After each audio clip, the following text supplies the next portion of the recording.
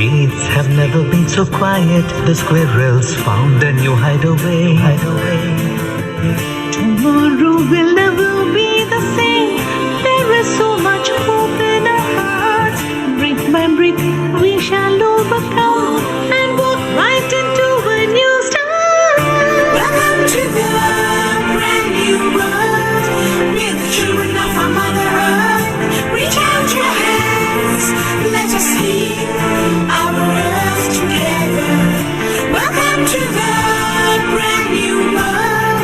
We're the children of our Mother Earth. Reach out your hands, let us heal our earth together.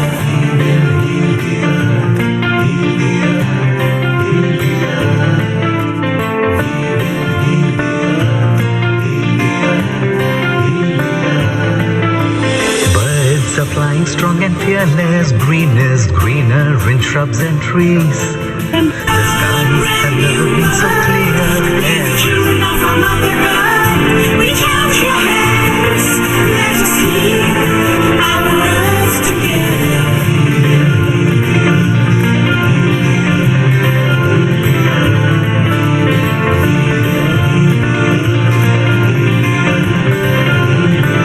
Stars, they can tell you stories which are brighter than yesterday.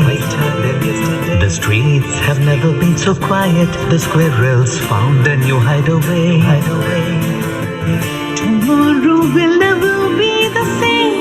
There is so much hope in our hearts. Brick by brick we shall overcome and walk right into a new start. Welcome to the brand new world. We're the children of our Mother Earth. Reach out your hands, let us heal our earth together. Welcome to the brand new world. We're the children of our Mother Earth. Reach out your hands, let us heal our earth together. Brick by brick we shall overcome and walk right into a new start. Welcome to the brand new world. We're the children of our Mother Earth. Reach out your hands, let us heal our earth together. Welcome to the brand new world. We're the children of our Mother Earth. Reach out your hands, let us heal our earth together. Brick by brick we shall overcome and walk right into a new start. Welcome to the brand new world. We're the children of our Mother Earth. Stories which are brighter than yesterday.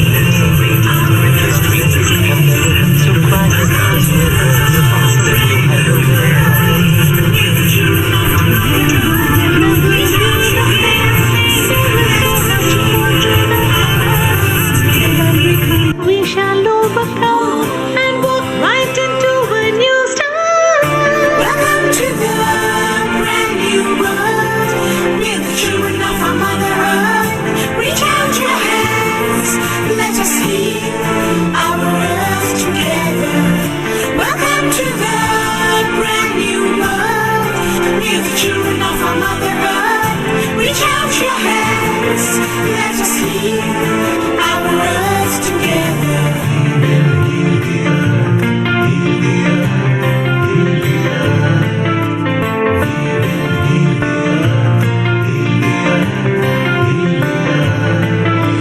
Birds are flying strong and fearless. Green is greener in shrubs and trees. The skies have never been so clear. Air is pure.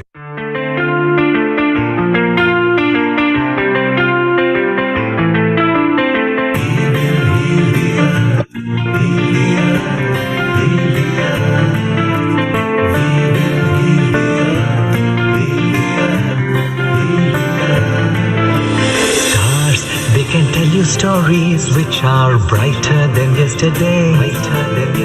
The streets have never been so quiet. The squirrels found a new hideaway. Tomorrow will never be the same. There is so much hope in our hearts. Brick by brick we shall overcome and walk right into a new start.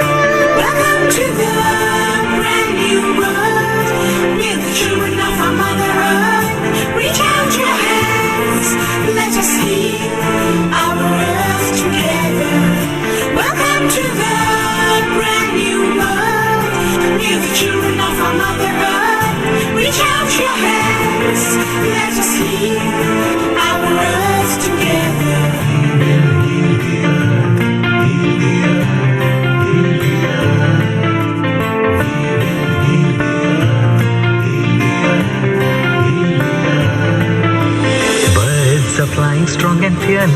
green is greener in shrubs and trees. The skies have never been so clear. Air is pure.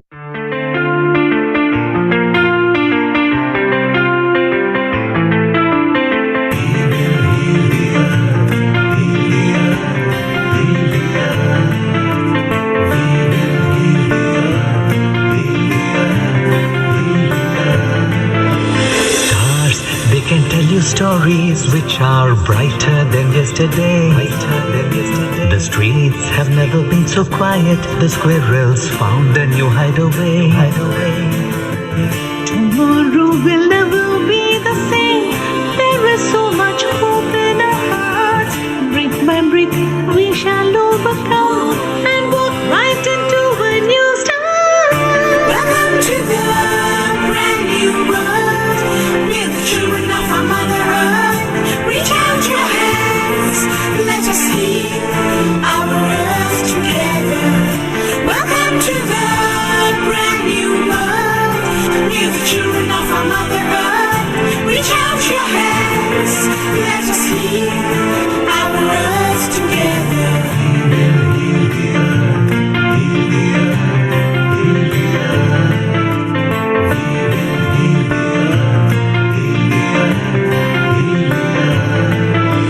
Birds are flying strong and fearless. Green is greener in shrubs and trees. The skies have never been so clear. Air is pure.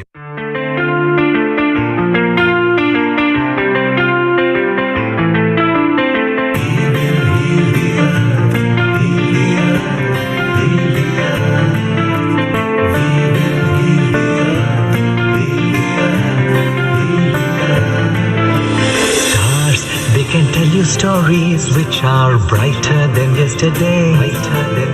The streets have never been so quiet. The squirrels found a new hideaway.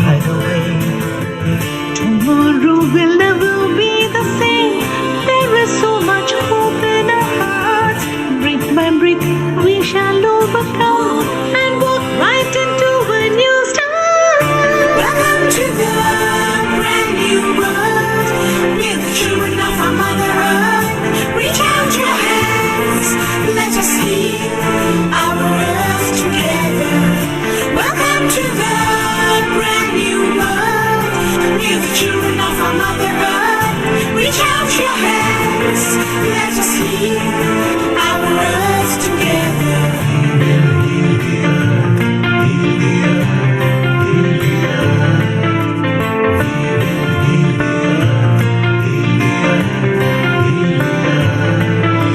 Birds are flying strong and fearless. Green is greener in shrubs and trees. The skies have never been so clear. Air is pure.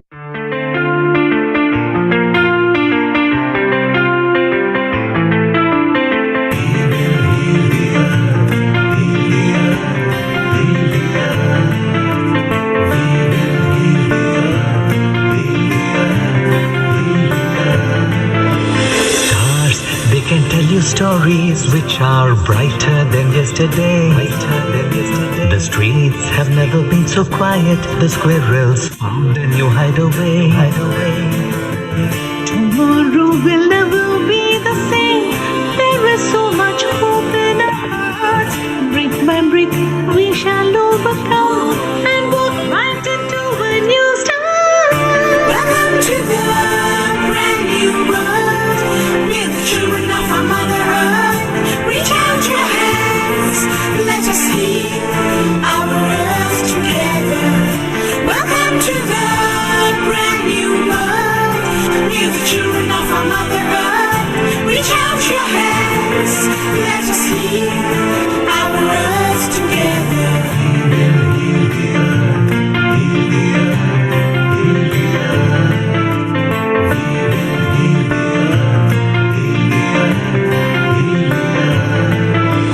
Birds are flying strong and fearless. Green is greener in shrubs and trees. The skies have never been so clear. Air is pure.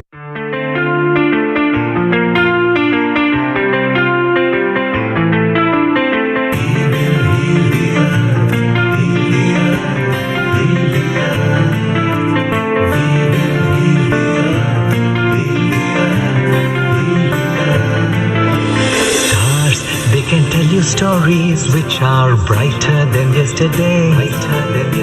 The streets have never been so quiet. The squirrels found a new hideaway. Tomorrow will never be the same. There is so much hope in our hearts. Brick by brick, we shall overcome and walk right into a new start. Welcome to the brand new world. We're the children of our Mother Earth. Reach out your hands, let us heal our earth together. Welcome to the brand new world. We're the children of our Mother Earth. Reach out your hands, let us heal our earth together.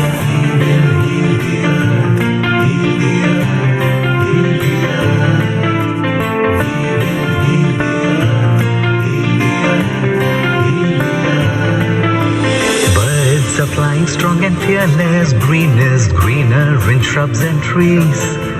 The skies have never been so clear. Air is pure.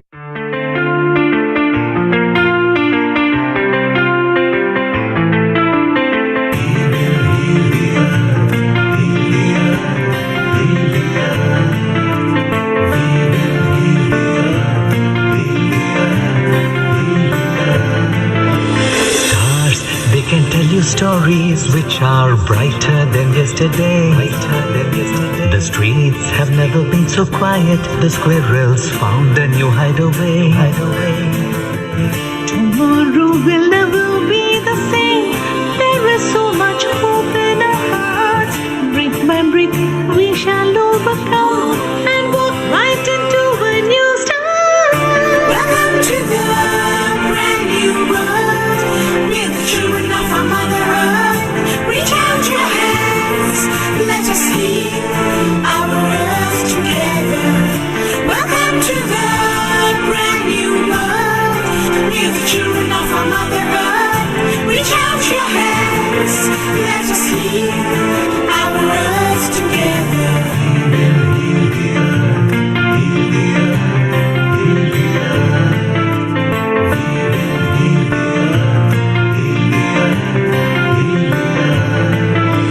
Birds are flying strong and fearless. Green is greener in shrubs and trees. The skies have never been so clear. Air is pure.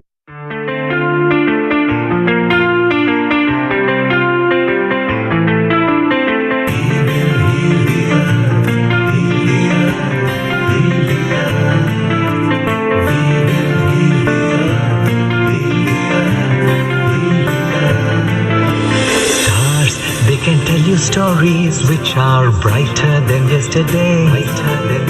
The streets have never been so quiet. The squirrels found a new hideaway. Tomorrow will never be the same. There is so much hope in our hearts. Brick by brick, we shall overcome and walk right into a new start. Welcome to the brand new world. We're the children of our Mother Earth.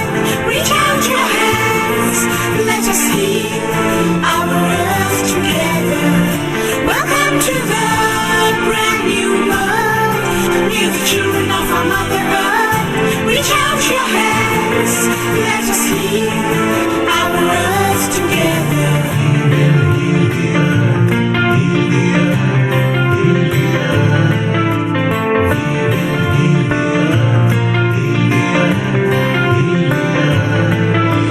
Birds are flying strong and fearless. Green is greener in shrubs and trees. The skies have never been so clear. Air is pure.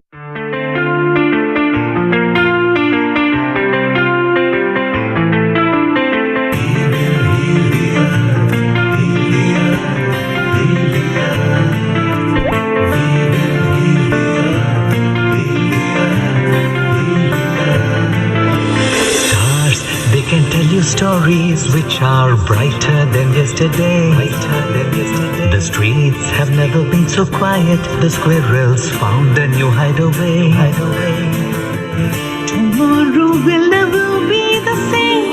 There is so much hope in our hearts. Brick by brick, we shall overcome and walk right into a new start. Welcome to the brand new world. We're the children of our Mother Earth. Reach out your hands, let us heal our earth together. Welcome to the brand new world. We're the children of our Mother Earth. Reach out your hands, let us heal our earth together.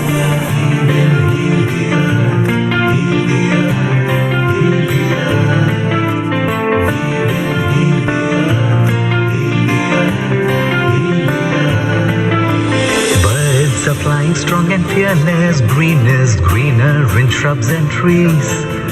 The skies have never been so clear. Air is pure.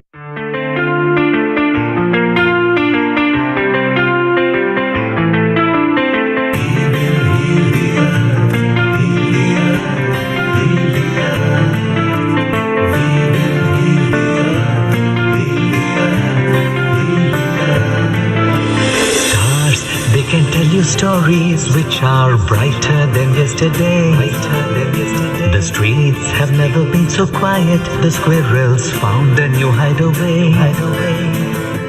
Tomorrow will never be the same. There is so much hope in our hearts. Brick by brick, we shall overcome and walk right into a new start. Welcome to the brand new world. We're the children of our Mother Earth. Reach out your hands, let us heal our earth together. Welcome to the brand new world. We're the children of our Mother Earth. Reach out your hands, let us heal our earth together.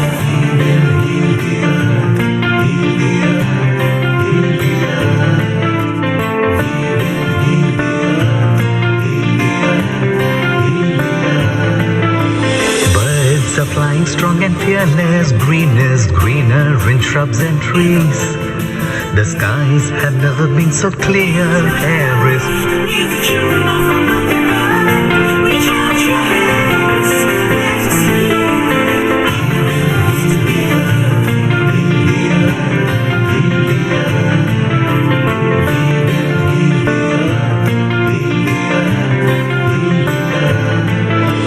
stars, they can tell you stories which are brighter than yesterday. The streets have never been so quiet. The squirrels found a new hideaway. Tomorrow will never be the same. There is so much hope in our hearts. Brick by brick, we shall overcome and walk right into a new start. Welcome to the brand new world. We're the children of our Mother Earth. Reach out your hands, let us heal our earth together. Welcome to the brand new world.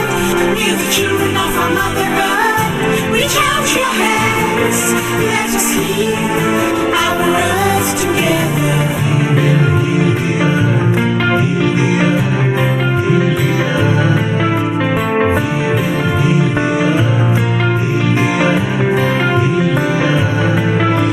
Birds are flying strong and fearless. Green is greener in shrubs and trees.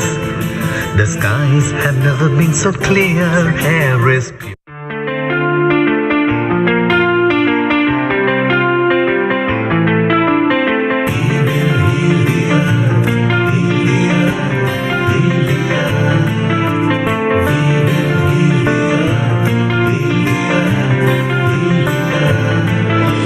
Stars, they can tell you stories which are brighter than yesterday. The streets have never been so quiet. The squirrels found a new hideaway. Tomorrow will never be the same. There is so much hope in our hearts. Brick by brick, we shall overcome and walk right into a new start. Welcome to the brand new world. We're the children of our Mother Earth.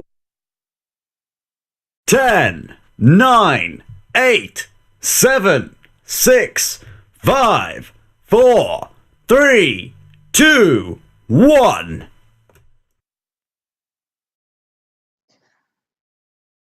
Well, good morning, good afternoon, and good evening from wherever you are in the world. We hope you're well, and a very warm welcome to this Sunday's Healing Our Earth session. Now, before we begin, as it's Easter Sunday, we will begin today with the Lord's Prayer. Our Father, who art in heaven, hallowed be thy name.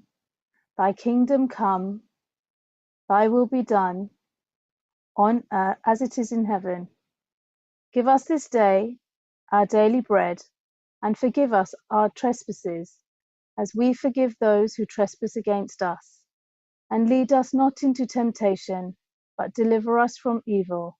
For thine is the kingdom, the power, and the glory, forever and ever. Amen.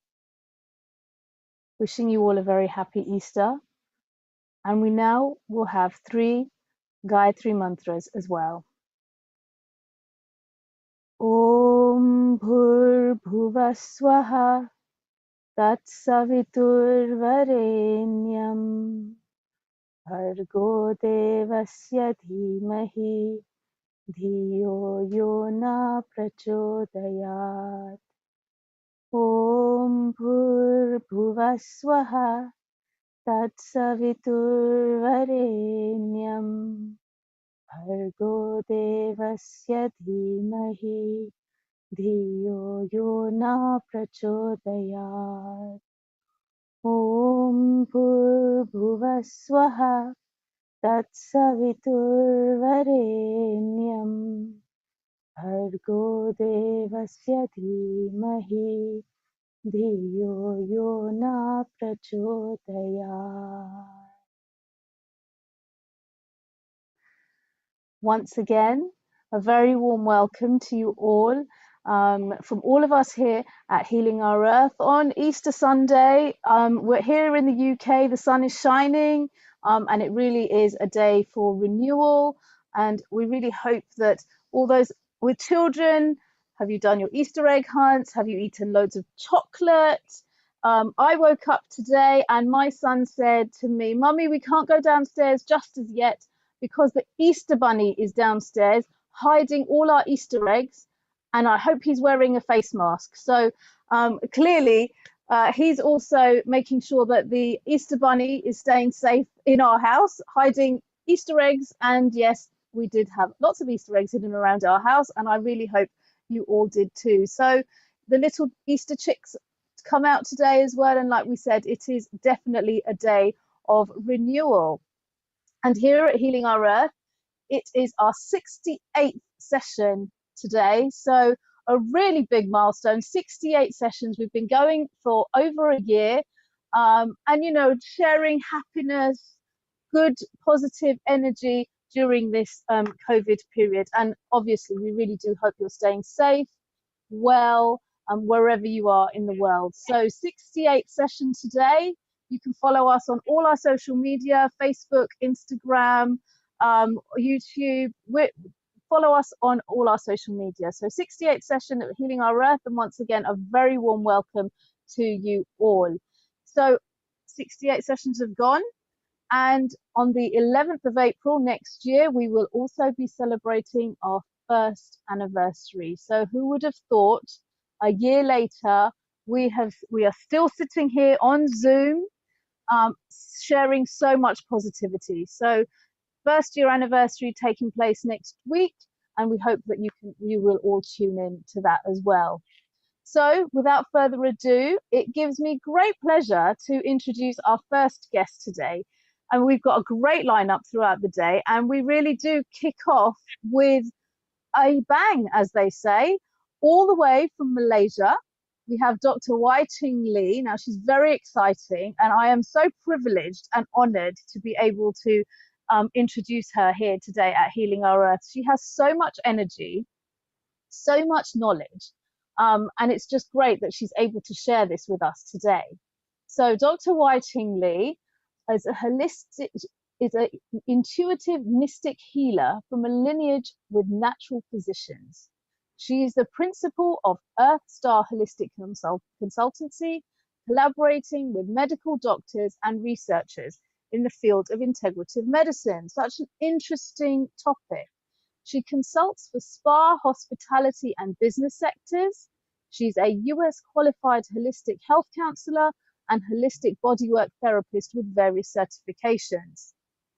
Dr. Wai-Ching Lee, the founder of Infinity Quantum Qigong, which is a form of ancient wisdom, multi-dimensional energy and embodiment movements to accelerate the flow of energy and restructuring on a cellular level. Now, I know if we are sitting here all day at home during lockdown, we are definitely going to need to have this flow of energy going through our bodies in the correct manner, because it's been a real tough time out there. And so once again, it gives me so much pleasure to introduce to everyone here at Healing Our Earth and the globe, Dr. Wai-Ching Lee. A very warm welcome, Wai-Ching. Namaste. Namaste. Thank you so much for that very warm welcome, and happy renewal, everyone.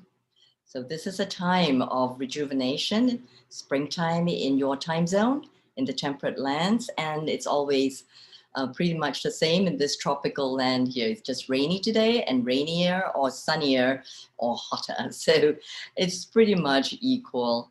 But our terrain, our climate changes in ourselves. That varies according to everything that happens with us, doesn't it? Absolutely. And Wai-Ching, you're looking very floral there. So you really have depicted that renewal, because spring is here for us here in the UK, and obviously time for renewal today as well as we have Easter. You do look very nice and floral. Well, thank you for saying that, and certainly you're tuning in to the synchronicity of my presentation. I was very much inspired by flowers, always have, and I work a lot with flowers, making flower essences for clients, and also using a lot of essential oils.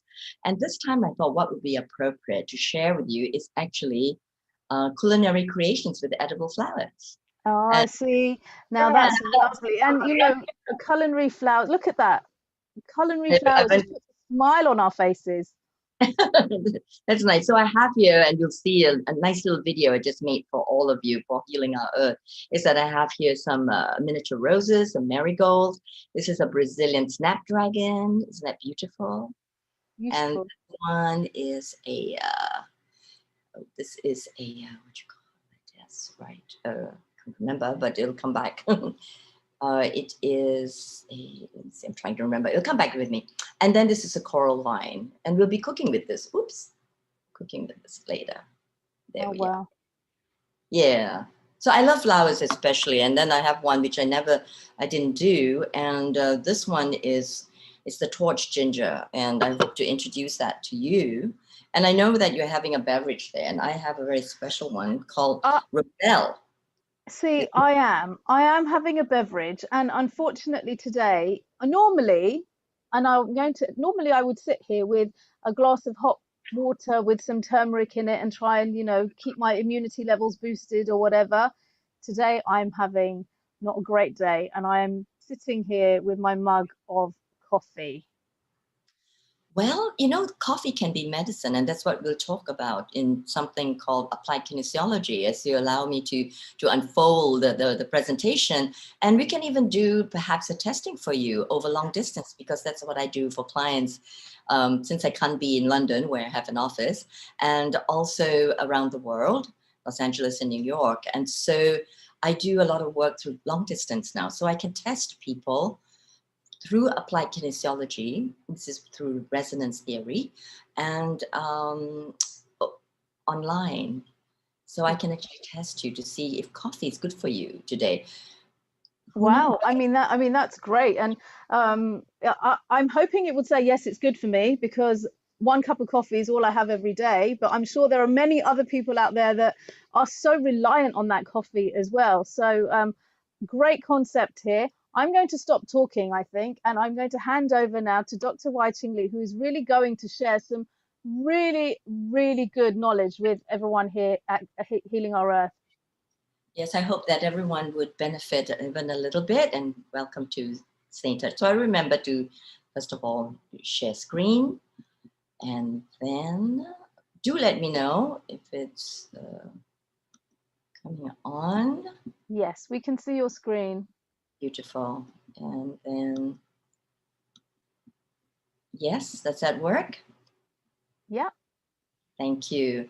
So,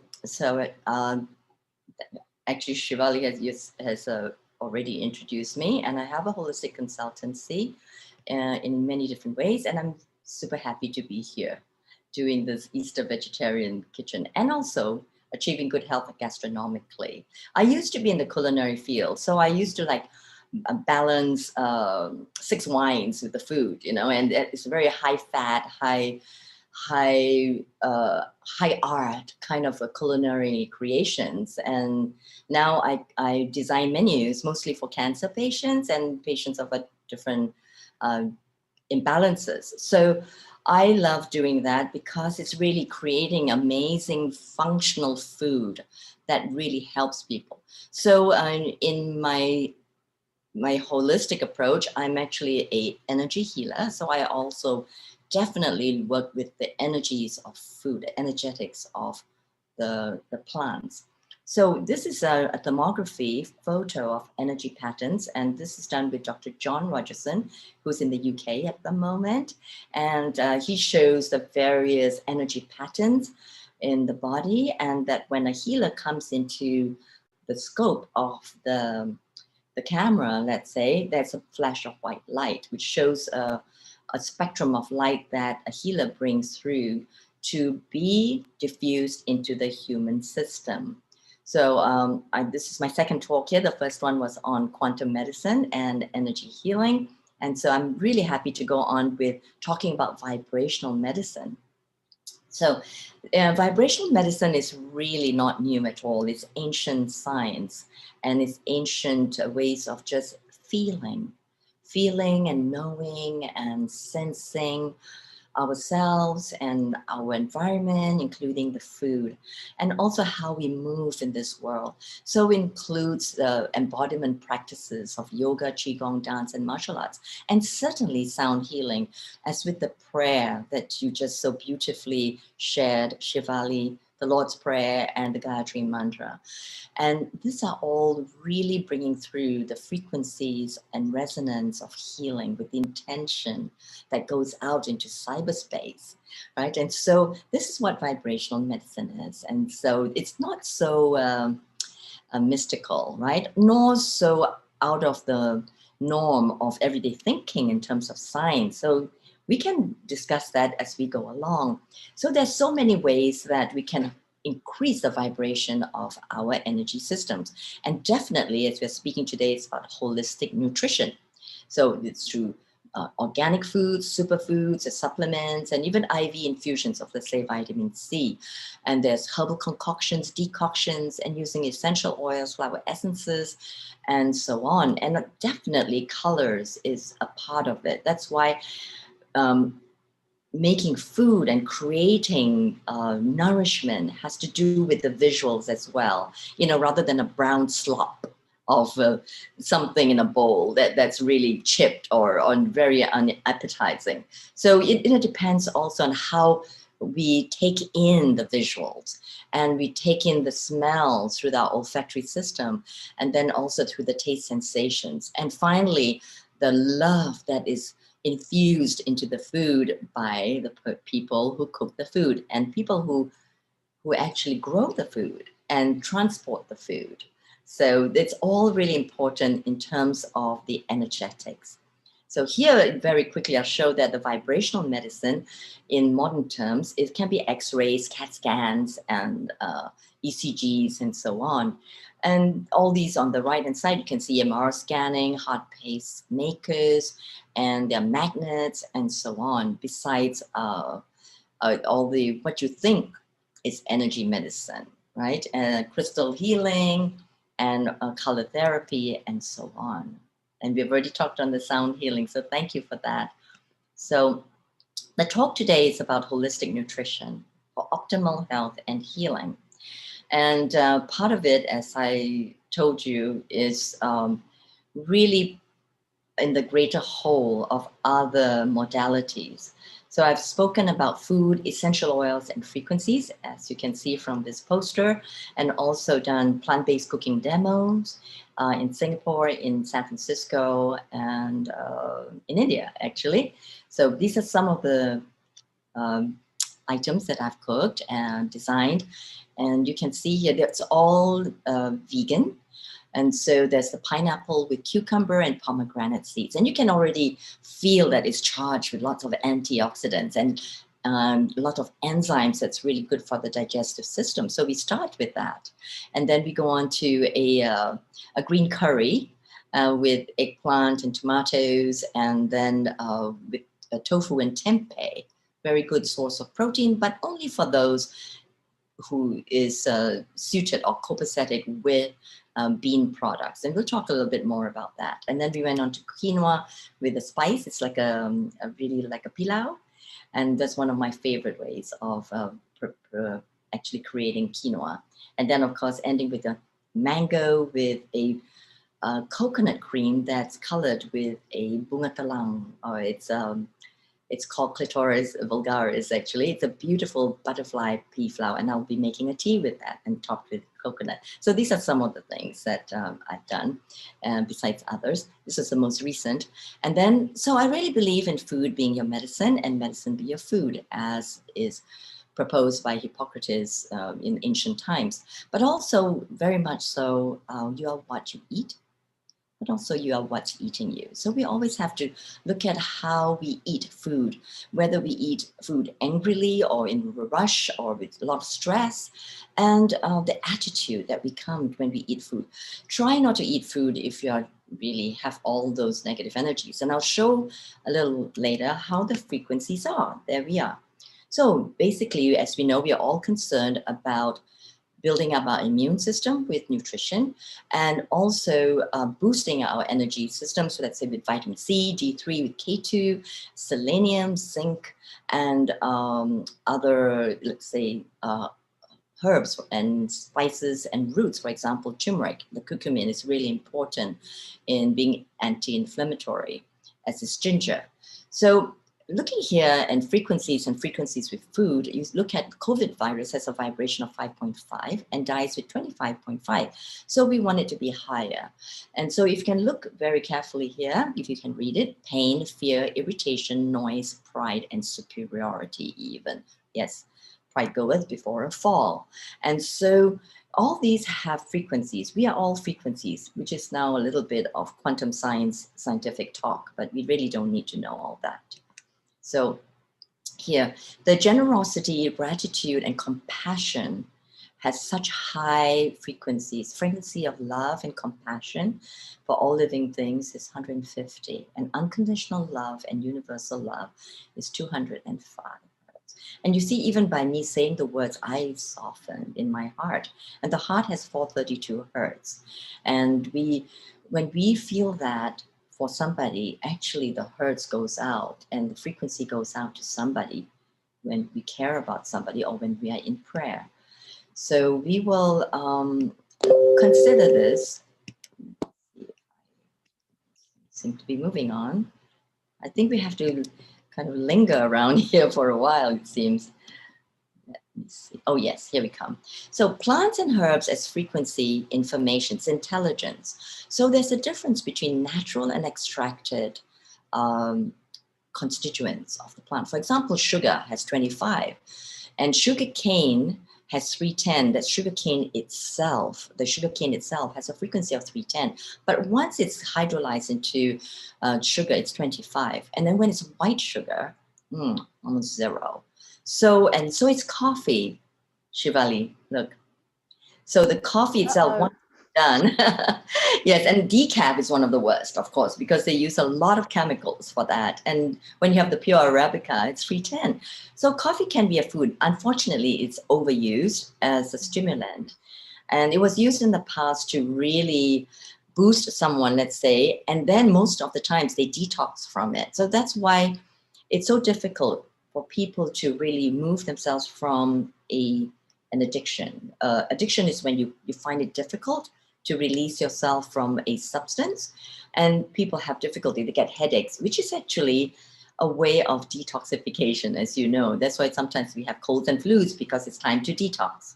So there's nothing to be afraid of that. So we can test you later. And look, aspirin is 250.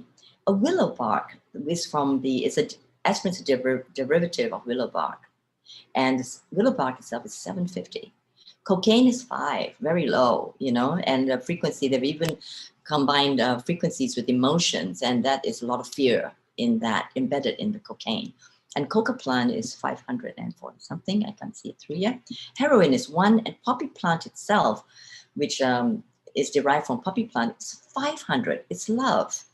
So it's fascinating, right? And cannabis is 50. And cannabis is a cannabis extract, that is, and a cannabis is 1920. So it is medicinal, CBD. And we'll talk about it later, because we have actually also the technology that's already an extract of CBD. So allow me to carry on. It's might take a little time. It seems to be slow.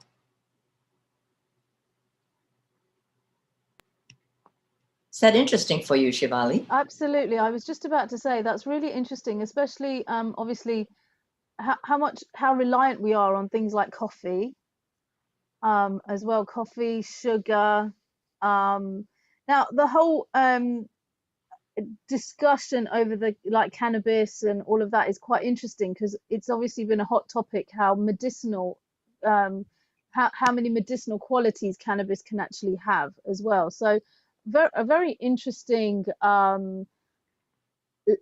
lots of interesting facts going on here. And yes, you're right, coffee, especially going back to the coffee, it is so difficult sometimes to give that up. Yes, yes. And, you know, and there's so many, this full spectrum. And like, once again, it is not suitable for everyone. I tested myself on cannabis.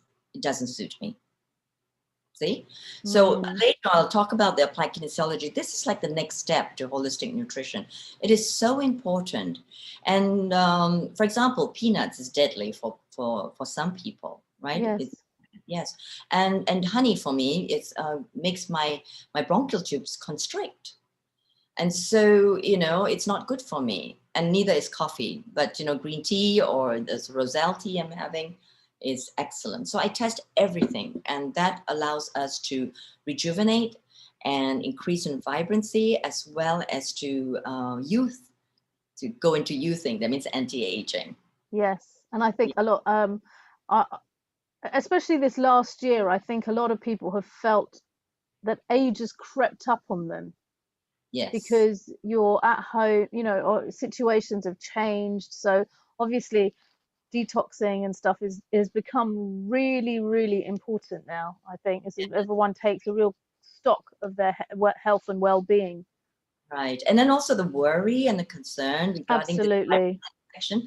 Actually, the viral infection, if I may say, that viral infection, yes, it's strong, it exists. However, if we do the same thing as it would do for a flu, many, many people have actually healed from it. Okay. Right? And so perhaps it's not the right time to talk about this, but that is a hint, and people are welcome to connect with me. Actually, I've been working with a few people that way. And so if you do like the curcumin, but also not just like drinking a tea every now and then, you've got to do it in therapeutic amounts. And this is what I help people test: the right amount, the right supplements, and right combination, right? It's just like the food, right? If you eat 6 kilos of carrots, knowing that it's good for you, you know, beta carotene and so on, is it going to be good for anyone? Or, you know, 12 kilos of orange to get a vitamin C, or when citric acid and vitamin C is not good for you. It doesn't suit me. I don't take lemons, by the way, in the morning. It's not good for me. So you see, I know exactly what you see, it's a very It's a very interesting thing because I think you do have a lot of people will actually say, okay, you know what, I'm having hot water and hot water and honey or and lemon first thing Yeah. in the morning. For you, that combination would probably be a disaster.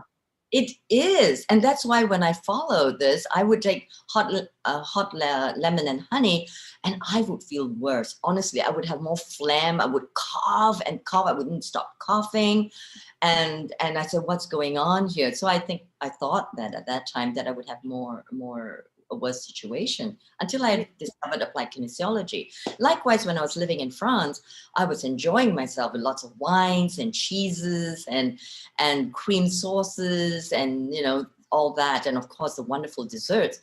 My God, I was sick most of the time. Oh dear. I was I was achy, and I had brain fog and aches and so on. And when I ate Vietnamese food with rice and vegetables and Indian food, I just felt alive and vital, and I didn't have any of these negative feelings. And, So, and you yeah. have here on the screen something so colorful, and it's saying cooking with edible flowers. Now, just looking at that is making me feel renewed and rejuvenated because it looks so good. I know. Shall we watch it? Absolutely. Then we can go on to the other bits later. We'll talk about cheeses and so on. And I'm especially concerned because a lot of vegetarians would eat cheese, let's say. I am that one vegetarian that probably eats cheese because I love it. I know. Well, we can test you to see if it really suits you. Oh Okay, go gosh. ahead. Enjoy this.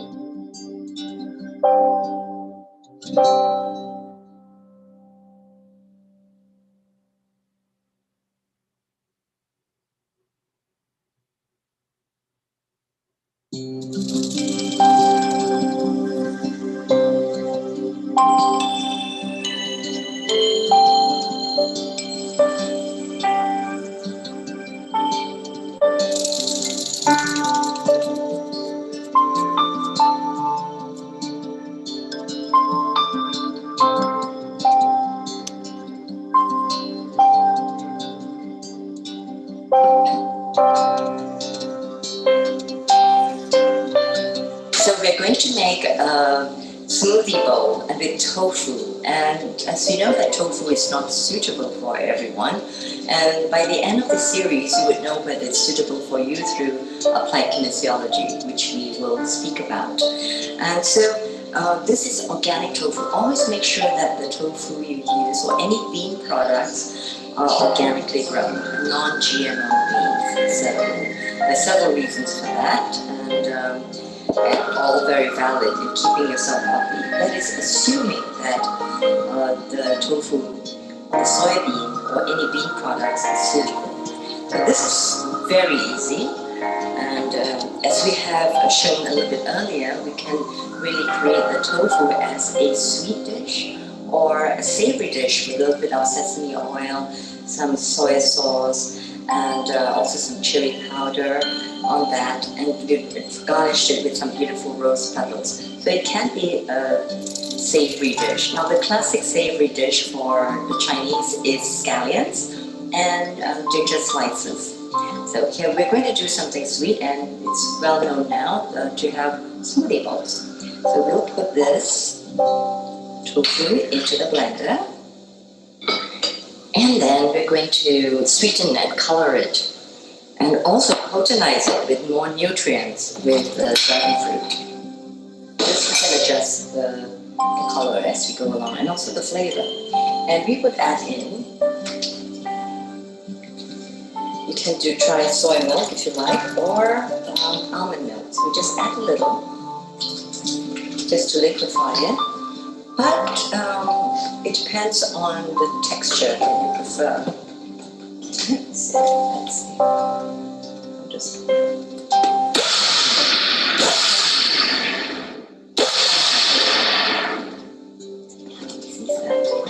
taste it.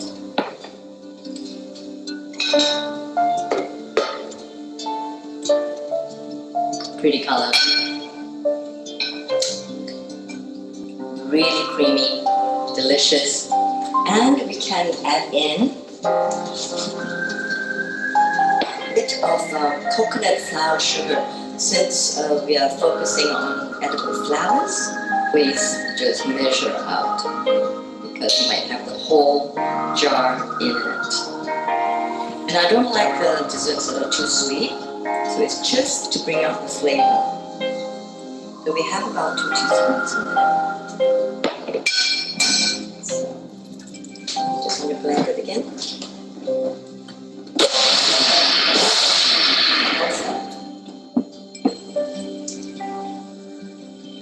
And we're done.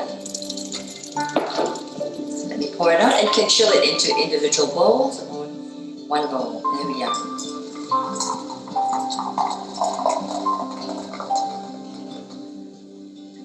Once you chill it, it'll firm up a little bit more. See how beautiful it is. And of course we can have it with our butterfly blue pea flower. And it's blue until you add some lime juice into it, and it turns this gorgeous purple. And let's garnish it with a little bit of the edible flowers and the rose.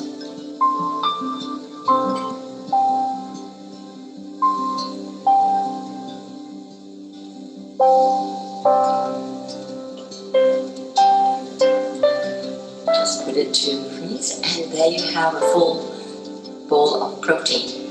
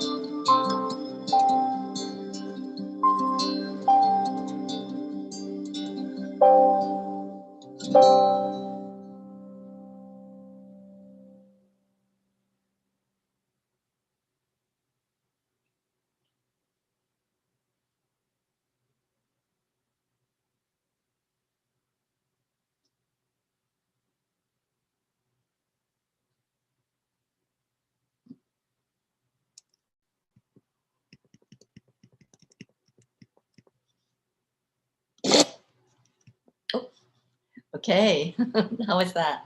Wow. I mean, that was lovely. The colors on that were so vibrant, and what was really nice is that the tofu. So tofu's become obviously very big in the last so many years, and that was just really a bowl of protein that looks so lovely and so inviting to eat. Yes, I mean, and that's assuming that tofu is good for you, because if I take Right. tofu like that, my joints are going to hurt. So I was just going to come to that because it looked great. Tofu, I mean, especially now, so many people turning a vegan, and tofu is like the go-to food, but it may not actually be good for you. Exactly. So that, and especially when it's GMO, you know? Right. And also another thing is that a lot of people are eating hummus, Yeah. right? Peas and that garbanzo beans, and so much of it is sprayed with glyphosate and Roundup, and so we are eating more pesticides than ever, and we have to be very alert to this. And this is what the message is here: is that just because it's just one kind of food doesn't mean it's good for you. You know, No, exactly. You have to investigate it, and there are all these different frequencies. And again, you know, I talked about applied kinesiology. It's so important. And let's say when there are so many kinds of vegetarianism, right? So there's ovo-lacto, and that's also veganism, where you don't eat any eggs or cheese or any animal products, including honey. Many people don't want to. And but some vegetarians, when they eat cheese, like yourself, right?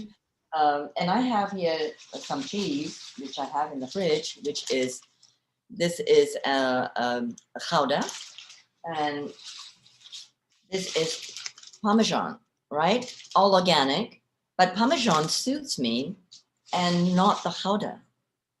And the thing is that, okay, goat cheese, then it suits also more people than not. And so I would take, let's say... Whiting, before you carry on, you're sharing your screen, so I don't think people can see what you're showing.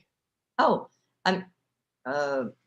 If you just stop sharing the screen very quickly. Yeah, that's right. I have to switch from one to the other then. Okay, let me try that. Oops, let me see. Oops, I'm moving ahead with that. Let's see. Thanks for your heads up, my dear. And I can't even get up there to do stop share. 1 second. Oops, I'm looking for my cursor. So for those of you who are just watching, Dr. Whiting Lee's just shown us some of the cheeses that we don't know if it's good for us or not. She had some. Do you want to just tell everyone what cheeses you had there? You had some Parmesan. Yes, I had some Parmesan, and then I had some Gouda. I also have cheese in the fridge. And you see, goat cheese suits me, and hence I'm taking goat. Hello, are you there? Yep. Yes, we're still here. Okay. Suddenly I don't see you in the screen, but I see my presentation. So it doesn't matter. I don't need to see you. So I also take then coconut kefir, or kefir, I mean, some people call it that, and goat's milk. And I don't take cow's milk kefir even, nor yogurt. Now, another thing is that a lot of vegetarians, and also wonderfully in Indian cooking, you have the tairu and the moru and the raita, right? Yes, I love it all, with the cucumber and so on. And you put it on the rice and everything. But in some people, it would cause horrendous indigestion.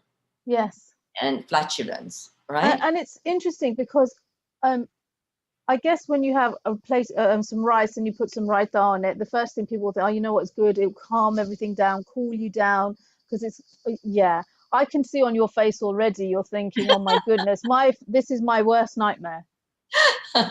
So, and this comes from experience in testing people. It's not my perception. Actually, as a practitioner of applied kinesiology, it's my role to be neutral, absolutely neutral. It's not my vested interest what you eat or not, or what the client eats or not, quite frankly. There's no vested interest. But I've done hundreds of people. I've been doing this since 1996. And it's amazing how spot on it is. And of course, there are skeptics, people who say, oh, this doesn't work, it's energy, it's not scientific. But there are bioresonance technologies now that can test the same thing, and it comes up pretty much similar. Wow. Same. In fact, I have a client who told me that this technique that I'm doing was much more accurate, because in her test, in her allergies test and sensitivities test, she was told she was slightly allergic to oysters, okay? And she loves oysters. But the moment she eats oysters, she gets deadly ill. And when I was testing, it was very, very bad for her. And also there was a cancer patient, who's French, and who loved olive oil. Okay, cooking with olive oil is wonderful. When I tested her, she was actually sensitive to olives. So she's been adding on to it. And of course, we talk about wheat, right? Lots of wheat allergies. And what Lots do of we wheat do? allergies. When we eat chapati, love it. I love chapati, right? And then, but I choose or prata, but I have to choose dosai because it's fermented and it's Yes. actually idli for me. And Now, it's, wheat allergies is an interesting one because, again, wheat allergies. I know, as growing up as a child from a young age, I don't think anyone had. I had heard anyway. So many people having wheat allergies, and it just seems to be becoming more and more and more out. Popular. I'm going to say the word popular with caution. That wheat allergies are so prominent now. yes, there's a lot of discussion, is being gluten free a fad and so on. But a lot of things happened since the 1930s. It was actually even detected in 1930s and onwards in the 50s, where more chemicals were used. Mm. Pesticides were used on wheat fields, right? And also then different kinds of pesticides have been created, even to make the grains more resistant to pests. But they go into us, right? Yes. And some there are also some chemicals that make the bugs burst. Imagine us eating that. And also when we eat antibiotics and hormones, it's magnified 1,000 times in the body. The cow or the sheep or chicken, whatever, for carnivores still, they may eat vegetarian. They're vegetarians basically, but the food they eat may be contaminated already, as our food is contaminated, and it's magnified 1,000 times in their cellular structure. And then when we eat it, especially in the fat, it gets into our bodies and into our cellular structure. That's why we are mutating. And there's so many more cancers, and we're mutating in the sense of, if you look at the field of epigenetics, that we are actually inheriting it, and our children are inheriting it. So it's just not for now; it's for future generations that we have to educate ourselves and act on it, and buy the nutrition. Absolutely. I mean, such great knowledge that you're sharing here as well. But what you're saying absolutely makes sense. This is how mutations happen. Even the wheat maybe a year back then we didn't have all the pesticides and whatnot going into our wheat, and obviously now we do, and then in turn we have more and more wheat allergies. So yeah, I mean, great knowledge there to share. Thank There's you. a lot I can share in the fact that also many of us are also looking at heritage seeds like einkorn, and it's actually a wheat berry, and we're buying heritage because before they were contaminated with all this splicing and GMO. Not that it has not happened. Hybridization has happened over time. However, there's something sort of insidious. I mean, they're splicing fish genes with tomatoes to make them last longer in transportation. And what does that mean, in this Frankenstein foods that we are eating, and what is it happening in our body, right? And same with milk, cheeses and so on, because there are lots of antibiotics in it now, and milk and so on. So we have to really educate ourselves, and also in cereals, what's contaminated and what's not. So I'm just going to go back to the video that we just saw. Your beautiful tofu and your tea. Now the tea fascinated me a lot because we had blue. It was blue, and then you said you added the lime in it, and then we've got beautiful purple tea. Now, would you be able to share what was in the tea? Okay. If I could run to the fridge, I can just show you the dried flowers. It's a beautiful blue colored flower. It's actually of the pea family, and with a very exotic name like Clitoris vulgaris, and it is used in making desserts and teas like that. Infusion is technically an infusion, right? Yes. And infusion is a floral infusion or herbal infusion. Yeah. So it's from a tea plant. It's Camellia sinensis and Assamica. So it's actually an infusion, and it's been used to cool the body down. And even the color blue is so cooling, and it's cooling for the throat. And it is for the throat chakra, if you will. Right. And I actually created a menu when I was in San Francisco, a whole menu of blue foods. It was really fun to do that. And Oh, that sounds like so much fun. So is this readily, obviously you're very lucky to be out in Malaysia, and I'm sure all of this is very much readily available.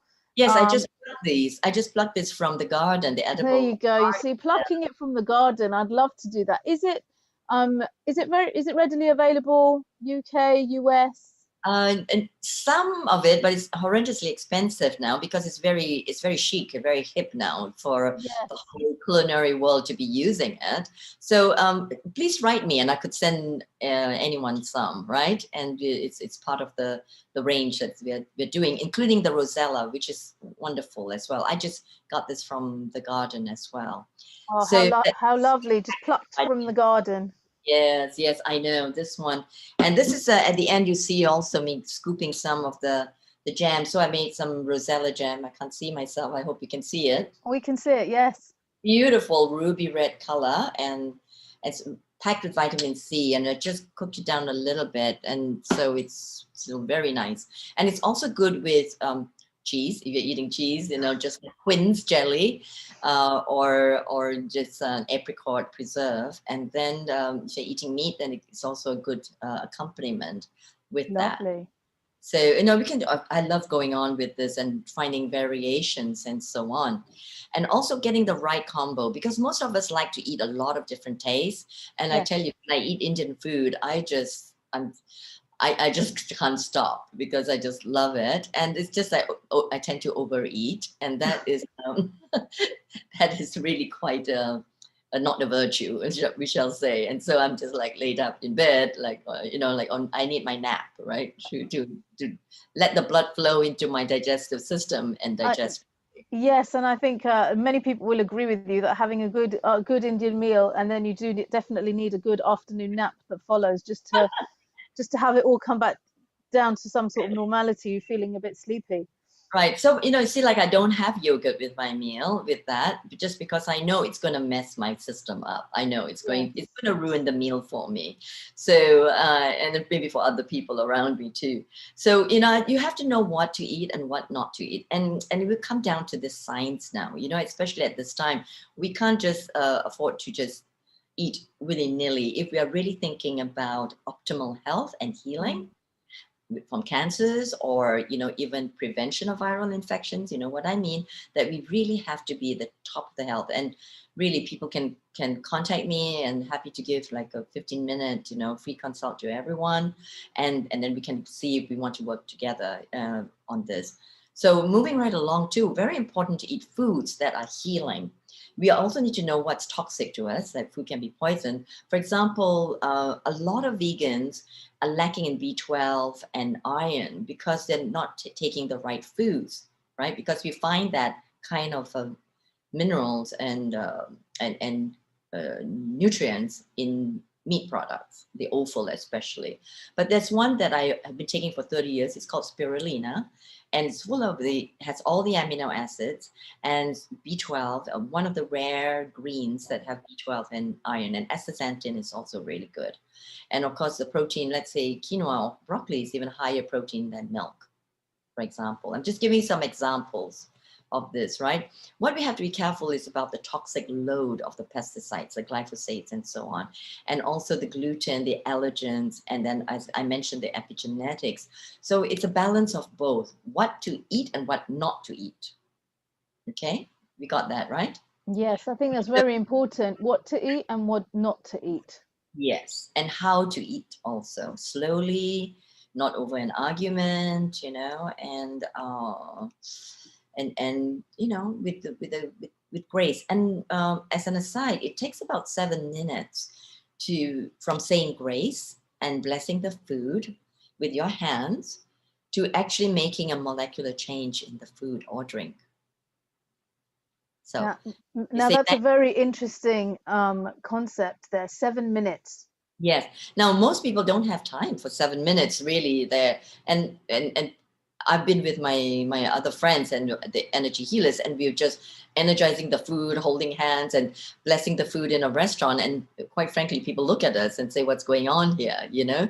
So most of us don't have that. And so what we do now, for example, I'm going to integrate quick methods into this, is that we use these. Then just doing a figure 8, which is infinity, or creating a spiral, it actually changes the vortex of energy above the food and below the food. As well as if we put water on top of it, it changes the molecular structure of the water already. And I'll talk about waters and waters in our bodies and what kind of waters to uptake in our cells, right? So that's really important about that. Okay. So now as my slide is showing, use of essential oils in culinary creations. Here's a little tip. We talked about frequencies, and if you look at this, the peppermint is 78 hertz, and the rose is very high at 320, and frankincense at I'm just 127. going to stop you 1 second. Yes, You're sharing. Are you sharing your screen? I'm sharing the screen. Is it gone off? Bear with me 1 second. I haven't moved it. I know I can't see you now, so but it doesn't matter. Oh, you see, you now I'm the co-host. Okay, now try sharing your screen. Okay, did you see this part? Not that it really was that important. I've spoken about it. Okay, never mind. We'll move on. That's So fine. As long as you're sharing your screen, we're good. can you see that? How to keep your frequencies high in times of crisis? Can you see that? So now I've got a bit of an issue because I can only see you. Oh. So bear with me 1 second. What about I everybody think else? you are not sharing your screen, so please share your screen correctly. You will see it on the Zoom screen if you are sharing the screen. Thank you. Over. Right. Oh, thank you. All right. Okay, I'll see. I'll go back again. Share screen. I'll do this again. Good. Thank you for letting me know. I don't know how far back we had. Can you see it now? Yes, your screen is on. Beautiful. And I can see you too now. I can see everybody. So, Shivali, can you just tell me, did you see applied kinesiology here? I can see that, yes. Okay, brilliant.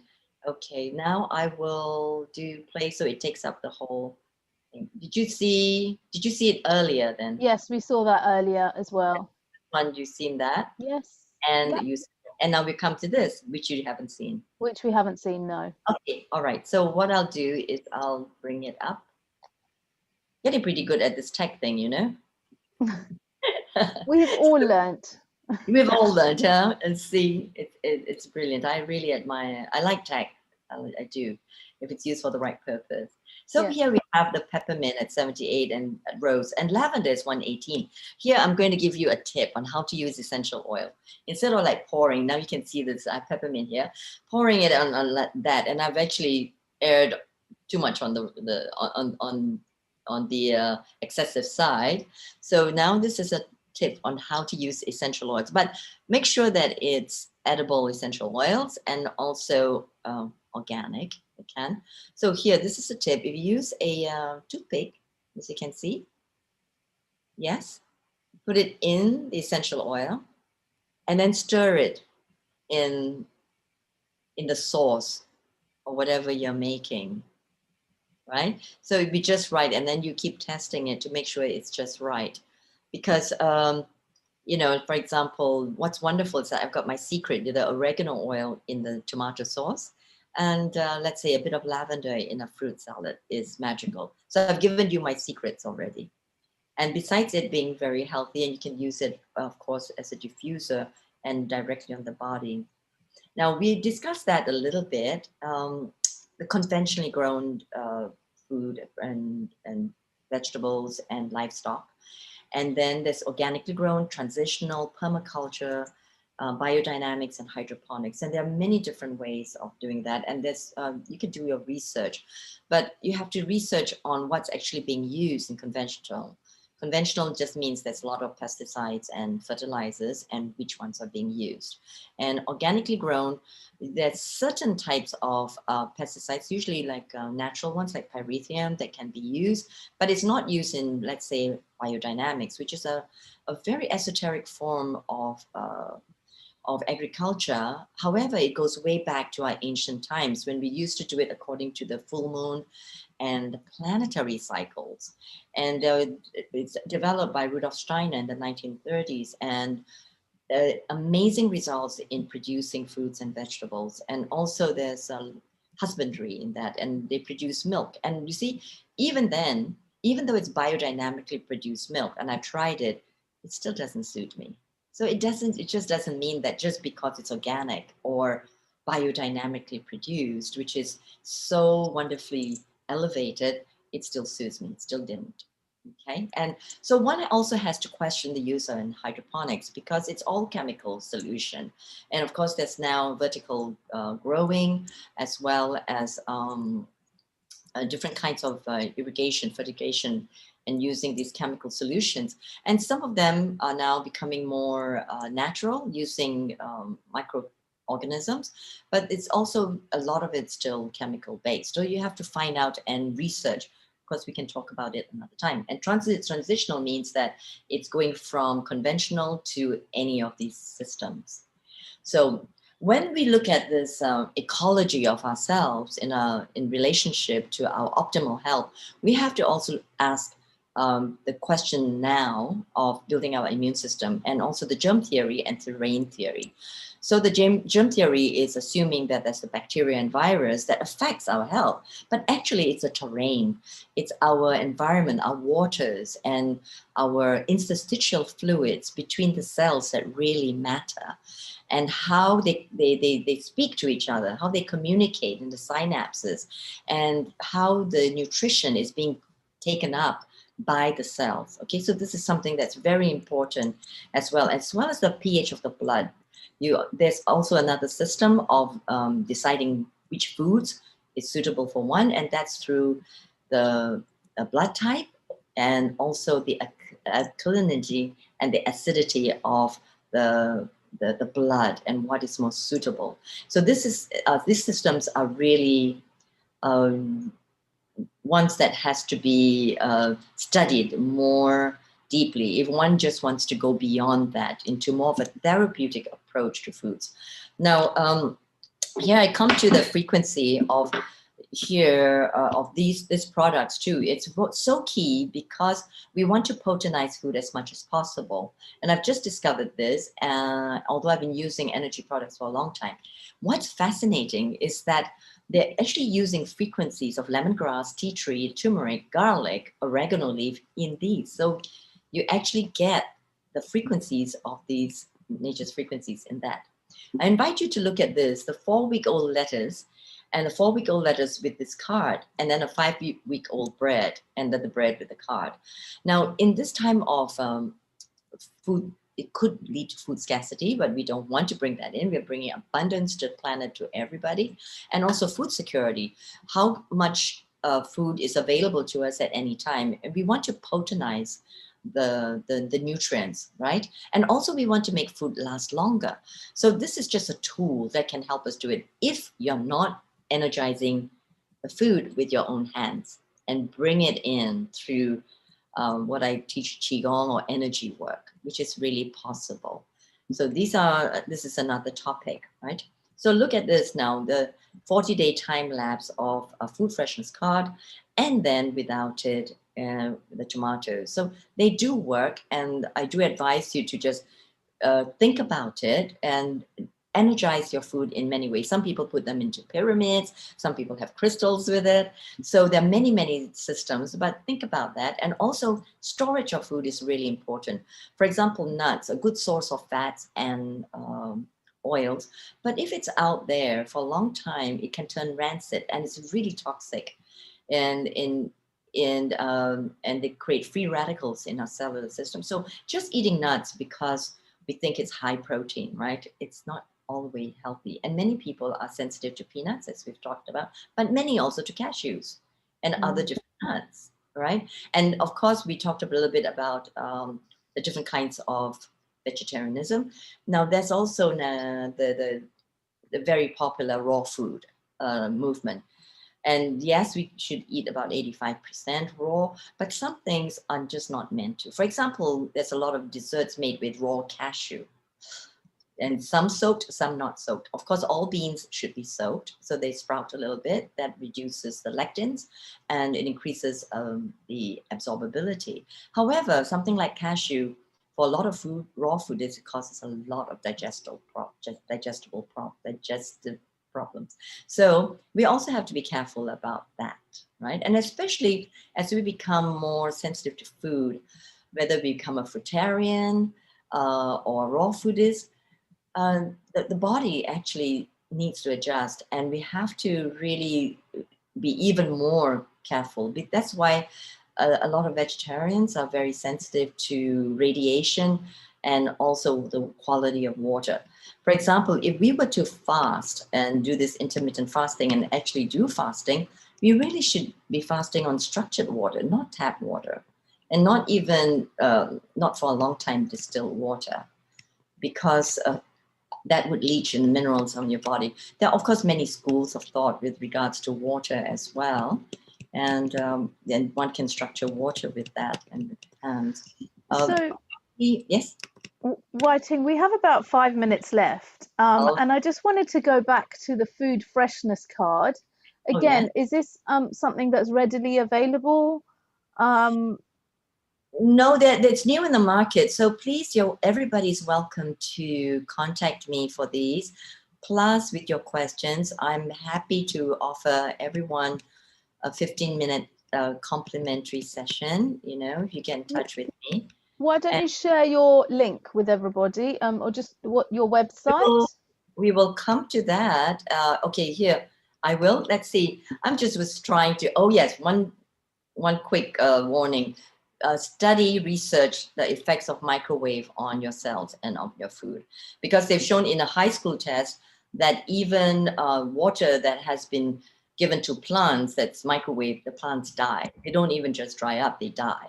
You know, so be watchful of that. And so this one is a company that you can order the food freshness card from, or you can just ask me. I'm moving right along. So water is so important, and I've worked with Masaru Emoto, and you can see here the uptake is very important. If you reduce the molecules of the water to dynes, we actually get more bioavailability. And a lot of people I drink lots of water, but they're not hydrated. So here is my information.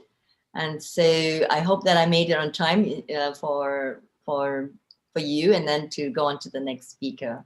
You absolutely have made it on time, Wai-Ting, and you have shared so much information with us. We could almost have a session on all your knowledge, because there is just so much out there. I mean, I know I've learnt lots, and I think I will be contacting you for sure.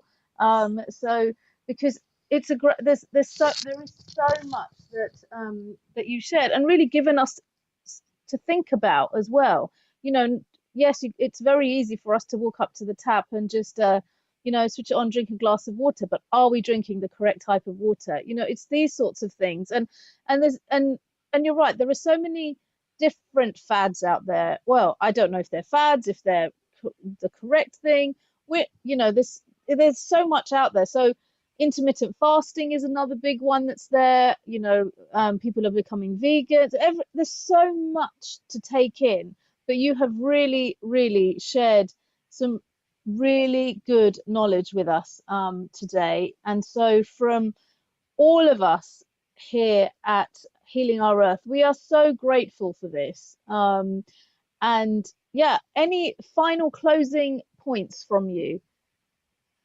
No, thank you so much for receiving. I think you just need to stop sharing your screen. Oh, okay, all right. Here we go. Stop share. But you've disappeared now. Whoops. That's okay. You don't need to see me as long as we can see you. But you know what? Oh, oh, this got started. Oh, okay. I actually want to test you for your coffee. Okay. And but I can't see you. Oops, it's let me escape. Let's see what. Oh yes, okay. Let me close that. Oh yes, there you are. Okay, there we are. All right. So I have your permission to test you. That's how it starts. I think so. Okay. So I'm just doing As this. long as you don't need to ask me my age or my weight, we're good. Okay, I won't. I won't. And then I was going to show you all these different tools that I have here, including a pendulum. And but I will just do it the way applied kinesiology is. So Okay. tell me your favorite vegetable. My favorite vegetables are cauliflower. Cauliflower. Okay, so I'm testing strong. It's test strong for you. Say white sugar. White sugar. That's weak. See, boom. I can't hold it. This is you now. And by the way, I can test your sons in this method as well. So yeah, long distance. I have a scientist friend. She just wept when I was doing this. So just say turmeric then. What you do? Turmeric. Okay, that's really strong. Say coffee. Coffee. Strong. Coffee is a medicine for you. That's good. Do you drink it with sugar? No. Okay. Do you drink it with milk? Yes. Okay. Say milk, just cow's milk. Cow's milk. Cow's milk. One more time. Cow's milk. Whoops. Do you have problems when you drink milk? No. Okay. So it's not that good for you. Can you see that? Oh, interesting. Yeah. You just look and see how that is. So now with coffee with milk, just say that. Coffee with milk. Okay. So that is not a non-food for you. In fact, it's kind of toxic because of that milk. And just test that. Can you Now say this is something? interesting. This is interesting for me because I only have one coffee, and I can only have one coffee a day with milk. And then what if you take more? I get a headache. Voila. That's because it's toxic for you. And you would want to maybe reduce your milk intake or your cheese intake then and see how you feel. People, a lot of my clients lose weight by just stopping the foods that cause these inflammation. That's what it is. The basic is inflammatory foods. Yes. They lose weight and they balance their hormones as well. That's very interesting. So in a way, I'm glad that you've said that because I can't drink more than one coffee a day, and the amount of coffee that I have, like my husband says, you may as well not put it in there because it's so minimal. Oh, okay. But black coffee is fine for you. So we may have to try that. Yeah, and the right kind of sugar if you want a sweetener in it, or you can have oat milk, which is okay for you. Coconut. Now, I'm glad you've said that as well, because very recently I actually did try oat milk and I loved my coffee. Beautiful.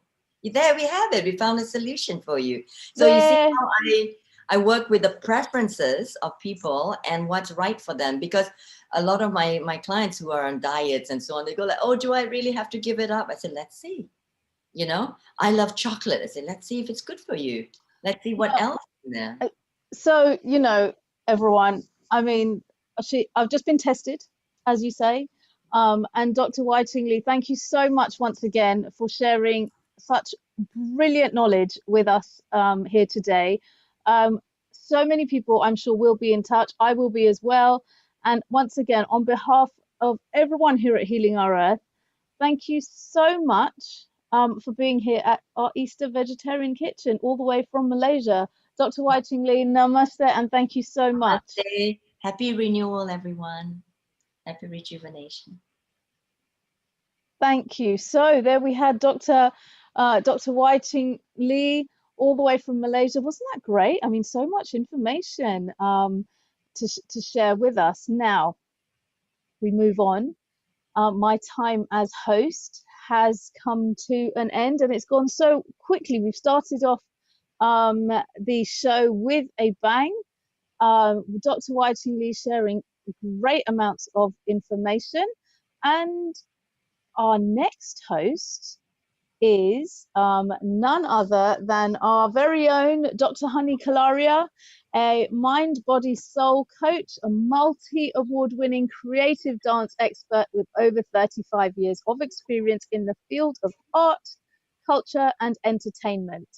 Honey is also a media presenter, has appeared on numerous television programs, choreographed for films, worked with celebrities, including appearing on programs presented by top celebrity chef Jamie Oliver, as well as being a presenter herself for the TV hit series Cooking Queen, aired on NDTV.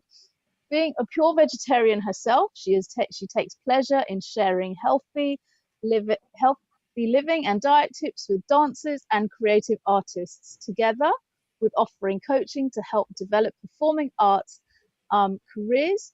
Her work involves providing education through a powerful combination of personal development, creativity, and spiritual wisdom. In her work career, Honey has trained over 500,000 students. Now, it's always a pleasure to welcome Honey here at Healing Our Earth. Hi, Honey, how are you? And a global namaste to you. And a global namaste to you too, dear Shivali. Thank you so much. I thoroughly enjoyed that wonderful interview with Wai Ching Li. It was brilliant, And wasn't it? I mean, amazing. Wai Ching, I can still see you on the screen. It was so informative, and we've all learnt so much. So a great start to the Easter Vegetarian Kitchen, and I know that you've got a great lineup as well. So I'm now going to hand over to Honey, and from me, very, very happy Easter. Eat lots of Easter eggs, although I'm not sure if they're going to be that good for you. But a namaste, and Honey, enjoy. Thank you. I have to say, Shivali is an amazing mom as herself, so multi-talented and award-winning. The list just goes on and on and on. No. The whole list of things that all your achievements. We're so proud to have you as part of the Healing Our Earth, team members, our family here. You're an amazing asset for us all. So thank you for being such an inspiration to every single one of us here. Oh, thank you so much, and enjoy the next session, everyone. Namaste. Namaste. So we are going to be having a special little Easter event today, and we have some amazing guests who have all been lined up for you. And don't forget, it's Easter as well. So we have a special Easter vegetarian kitchen event, which we know is all vegetarian, and we're going to make sure we talk about lots of wonderful nutritious meals, how to have a healthy lifestyle, and at the same time enjoy some really good dieting in our lives, which I think a lot of us need with all those Easter eggs. So coming back to our special guest who's going to be joining us right now, and her name actually is Alicia. So let's find out if Alicia is here right now and see if she's going to be joining us, and let's find out what she's got to share with us today. So before we say anything about Alicia, I have to say she's an amazing, amazing person who ends up teaching people about nutrition and, of course, how to eat delicious food. So nutrition and delicious food, most people don't connect those two together. Whereas this young lady, what she does is she creates delicious food and makes it nutritious. But a little bit about her background as well. She was actually born and brought up in Delhi. And she moved to London at the tender age of 16. And she's been passionate about creating recipes and cooking ever since that little time, so ever since she was a little girl. By the age she was 22, she was actually studying psychology. So she's got a master's degree in psychology. So can you imagine what kind of, she must be a super sharp cookie as well at the same time, while she makes this delicious food as well. And I must admit, there's another very interesting thing about her. With her Indian roots, she's also connected to Ayurveda and natural foods as well. What I found very interesting about her is she enjoys using plants. She uses ways to perhaps promote health by using wonderful plants as ingredients. That's a very interesting part about her, makes her very unique. And I'd like to find out a lot about what she has in store for us. And she also has a background in Ayurveda. So she also teaches about Ayurvedic teachings, which we are going to be finding out a little bit more about today. And finally, I have to say, Alicia's topic for the day will be how to balance everyday eating habits whilst being able to eat our favorite dishes. I know sometimes you want to have those crisps and you want to have those chips, right? So here comes Alicia, and she's going to give us all the special little inside tips on how to deal with our lives. So dear Alicia, are you there with us? Hi, honey. Thank you. I'm here. Namaste, everyone. So wonderful to be here. And a global namaste to you too. Thank you so much for joining us here on our special Easter weekend event. And Alicia, you're a very interesting woman, because you don't just cook, you don't just promote recipes, but you have this wonderful background about you where you bring in these wonderful elements of plants, plantology, as people would say, Ayurveda, and of course, healthy living. Can you tell us a little bit about yourself, please? Yes, so a year ago I went vegan, and I eat only plant-based foods now. Initially when I went vegan, I was eating bread and potatoes and all the starchy, delicious things that we all know and love. But I realized I needed to nourish my body from within, and that starts from the foods that I was consuming as well. So my reason for going vegan was because of animal cruelty aspects and environmental aspects. But my reasons have just expanded ever since I've become vegan. I've experienced so many of the health benefits myself, and it's so wonderful to share that with everybody else. Yes, absolutely. And we also find something very interesting here, because you use plants as medicine. How do you include plants as medicine within the recipes that you use and what you promote? So I use I believe that for every illness, every disease out there, there is a plant which can cure you for absolutely anything that you have. And nature is so wonderful in that way. So I do a lot of research, and I study, a lot about the healing benefits of plants and herbs and vegetables and fruits, and how they ground you, how they, give you electricity, within your body, water itself, and the water that you drink and how it can electrify you. And we are alkaline beings, primarily at the end of the day, but we have so much toxic and acidic food that we consume all the time that acidifies our body and causes disease and creates disease. So prevention is very important in my opinion. So I use plants as medicine. I do research on it all the time. I do my own reading on it all the time. That's amazing, because you mentioned two very important points here. One is the electricity, which we call perhaps, the frequency of our cells, how our cells perhaps, resonate at a particular frequency. And if they start dying and they don't have the battery, like let's say the battery life, then they will die very quickly. Whereas if you can give them nice nutritious food, so then the electricity within the cells would be nice and strong, so they can do good work within the body. Is that right? From the electricity point of view?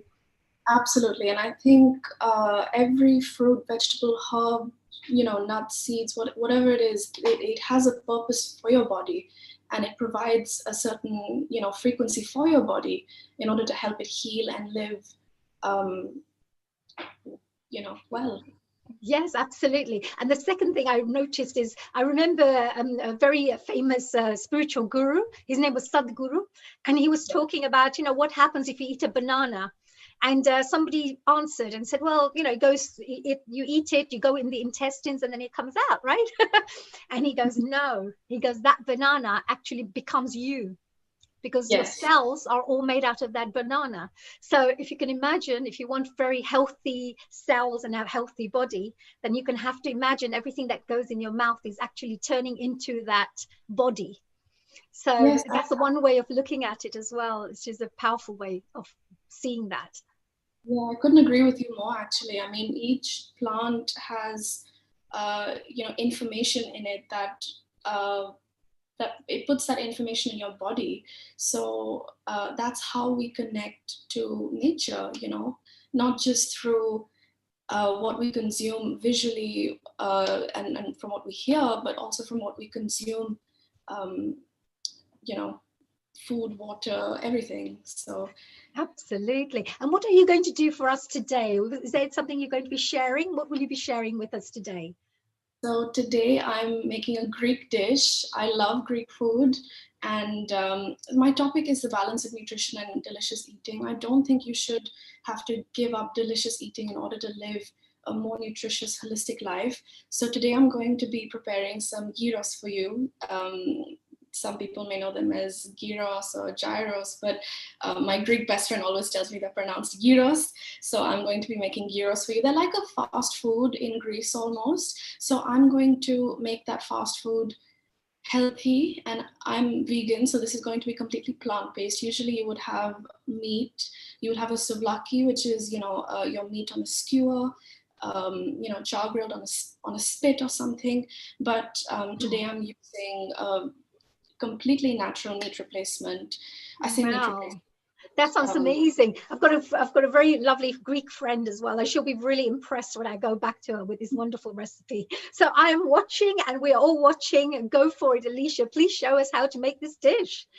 Thank you. So I'm going to start with my meat replacement, mushrooms. I think mushrooms are just wonderful. They have such a high nutritious value. They're high in vitamin D. This mushroom in particular, I don't know if you can see it. I've got a camera right here. That looks like a big mushroom. Yeah. What are there different types of mushrooms that we would normally have? Is it different types of mushrooms? Yes, there's many varieties of mushrooms. This is a king oyster mushroom. And I love using this mushroom as a meat replacement because I've shredded it up. And as you can see, it has the texture of meat, almost like shredded meat. Almost. Right. So somebody who probably enjoys non-vegetarian food, this is perhaps a dish they can enjoy and use it as a replacement. Absolutely. So I'm going to show you how I prepare it actually. The first thing I do is I just take the head off like this. I'm actually going to put it on my surface here. And I take a fork and I just shred it like this. I have a I go in sort of linear, you know, strokes like this, and it just shreds the meat up. I say meat, mushrooms. It shreds the mushrooms up so beautifully, and it creates that lovely fibrous, meaty texture. But it's completely plant-based and vegetarian. And you have, you know, rather than buying a meat replacement from a supermarket, which has lots of preservatives and lots of, you know, sugars and you know, all sorts of things. The list just goes on. It's endless sometimes when I look at these, the list of these preservatives.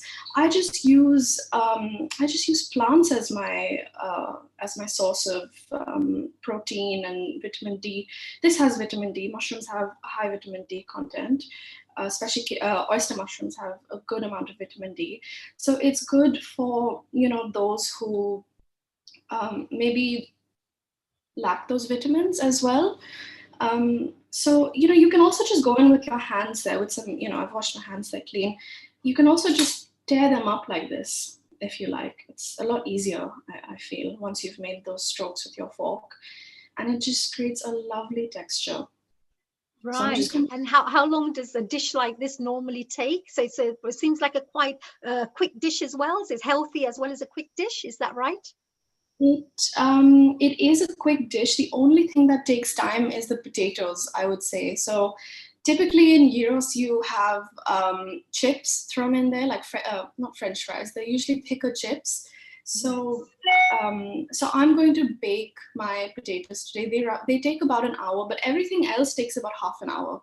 So if you can prepare your potatoes ahead of time, like I've done, they're almost half cooked. And that's the only thing that really takes time in this dish. Everything else is very quick, and the mushrooms cook very quickly as well. Yeah. And what do you say? Because sometimes, you know, you talked about this plant medicine as well. You know, what would the mushrooms be considered as? It would be considered as Vegetable, plant, what would you consider it as? It's a fungi. Mushroom Yeah. is they're fungi. So yeah, so if we were talking about, so is there any kind of medicinal properties or just nutritional? Just From nutritious. what I know, mushrooms are very nutritious. From what I know, they have a high level of vitamin D. Like I said, different mushrooms have different contents in them, but mushrooms are mostly water. So our bodies are 90% water. 70, over 70% water. Yeah. So it's a really important part actually to keep our bodies hydrated, isn't it? Like Yeah. sometimes you would have cucumbers and you would have all these wonderful vegetables which have a high content of water, like watermelons as well, like fruits. So it's important to have perhaps these kinds of healthy foods, as we say. Yes, definitely. And how you said you've been working. How does psychology connect with your food? That's a very different, completely separate types of backgrounds. Yes, they are, but I do think they are very well interconnected, in my opinion, because just like we have, behavior, and it's, psychology is the science of the mind and understanding our behavior and mind.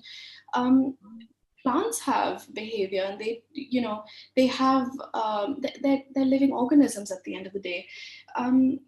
It's very important not just to stay mentally well, but also physically, emotionally well, in every aspect. That creates a well-rounded, human experience. And food has a very, very strong correlation with the way you feel mentally as well. There's a huge gut-brain connection, and Ayurveda talks about this as well, where if your mind is unsettled, it creates mucus in the gut, and mucus is as Ayurveda says, and as Dr. Sebi says in his alkaline eating and nutritional guide, mucus is the cause of all disease, really. So if your mind is unsettled, it sends messages to your gut becomes unsettled, and vice versa as well. So if you're not eating right, you don't feel mentally as good necessarily. Your fast food, your preservatives, all these things, they might satisfy you for a brief moment, but they don't give you longevity in terms of health and wellness. So I think there's a big connection with psychology and eating and food. Yes, absolutely. We can see that, great, wonderful connection actually. And everything has its mind, body, soul connection with everything we do, really, isn't it?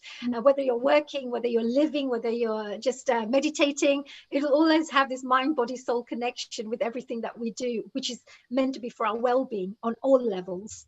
Yeah. Yes. So what do we do after these mushrooms then? What happens then? Marinate these mushrooms.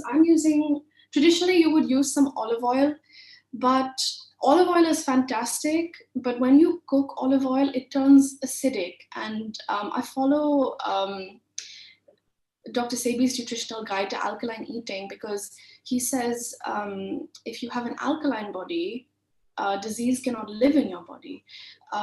There's obviously layers to this, but that is a very umbrella term to his nutritional guide. And so I'm using grapeseed oil here, which keeps its alkalinity when it's being cooked. And olive oil is best when it's raw, when it's uncooked, dressing on salads, in tzatziki and things like that. So I'm going to marinate it with some grapeseed oil. You can use other alkaline oils as well. There's many out there. There's hemp oil, avocado oil. These tend to be quite expensive, so I go for grapeseed oil, and it's readily available where I live. And then I'm going to use a bunch of different herbs and spices. So this is paprika, dried thyme, oregano, a little bit of cumin, coriander. So I'm just going to put all of those spices in. I'm going to add half a teaspoon of minced garlic. I'm going to add a decent pinch of salt here. This is sea salt. I think one of the best ways to really change your eating habits and be a lot healthier is just changing little things in your kitchen, like your oil, your salt. I always use either sea salt or rock salt. I don't use table salt because it's not, it tends to be quite acidic. So, and I'm also adding freshly cracked black pepper into this marinade. Already beginning to look delicious. Already, yes, looking very interesting. And you're absolutely right, because we can just use perhaps sea salt rather than table salt, which is very useful for our healthy living. And Yes. some people say this just by making a few changes in our living and our kitchen, you can start eating much more healthily, like you're showing us right now. So these are great tips, actually. Absolutely. So I follow these on a regular basis. Even if I'm not perfect, I don't eat alkaline all the time, I don't eat holistic all the time. But if you do swap out little things like that, it does help a lot. This is some Dijon mustard. I'm going to add just half a tablespoon. And I've, try and find one that doesn't have many preservatives or sugars or, things like that. So I've seeked one out. So that's what I'm using today. And I'm just going to add a little bit of lemon, not much, but Greeks love their lemon. So actually lemon is also very alkalizing, isn't it? It could be acidic outside, but once it gets into your body, it becomes alkaline. Absolutely. That's a very good point, actually. Lemons and limes, especially key limes, they're very alkalizing to the body. So they are acidic when they're outside of the body, but it's what matters at the end of the day is how your body responds to all these foods, and what your body takes from all these foods. So your body turns something so acidic into an alkaline substance for your body, and it really nourishes your body. It's good for gut health. And limes, all of these things are very, very beneficial for the body in lots of ways. Yes, and you also mentioned about the alkalizing the body, because I also believe in alkaline, having alkalizing your body will help you to be much more healthier. And I believe that, all the unhealthy cells cannot live in an alkaline body. Absolutely. So yeah, they need acidic bodies to thrive on.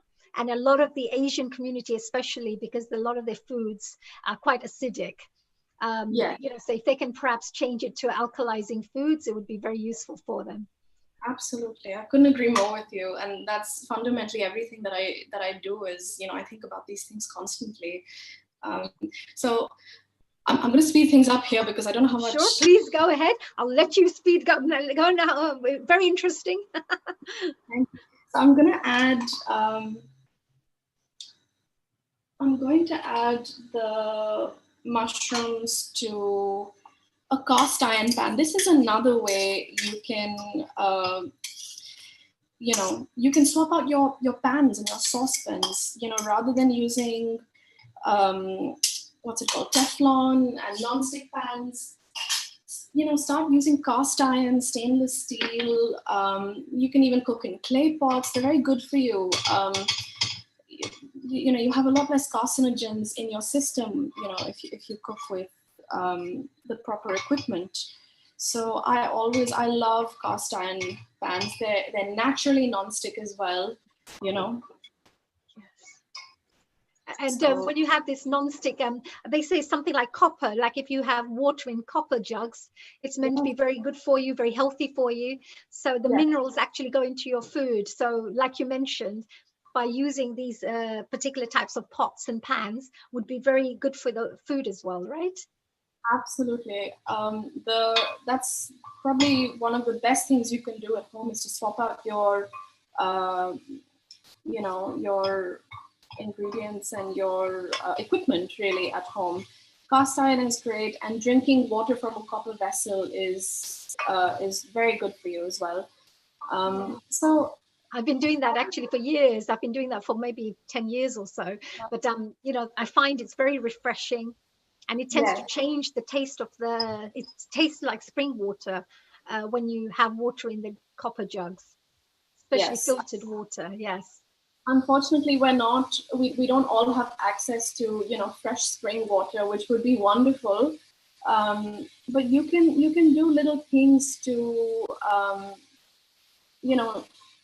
change the water that you drink. You can put it in a copper vessel. You can put some lemon in your water, as was discussed in the earlier session, to alkalize your body. And if it's right for you particularly, this is very loud. Can you still hear me? No, it's fine. Everything's fine. We're being able to hear. It sounds actually very delicious, sizzling. The sound of it. It sounds like a delicious sizzling sound. So it sounds great. You mentioned about the potatoes as well, right? So you first cook this. So you cook this first, and then you add the potatoes afterwards. So what I do is I put this on a medium heat, and I just let this.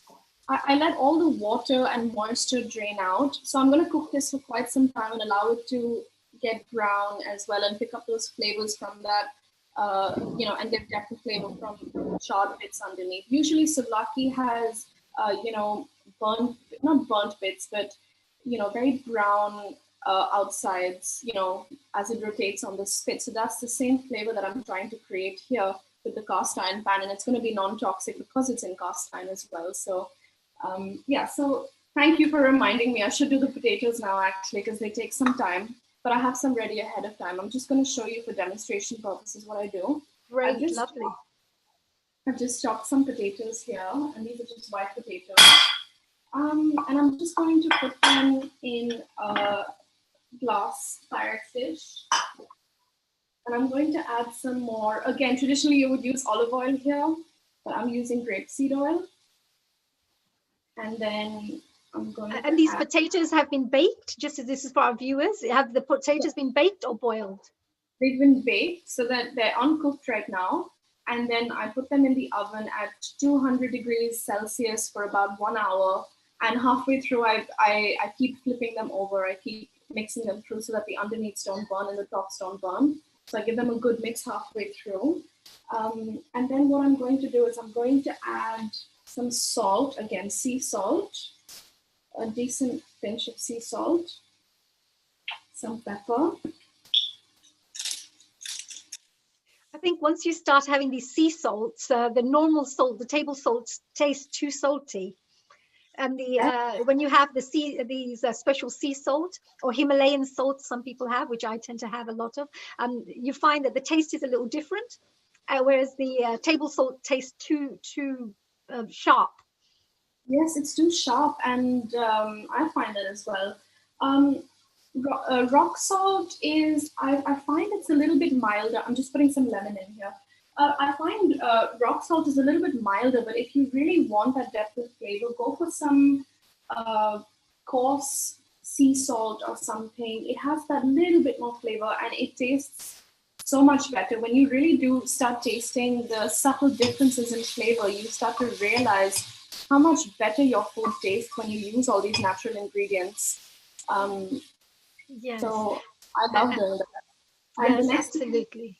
With our next thing from here, so you just fried all the ingredients that you mixed together, and now you're preparing to put the potatoes in it to continue. Yes, and I'm just going to put some Dijon mustard again. For about this many potatoes, I'm going to put half a teaspoon. And oregano. So sorry. I'm just going to quickly get some oregano. And so the next thing you want to do is just sprinkle this with some oregano. Dried oregano has a lot more flavor than fresh oregano, but that's good too. And I'm just going to add a little bit of thyme, dried thyme. You can use fresh thyme, it has a lovely flavor. I tend to use dry thyme, I prefer it. Great. And I'm just going to give this a good mix. I've turned the heat down on my mushrooms to allow the water, not all the way down, but like a medium heat, just to allow all the water to evaporate there, because like we said, mushrooms are, mainly water. Mm-hmm. So I'm just going to mix this. And what I'm going to do with these potatoes is I'm going to put them in the oven for 1 hour on 200 degrees Celsius. and flip them halfway through. Mm-hmm. And they should be done within an hour. So you don't even have to think about it. Just pop them in the oven. An hour later, you have some beautiful Greek potatoes. Oh wow! And this the Greek potato that you're talking about. You know, you put the oregano in it. That gives it that lovely European taste as well. I mean, I'm sure that people who like Indian food, for example, could do something similar and maybe put some Indian chutney in it instead of the mustard, for example. Is that right? Yes, that's a great idea. You can put some Indian spices. You can season it depending on however you want your potatoes to taste. Potatoes are just great. They just soak up whatever flavors you season them with, and baked potatoes are some of my favorite. It's my favorite too. I love baked potato with lots of salad. Yes, I have quite regularly.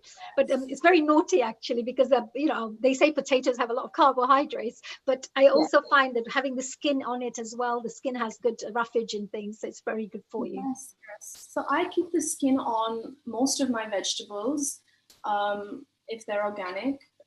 If they're not organic, they tend to be sprayed with pesticides and things. So I don't really use the skin if they're not. But if you have nice potatoes, keep the skin on. It's nutritious. Keep the skin on most of your vegetables. That's what I would say as well. Potatoes are quite starchy as well. They're not necessarily the most healthy. But I've made what I'm doing is I'm taking these fast food dishes and I'm making them healthier. So I'm putting, all these Greek spices, Greek herbs. Oregano is very good for the body. It eliminates mucus from the body. Thyme is very good for the body. Herbs all have a different purpose, within the body, like we said. So, and this must be very good for those people who like they like a variety in their foods, because some people like continental foods and people want to try new dishes, etc. So this is great for those adventurous cooks out there, because then they can try different things which are all healthy as well, and they feel as well they're having some international dishes whilst they're enjoying healthy meals as well. Yes, I was actually going to make an Indian dish, but then I thought, I do Indian food on my Instagram page a lot. Let me make a Greek dish. I do a lot of Greek food as well, and I've done this recipe on my Greek. I've done this Greek recipe on my page, Plant Bite, but I've done it slightly differently. I haven't used the oyster mushrooms quite like this to get that shredded meat texture. So it just gives people more option, more variety, and try something new from a part of the world that maybe you haven't been to. But you can have that experience in your home. So well, this is a great recipe, because I would love to, if my Greek friend came around my house, I'd love to make this sense that I've made special Greek dish for you, right? And it's all healthy as well, which is great. The Mediterranean diet in general is a very healthy diet. I would say it's a very healthy diet. They have lots of fresh, salads and fruits and veggies, and their fruit is amazing. I had some of the best fruit I've ever tried when I went to Greece 2 summers ago. Right. Did that inspire you? Was that what inspired you to come back with all these wonderful recipes? Yes, I did. And I went there with my Greek best friend, like I mentioned earlier, and she has taught me so many things. And she keeps cooking Greek food at home. She's cooking Greek food today for Easter Sunday as well. So I keep picking up things from her. I learn from her. I learn from, everybody. You have to have an open mind, I feel, when it comes to cooking. A lot of the times, we get quite, we get fixed into this routine of, I only want this for dinner, this for lunch. But it's, the world is just filled with so much cultural diversity. You really should open your mind to so many things out there, and you'd be very pleasantly surprised with what's out there. I'm constantly trying new foods, and that's one of you seem very adventurous. Because some foods, some people definitely they're like they say in Indian, we say rotli dal bhat shak. So they'll have like really just plain simple foods, and some people, they just love their continental foods. They love traveling and they love trying and experiencing new things in life. So I think it's definitely very important to be open-minded, to be able to try things, especially if you're a vegetarian. I'm sure there are so many vegetarian dishes out there that you can try out. So And you might think Greek food or all these European foods or South American or wherever you go, they're very heavy on meats.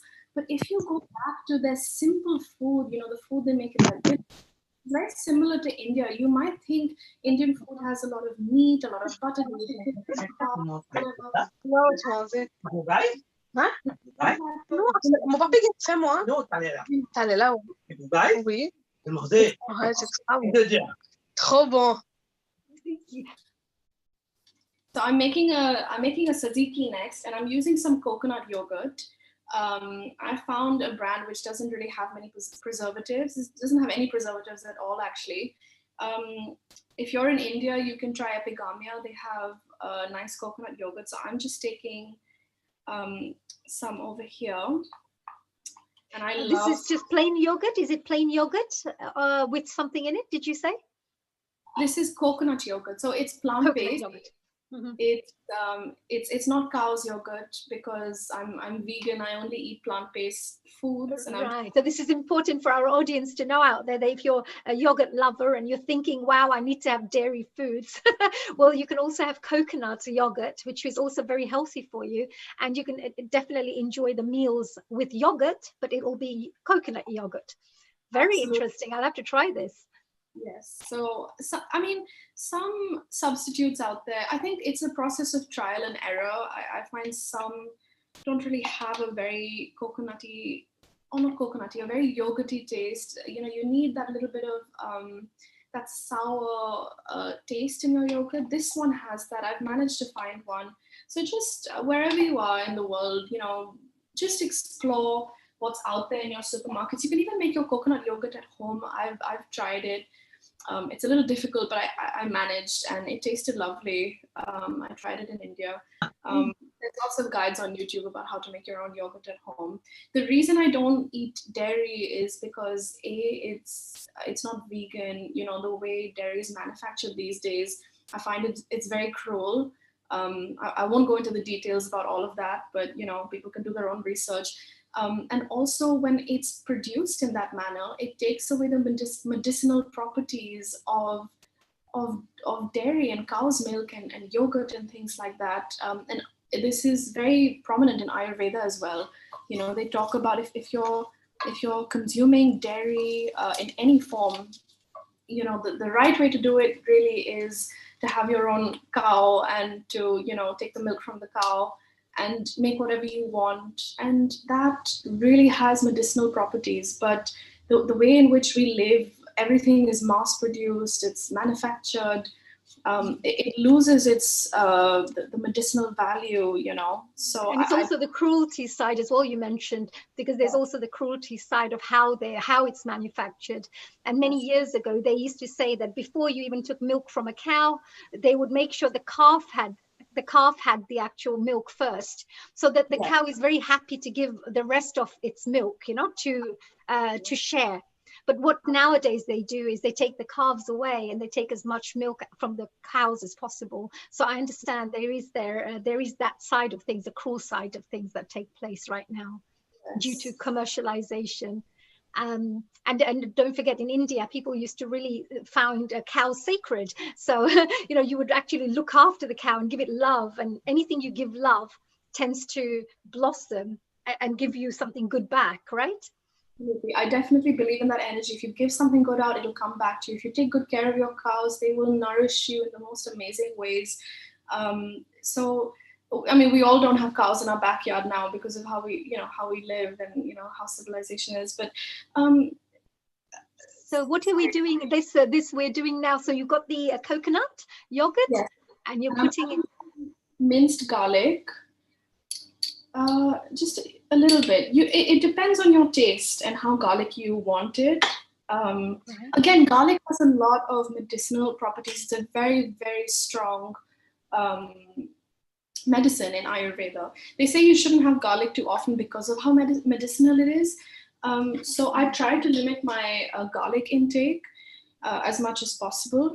And the next thing I'm going to do is I'm going to add some cucumber that I have salted and allowed all the water to drain out.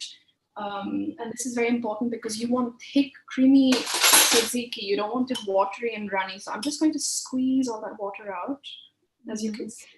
So we have about 5-10 minutes left. Alicia, are we okay to finish off the recipe in 5-10 minutes? Yes, That's absolutely. beautiful. I'll let you get on with it. I just thought it'll be useful for the viewers to know exactly, you know, the reasoning behind all of this. So rather than just learning the recipe, it's also to understand why it's important to do.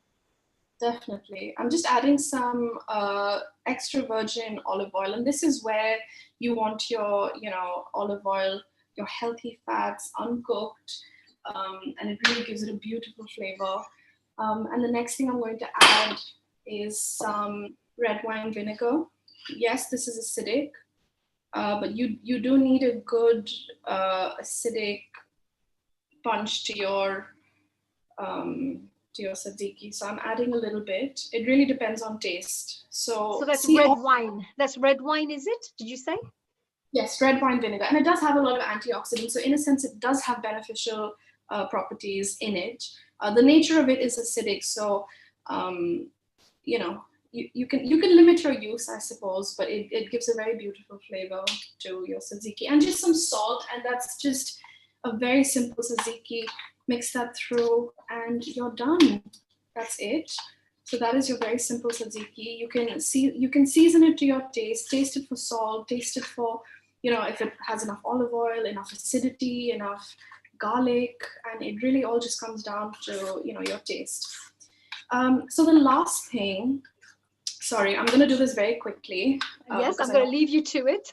We have a bit of time left, but a Greek salad is one of the best things to do. Luckily, I have this already from before. So what I've done is I've just chopped some tomatoes, cucumbers, red onions, and some green and yellow peppers. Traditionally, they use, in Greece, they use sweet green peppers. They have like those long green peppers. I couldn't find any, so I've mixed bell peppers. I've mixed some green and yellow bell peppers, and the dressing for this is very easy and so delicious. This is extra virgin olive oil. If you can find Greek olive oil, even better. Anything will do. Anything will work though if you've just got some extra virgin olive oil. Some lemon. Always want some lemon. And this is uncooked lemon, so it's fantastic. And 2 more ingredients. Some salt. Again, sea salt. And some oregano. Again, Greeks love their oregano, and oregano just naturally eliminates mucus from the body. It's so good for you. And I'm just going to take a spoon and mix that through, and your Greek salad is ready, minus the feta. Feta cheese is very important in your Greek salad. But I actually think there's a beautiful creaminess that comes from the tzatziki, so I don't really add any vegan substitute to my Greek salad. Like I don't add any vegan feta. Sometimes I do, but I find it doesn't really need it. So that is your beautiful Greek salad ready. And the last thing I'm going to do is make the flatbread. I'm just gonna give this a quick wipe, keep the surface clean.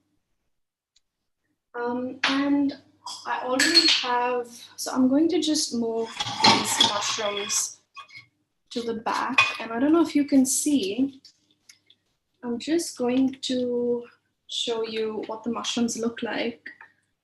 They look incredibly meaty. They've turned brown and they have a lovely fibrous texture, and they have all of that seasoning. So I'm just going to leave that now to cool. So beginning to look all delicious, looking nice. And that salad looks really yummy as well. But the salad it's a Greek salad is very, very popular actually. Whatever restaurant you go in, they always give you that wonderful salad, isn't it?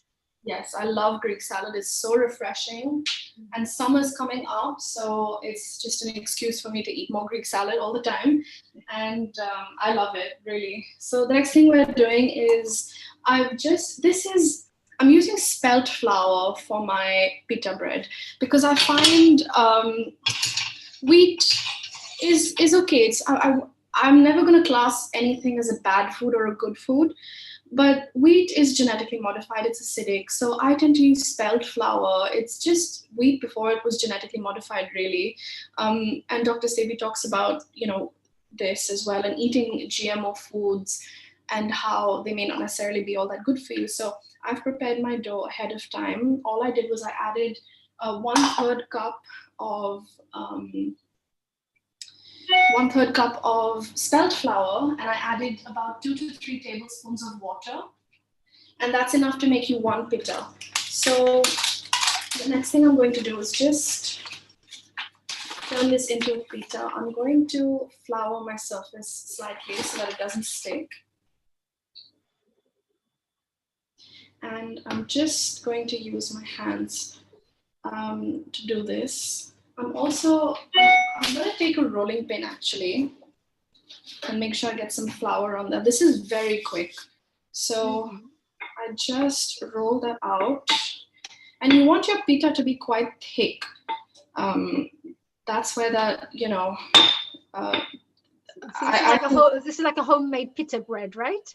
Yes. Yes, it's like fresh, yeah, but made out of different flour than you would normally find in the supermarkets. But it tastes exactly the same. If anything, it tastes better because it's fresh ingredients, it's natural, and it's homemade, it's freshly made. It doesn't have all those sugars and preservatives. So it's actually, I find it so much more tastier. Wow. So yes, this looks really good. And very shortly, of course, we're going to be going off to Mauritius as well, because we're having this chance to see this yummy Greek dish that Alicia is showing us right now. And very shortly, we're going to be moving on to Mauritius and finding out what they do there. And there's going to be a really delicious recipe and food that they're going to be sharing with us very soon. But I won't tell you who our next guest is yet, because we're at the moment watching Alicia make this yummy food. Alicia, how's it going with that lovely, I can see that mushroom all nicely crunched up and all nice and crunchy looking. The bread is looking yummy as well, all nice and fresh. We have some disasters. Your salad is ready. And if somebody needed to have this, of course, these recipes, and if you wanted to see the ingredients, then I'm sure you'll be able to watch this YouTube link again once the show's all over. Then you'll be able to go back and check all those lovely ingredients that Alicia has shared with you. And I think that would be really interesting because try it out and see how delicious it is. I'm sure you will be able to find out what your family says once they try this delicious food. And look at those potatoes, they look yummy.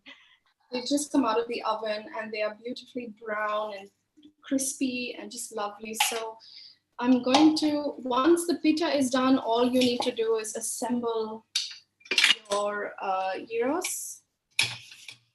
And so you just want to cook this for about 1.5 minutes to 2 minutes on each side until you get those lovely brown bits on your pita. And it's incredibly soft and delicious. So after this, like chapati, right? You need to have those little brown, when you see those little brown dots, yes, as it starts cooking. So you need to have a little bit of those brown dots coming up for you to know that it's cooked. And I added some grapeseed oil as well, just to give it some fat and some, some oil. Again, you would use olive oil traditionally, but that olive oil flavor comes through with the tzatziki and with the Greek salad. So I don't really find it necessary to always use olive oil. So this is almost done, and we're just at the assembly stage now. Mm-hmm. So you'll be putting it all together in a dish now on how to present it, perhaps? Is that right? Yes, I'm just using a wooden board. I think these really display your food very nicely, and it gives it that rustic feel as well. So the next thing I'm going to do is just make sure. Very authentic as well, doesn't it? With the wooden board and everything like that, it looks very authentic the way it presents and everything. Thank you. So I'm also using a tawa here to do my pita because it's iron, and it's non-toxic. So I love using this, and it does give a lovely flavor as well. So this is done. You don't need your pita to be that brown. This just means it's cooked. So I'm just going to bring that straight onto my board, and I'm going to quickly assemble this now. I'm going to add some tzatziki. I love tzatziki. It's so refreshing. It's just lovely. So I'm spreading some tzatziki on there. I'm adding some of the meat from the mushrooms, meaty mushrooms, I would say. And they just look so delicious. Make sure you get a good amount of those on. You will notice that your mushrooms will shrink as they lose, that water content, but they have such a nice flavor when they become brown like this. The next thing you want to do is add some potatoes, some of your baked potatoes. So you actually put this in the gyros. They usually put chips in gyros, but I love adding these Greek potatoes. They have so much flavor. And just some Greek salad. I like to add some tomatoes, some onions, And wow, it's beginning to look so beautiful, so yummy. In salad, you can all this juice from the salad that you're getting, you can soak it up with some spelt bread or any bread of your choice, and it is just delicious. That has all the flavor from the juicy tomatoes and everything. So I'm just going to add a bit more of those mushrooms. I'm really loading this up because this is supposed to be fast food and indulgent. So I'm trying to make this as authentic as possible whilst still being, holistic and healthy at the same time. So definitely looks very healthy, and you can see that being a vegan, somebody can definitely enjoy very delicious meals. And of course, continental meals as well, international cuisine, which is lovely to see. And the way you've showed it as well, within a short time, this whole dish is ready, which is really, really quite quick and easy to make as well. And I'm sure, like you mentioned, you can put in other things like coconut yogurt and the oils that you're using, instead of using our ground peanut oil that we tend to use with Asian families especially. Yes. Tend to use, you said you used a grapeseed oil. I use grapeseed oil, but you can which use is more, literally anything you want, Yes. Wow, this looks amazing. Well, this is, by the way, this is a wonderful Greek dish there for you, for those of you who've just joined us at this moment in time. And Alicia Jane's been sharing this yummy dish and also showing us the kind of alternative ingredients that you can use instead of the traditional ingredients from the kitchen. And very shortly, we're going to be going off to Mauritius as well to check out a Mauritius dish. So you'll be able to find some really nice international dishes that you can end up learning, and also perhaps, showing off with your family with that. Look at this wonderful international cuisine dishes that I know. So how are we doing there, dear Alicia? So this is the final dish. I'm not sure if you can see. That's yummy. That looks great. Very nice. I'll just yes, it looks really delicious. So I hope all you audience members out there have enjoyed watching Alicia share this lovely recipe. What is it called one more time? This is gyros. It's spelled Gyros, and it's traditionally a fast food, but I've made it healthy. I've brought Greece to wherever you are in the world, and I've thoroughly enjoyed it. Demonstrating for you today. Thank you so much, Honey, for hosting me, and thank you to Mr. Neil as well for really just giving me an abundance of creative freedom on this platform. And I also want to thank Seema Bhatia. Thank you, Seema Auntie, for introducing me to this platform. It's been so wonderful cooking for all of you, and I hope you have a lovely Easter. Well, thank you so much, Alicia. We've all thoroughly enjoyed having you there as part of our wonderful team member. So thank you for sharing this lovely recipes and giving, of course, some of your wonderful knowledge, sharing this knowledge about Ayurveda, natural foods, plant-based foods. It's really wonderful for the rest of us to learn some new things from. So thanks. And you can now enjoy that and eat on behalf of us as well. Take a couple of, yummy. Thank you. So we are now going global namaste to you, Alicia. Thank you for joining us. We're now moving on to our next guests. So that's your Greek recipe for you. We are now moving on to some yummy Mauritius food. So we have two really interesting people who are joining us. And this particular two people are a father and daughter, I would say duet. Both of them extremely, extremely talented. Saivani and Anil ji, are you there? Have you joined us? Yes. Oh gosh, hello, welcome. Happy Easter to you and a global namaste to both of you. Namaste, honey. It's a pleasure to be here. Absolutely. Let me tell a little bit about this wonderful lady, because those viewers who are out there, you may have, of course, seen Saivani sing these beautiful songs, but she's not just artistic and a beautiful singer. She has so much more to her. She's got a range of different talents behind her. She's a child psychologist. She's also a great cook. And not just that, she's not just a great cook. She's got a father who's an amazing chef. And both of them enjoy trying out and experimenting with lots of international cuisines. And today they're going to be sharing with us a special dish which comes from Mauritius. In London and UK or anywhere nationally, we enjoy something called afternoon tea. Well, in Mauritius, they have a special dish as well, which is called the Mauritian high tea snack, gâteau piment. I hope I've said that right. And a little bit of background about Anilji, which is Saivani's father. He actually is, what would you call it, a very jovial person. That definitely he is, always smiling. Now we know why Saivani's like this. And he's also a senior flight purser. What is a flight purser, Saivani? Okay, a flight purser is an in-flight manager. So just after the pilot and the commander, we have the first person who's in charge of all the passengers and all the crew of the whole flight.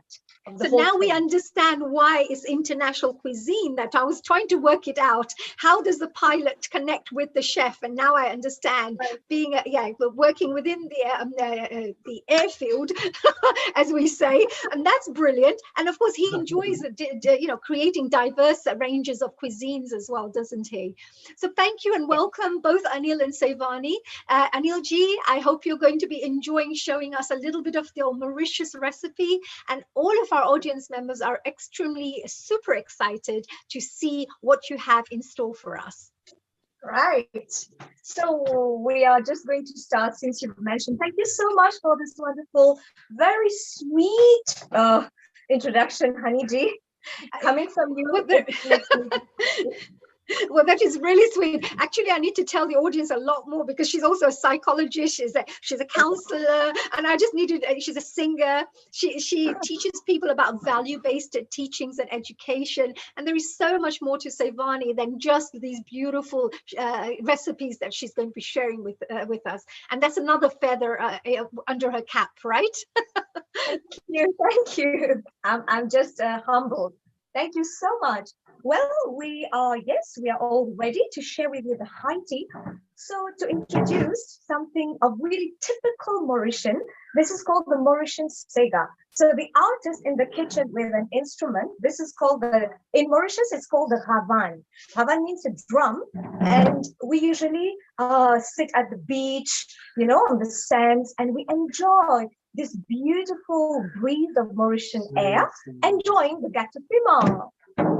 Right, and this is meant to be one of your favorite snacks in Mauritius, is that right? Yes. It's meant to be a very popular, famous snack that you all tend to have, and which you're going to share with the rest of the world, which they can then enjoy as well.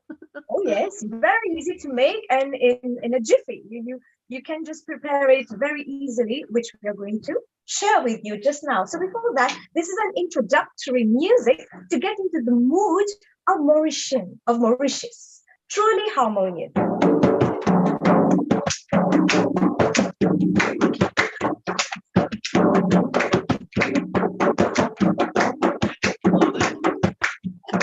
Oh, amazing. I'm going to do this too. I feel like dancing. You've got me into the mood. This is called Mauritius Experience. Thank you. This is why they say Anilji is very jovial, as we say. Hello, namaste, the global namaste, Mr. and Mrs. Bonjour, bonsoir, welcome to Mauritius. So, Healing Our Work, we welcome you wholeheartedly. We extend a very warm welcome to you, to Mauritius, to our, God created Mauritius first and then copied from that to create heaven or paradise. That was what Mark Twain said. Wow, So that is so beautiful. I paradise. think you should be a global ambassador for Mauritius. Healing also, healing also. Of course, you already are healing our earth ambassador. Yeah, wherever we go, we have brought healing energy, healing powers, and try to share that divine and healing vibrations. It's beautiful. So thank you. Today, we're looking forward now. It's all yours. I'm going to leave it to you to show us this wonderful recipe. Yes, thank you very much for giving us that opportunity to share with you the famous Gato Pima of Mauritius. Is a local delicacy. As you know, each and every country has a dish, a dish, a local delicacy. So here in Mauritius, we have that gâteau. So it's a French word, Creole and French word. So gâteau meaning cake, and piment meaning chilies. So, but they have modified the name a little bit. Actually, it ought to have been named, gâteau of split yellow peas, because the main ingredient is yellow peas. But they have named it like that. So we proceed ahead with the name. So what is yellow peas? If just in case our audience doesn't know, what do you mean by yellow peas? Do you mean chickpeas? No, the main ingredient is yellow split peas. This is what we will show you shortly how we'll. Oh, somebody is actually. Oh, are you showing us something here? Right. Yes. Okay. So we will start. We'll show you. Voila, the gâteau piment. So this is the name gâteau piment, French word. Okay, and then now this is the beautiful Paradise Island, part of the Paradise Island, the sand and beaches, and you will see shortly and discover now. So this is the ingredients. So 500 grams of yellow split peas, 1 large onion, 3 strands of spring onions, 2 strands of coriander leaves, 10 to 15 curry leaves to add more taste, make it more spicy and exotic taste, 50 to 20 holy basil leaves. Now you're in that period where the health to be more conscious health. So basil leaves, has a lot of properties.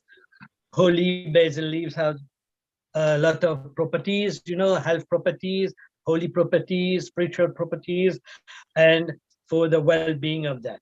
So, and then 1 teaspoon of fennel seeds, 1 teaspoon of cumin powder, 1 teaspoon of turmeric powder, some salt to taste, and finally the chilies, some chilies. Well, some like red chilies, some like green chilies, but we put both to, and obviously some salt to taste, 1 tablespoon of salt, and some cooking oil for deep frying. Now showing you the ingredients. On the left screen is the split yellow peas, which is dry, and then on the right, which has been soaked. Normally, you just soak it in water. Normally, it's overnight. But don't panic. If ever you have guests coming at your place in the afternoon and you have forgotten to put the split peas soaked since last night, no panic. I give you a secret. You can soak it for a few hours. Minimum of 3 hours, it will work. But don't tell anybody. And 1 large onion. Some curry leaves to make it more exotic, more spicy taste. Some fresh spring onions, which are available in all market everywhere. That's the garden fresh. Actually, all these holy basil leaves come from our garden. Fresh garden basil leaves. Nice. That's the chilies. 5 red chilies. Actually, there are more. This is the moderate average choice. In Asia, inside they would have double it. In Europe, maybe you put half, but according to your taste to make it spicy, the choice is yours. How many chilies you put, right? So now we proceed for the methodology. You wash the dal, split peas, and allow it to soak overnight. And as I said, if you are in a rush, a minimum of 3 hours. And then after it has been soaked, well, then you drain all the water and put it in the blender to blitz into pieces. Now we'll move to the blender, to blitz it. Okay.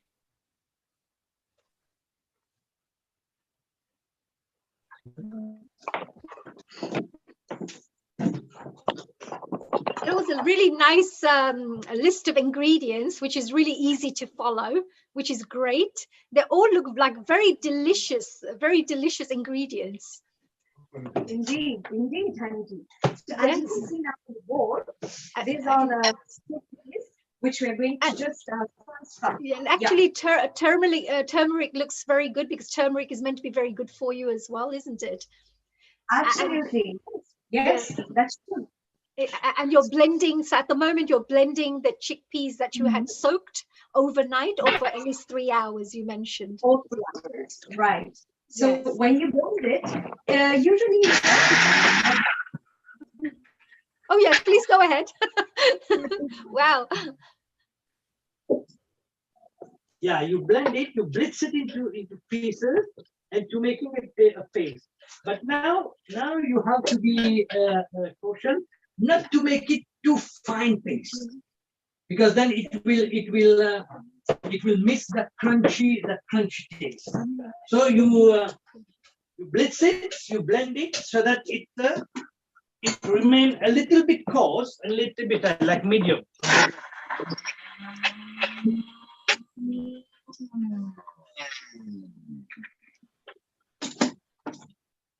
Right. Oh, yummy. So it's also, so you need to make sure it's crunchy. So whenever somebody's blending the food in, you make sure to leave it crunchy so you can enjoy the crunchy taste to it. Yeah, that's yummy. So you don't make it too fine paste, a little paste and a little bit coarse. So like medium blend. Okay, we'll do the last one. As you can see here, the paste is really not so fine and not so coarse as well. So it's medium, it's a mixture of both. And this is the last portion that we are going to blend. As you can see, when you soak it, the size normally doubles. The size of the peas, it normally doubles. And it becomes very soft.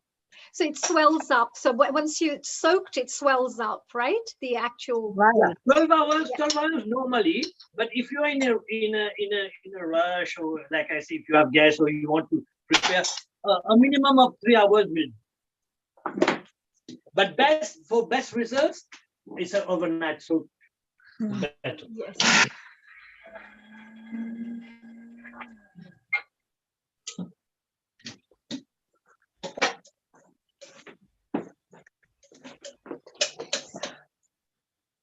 So Anilji, I really admire your shirt and your hat. You've really put us into the mood of Mauritius. You're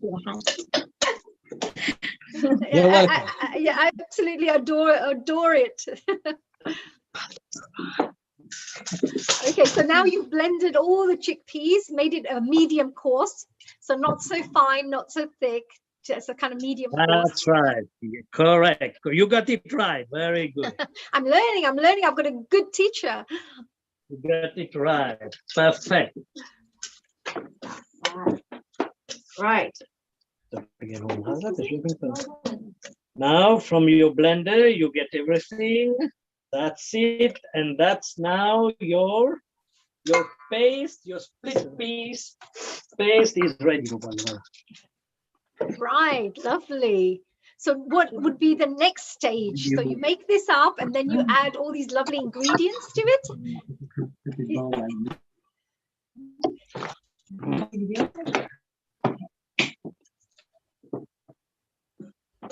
Right. So the next step now is to show you and run through the ingredients, as you can see on the worktop. So if we go back to the main video, which is actually showing us the whole thing.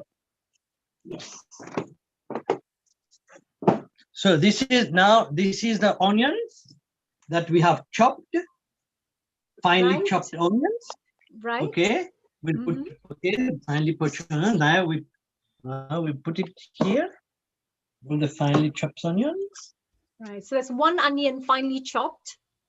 Yes, finely chopped. Yes, very good. And then following now onions, then onion springs. Right. Yeah, These are spring onions. Spring onions. Spring onions, yes. You put it, yes, cool, the spring onion. Yes. Next, some more to make it a little bit tasty. The coriander leaves and the spring onions are together. Yeah. Yeah, these are the coriander leaves, spring onions. Now the curry leaves. Curry leaves make it a nice taste and flavor. Now these are the cumin seeds. That looks, tasty. Meant to be very good for you as well. Yes, for the digestion is very good. For health, right? And then some turmeric, 1 teaspoon of turmeric, right? 1 teaspoon of turmeric, and then these are the basil leaves. The basil that we'll chop. We'll chop the basil leaves now. So finely chopped basil leaves. That looks good. And the amount of love you put into your food is amazing. Because they say with the amount of love you put into the food, it tastes even more, more delicious. We actually use a lot of tulsi leaves, which is very good for health. They say, as you say, one apple a day keeps the doctor away. I read it somewhere in Ayurveda. 1 tulsi leaf a day keeps cancer away. So that's a very good leaf, and it's medicinal as well as Ayurvedic. It helps the whole body to be healthy, and it helps also to stay in good health. That is very good. Thank you for that lovely tip, and all the viewers out there. That is actually very true. And they also say around the tulsi plant, you will always find very positive energy. So if you go and measure the energy, so if you go anywhere and then you go near the tulsi plant, suddenly the energy will be bright. There's a lot of oxygen and positive energies that come out, and it's been, it's a scientific fact.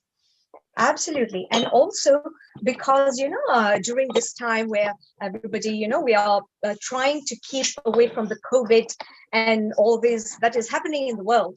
So when we are using and we are consuming tulsi leaves, as you rightly mentioned, the energy itself helps us to fight against that bacteria, and it strengthens the immune system. Very nice. That's a really great tip. Thank you so much there, Saivani. As always, giving us wonderful tips like that. And if the viewers are watching out there, you can literally use your food as medicine and make it delicious at the same time by using all these wonderful ingredients. Yes, yes. And now, as you can see. Now, how many chilies do you like? Which color you prefer, red or green chilies? I love red chilies, but I know green chilies are better. I would have guessed that, right. I like red and green. Let's say both. Put both in there. Enjoy both. But now, let me tell you something. Now, let me tell you, that's why I keep the chilies last, because if you have children, see the paste will do here, everything I've put. Now, if you have children, you go ahead straight away like that, without the chilies. Yes, so make it non-spicy. Make it non-spicy. And if it's children, non-spicy for children. That's what we usually do when we prepare gato pima. we prepare it like that for children first, and then we add the chilies. And then we add the chilies right here for adults to make it more spicy and tasty. Voilà. Very nice. I put some more. I put 2 more for you. And then don't tell me off if it gets all hot and spicy and it gets really hot for everybody. It looks yummy. No, it's not very hot. This now it's medium, I say. For Indians, in India, they would have double it. For Europe, half only. Okay, Right. now finally the salt. Now you put some salt to taste. Voila. In the meantime, the final part. The last ingredient is you need cooking oil. Right. And which type of cooking oil do you normally use? What kind of cooking oil? We use here in Mauritius a variety available. We have soya oil, we have sunflower oil, we have palm oil, we have different varieties. But any cooking oil, right? Any cooking oil will do. And make sure you put sufficient in your pan, in a deep frying pan, or in a karai or something. But we use the traditional karai, which to enhance the good taste. Right. Voila. Here is how the dough will look like. I think somebody has just put in the. So I can only see Anil and Saivani. I can't see you fully. So you may have pressed your presentation tab, maybe. No, actually, we have to switch to the main video. Wow, we look forward to this. Yeah. So to have a look at the lovely recipes. See now? Is it okay? Yes, now we see it. Yes, great. Now your final gâteau piment before frying looks like, yellow, the yellow split, the yellow color, yellow split, and all the green leafy that you have put, and the your famous red chilies. Lovely. It looks very colorful. Green, red, yellow. It's yummy. So I also like to put red chilies, because when you put green chilies, it mixes with the other green leafy vegetables. Yes. So now the mixture color is yellow, green, and red. Now we are almost done. We'll go through the frying pan. Yes. And this is a traditional Mauritius food. Is this a traditional Mauritius recipe, or have you added a bit of the Indian touch to it? So as you have seen that the paste is really colorful, as Mauritian is full of, multicultural values and the cultures and lots of multicultural people. As we say, you love Mauritius now and forever. People smiling everywhere, showing you how much we care. Welcome to Mauritius. So, wow, I'm going to go and pack up my bags right now and booking my flight ticket. As soon as COVID is finished, I'm out there. Please do. You made it sound so warm and welcoming. Mauritius, truly humble. Wow, such beautiful singing as well. Forget the good. That one also you. Now we're going to make the shape. So we can use the hand, we can use the spoon, or we can use the betel leaf. Right. Okay, we take a little amount. Okay, we put there. We make sure the chili is there. That's it.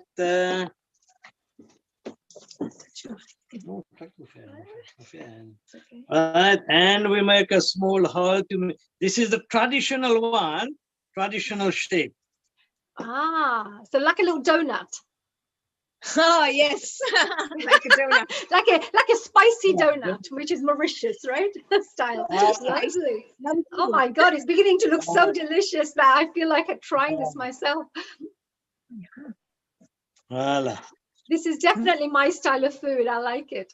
Yeah. Oh, okay, wonderful. This is one. Okay.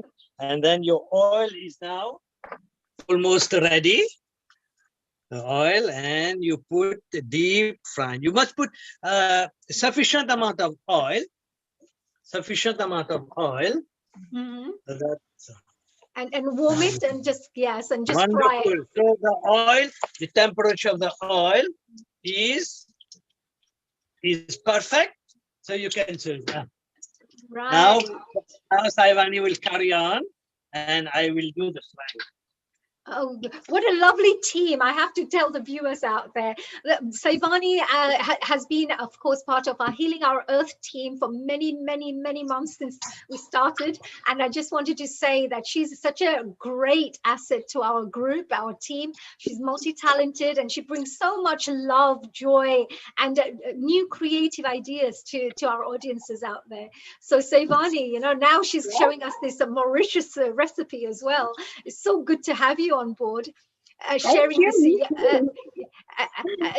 And look at the style. I can see that when you're cooking the food, and it's easy for newcomers. If viewers are watching out there who haven't cooked, are not regular cooks, is it easy for them to follow this?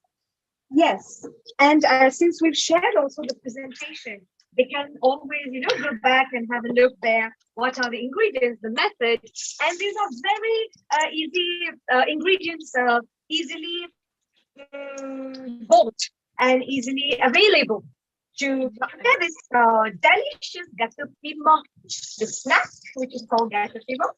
And as you can see, my father is now frying those. Now you just turn it.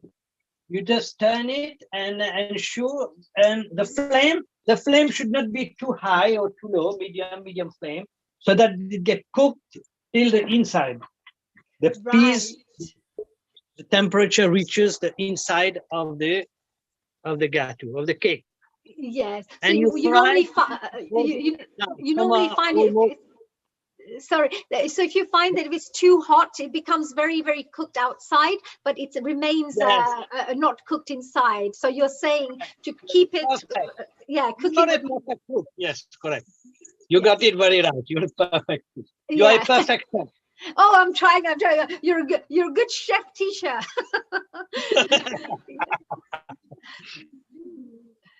And then see, then you fry it till brownish, golden brownish, like that. Golden brownish, and then now that's it. Allah. And what kind of chutneys do you use with this? Wow, this looks so nice. It's like it looks like pakora, right? Pakora, like an Indian pakora. Now this is one. Do you eat it alone, or do you eat it with any kind of sauce? Is it some kind of chutney that you can eat with it, or is it plain? Yes, indeed. So the one is already out. We have a few more. That's okay. This is, as you can see, the traditional way to make it, the shape with a hole inside. There are different kinds of shapes that you can make. And my father is going to explain shortly. Yeah, we can do different shape. This is the traditional one. This is the traditional one. Right. Nice. Yes.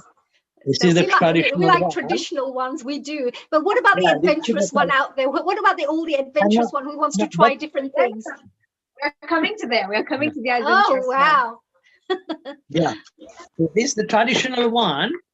So but it's a bit time consuming. The traditional one is a bit time consuming. So some people, because now time is a factor.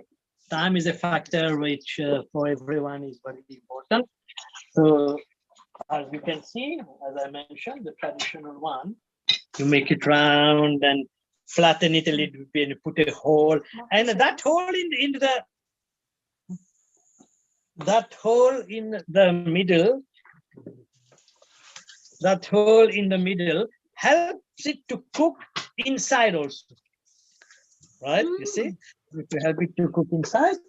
And That's a very clever way to do that, isn't it? Because if you Yeah, make them and quite that's a big, then they traditional would be too. quite uncooked in the middle. But this is a Yeah, great way to have correct, them nicely correct. cooked. Very nice, clever. Because Yes. the oil get inside here and some make the whole completely, so it gets cooked on both sides and inside also in the center. And but to make this, it's a big time consuming. But this is the best one, traditional one. We take time, we put love and do it like that. So that's it. But many people they just do the round, they do the round shape, which will show you shortly, the round shape and then Sure. or you can do another That shape, sounds- any shape. You can do Random. shape like that. You see? Right. Potatoes are being fried.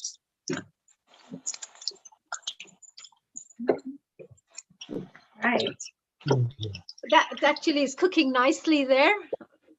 Yes, it's frying in the very hot oil, and we should leave it, sometimes you can see that some of them are already looking brownish, but as you have noticed, and we've been telling you that inside it's still very soft. So we need to leave it for some time on a low medium flame so that it takes all the time to get cooked and really crunchy and really tasty and really spicy inside, so you can enjoy this beautiful and tasty gato pimo. That's great.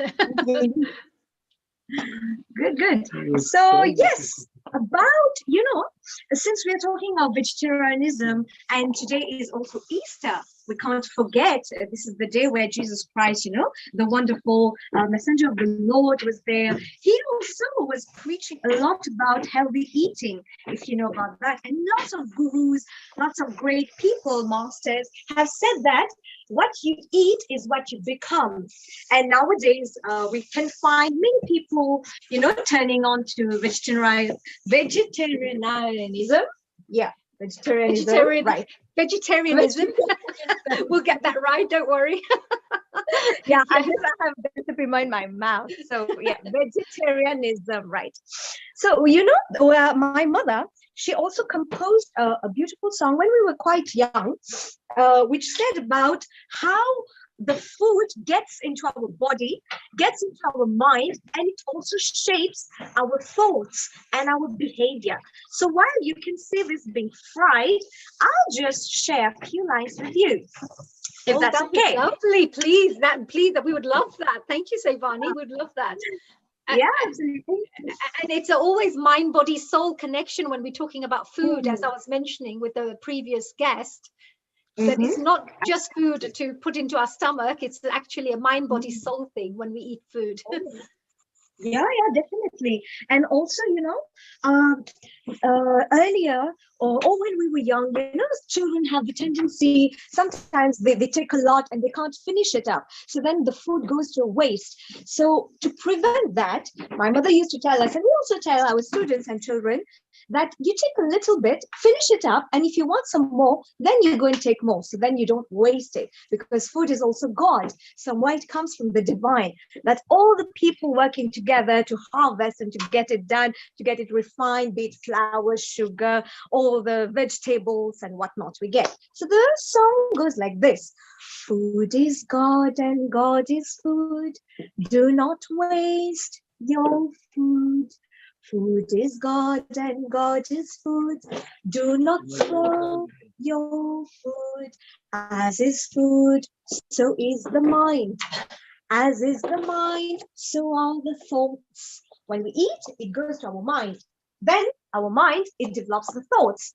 As are the thoughts, yeah, sorry about that.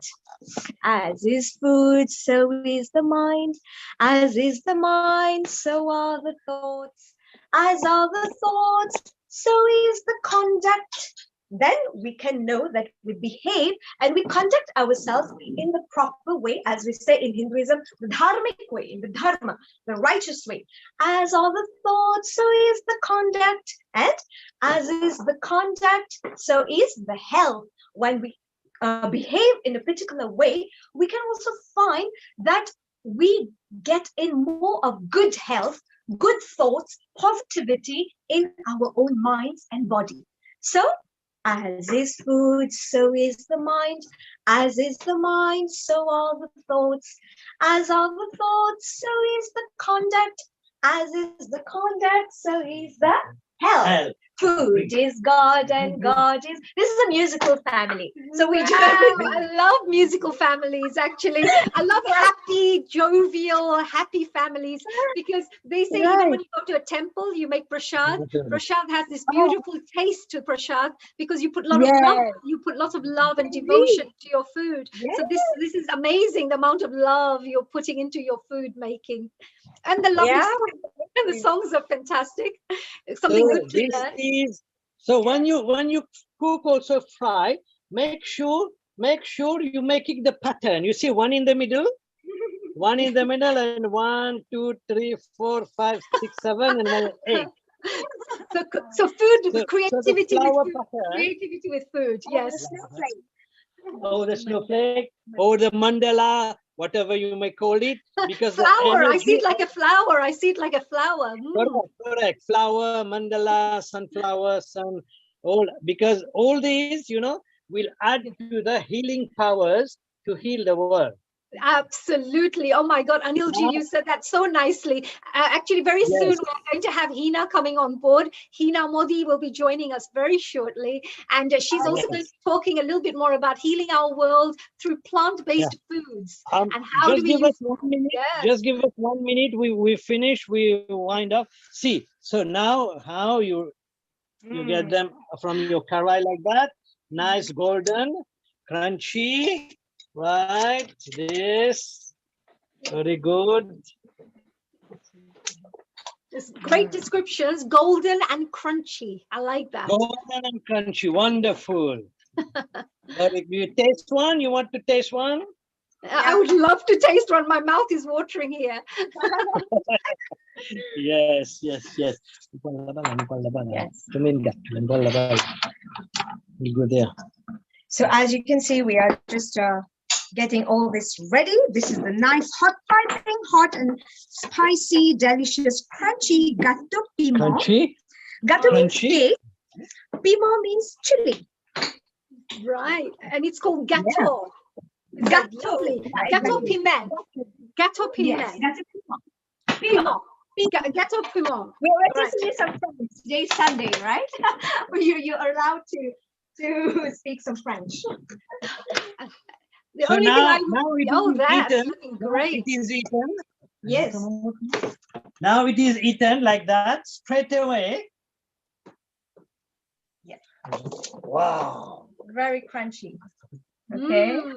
See, Yummy, you see the inside? Yes. How the inside of it close up? You see?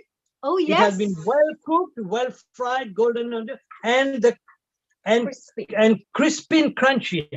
Yeah. Oh wow! Are you making us jealous eating that delicious food by yourself? You can hear the crunchy. Can you hear the crunchy? We can hear the crunches, all right. I can even taste the food here. Okay. That's the best part of it. Yeah, that's of course Anilji. You remind me of not Jamie Oliver, but Anil Oliver. There's a new title you've got. So what? This is it is eaten straight away like that, the delicacy, or like the famous baguette. Right. Yes. With bread, accompanied with bread. So you can if for you one okay like that, but for me, this piece is okay. You put some butter, and 1, 2. It's like a chip bati. But you're going to have a pakora bati, but yours is a gâteau bati. Voila. Right. Voila. This is how yummy. Well, you both have been absolutely amazing. I've thoroughly enjoyed this. One more also you can use with pita bread. Yes. Pita bread. You put some mayonnaise or sauce or any sauce, right? Then you add some cheese. Then you add some cheese. Yes. With your pita bread. some cheese. You can put grated cheese or sliced cheese or whatever. Whichever you Put prefer. your pita bread. That's Right. it. You put your wrap. Yes, so for You all the put it vegans out there, you can inside. use vegan-based cheese, of course. Exactly. Who may be Cheese, watching. made like Yep. that too. And 3, and you can make it more healthy. You put some lettuce salad. Oh, yes. Lettuce sounds yummy. Yes. Lettuce salad. Some coleslaw. You can add some coleslaw. You can add everything. And here, and to make it more, you just put one extra on top of it. And ready to eat. And according to sauce and taste, you can add some more sauce here. And here you go. So I'll top and top.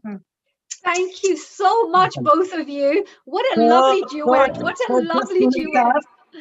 It is being eaten. It is being eaten straight away like that, or with bread, or with pita bread. Right. So we've got 3 options out there. Anilji, thank you so much, Ivani.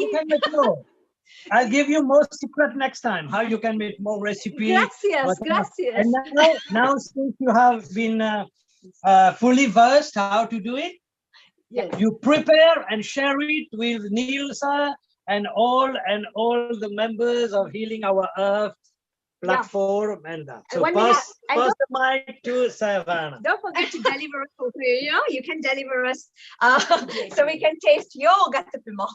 Absolutely. So I think we need to have a competition out there. Whoever's watching today, all the viewers have to run out there. You make these wonderful gâteaux, pités, or the Mauritius food, and then you make sure you take a photograph of it, and then you share it with our Healing Our Earth to prove to us that you have gone out there to make some of these lovely, delicious foods. And I have to congratulate both the father and the daughter. Thank you. And we wish everyone a happy Easter. So the Easter bunny and the Easter eggs, anyone would want some chocolates, after. So this is the dessert part, which you can get. And we wish everyone. Dessert is sorted. Thank you, Anilji, Saivani-ji, and thank you very much for joining us. And I wanted to say a global namaste for a beautiful, what a really amazing duet. I love this, a father and a daughter. Talented. sharing a Mauritius style recipe in a Mauritius style, in Mauritius costume, in a French language. It's just a beautiful international experience. Thank you very much. And enjoy the rest of the day. Happy Easter to the whole family. Have fun. Global namaste to all of you today. So we're now moving on to our next guest. I hope you really enjoyed that, because I thoroughly loved that. It was just really fun. And we have Hina Modi, who is going to be joining us right now. Now, Hina is an ambassador for veganism. So all of you vegans out there, I think you're going to really enjoy this. And if you're not a vegan and you're wondering why veganism is so important, then today we will find out. Also, she helps people make the shift towards plant-based diets and vegan lifestyle, or of course both. She helps in both areas. And she's also been a vegan for over 13 years. And a vegetarian for decades before then, which is great. And Hina has also lived the experiences and messages that she shares. And that is actually really important, because she lives this. It's her everyday life. That's it. Veganism is important for her. And I think that's really great. She also brings a lot of compassion and practical insight into the topic of going plant-based. So today we're going to be finding out why this is, again, very important. And of course, she's going to show us some nice, easy recipes that we can also utilize. So as a qualified school teacher and a natural health practitioner, Hina will help us bust the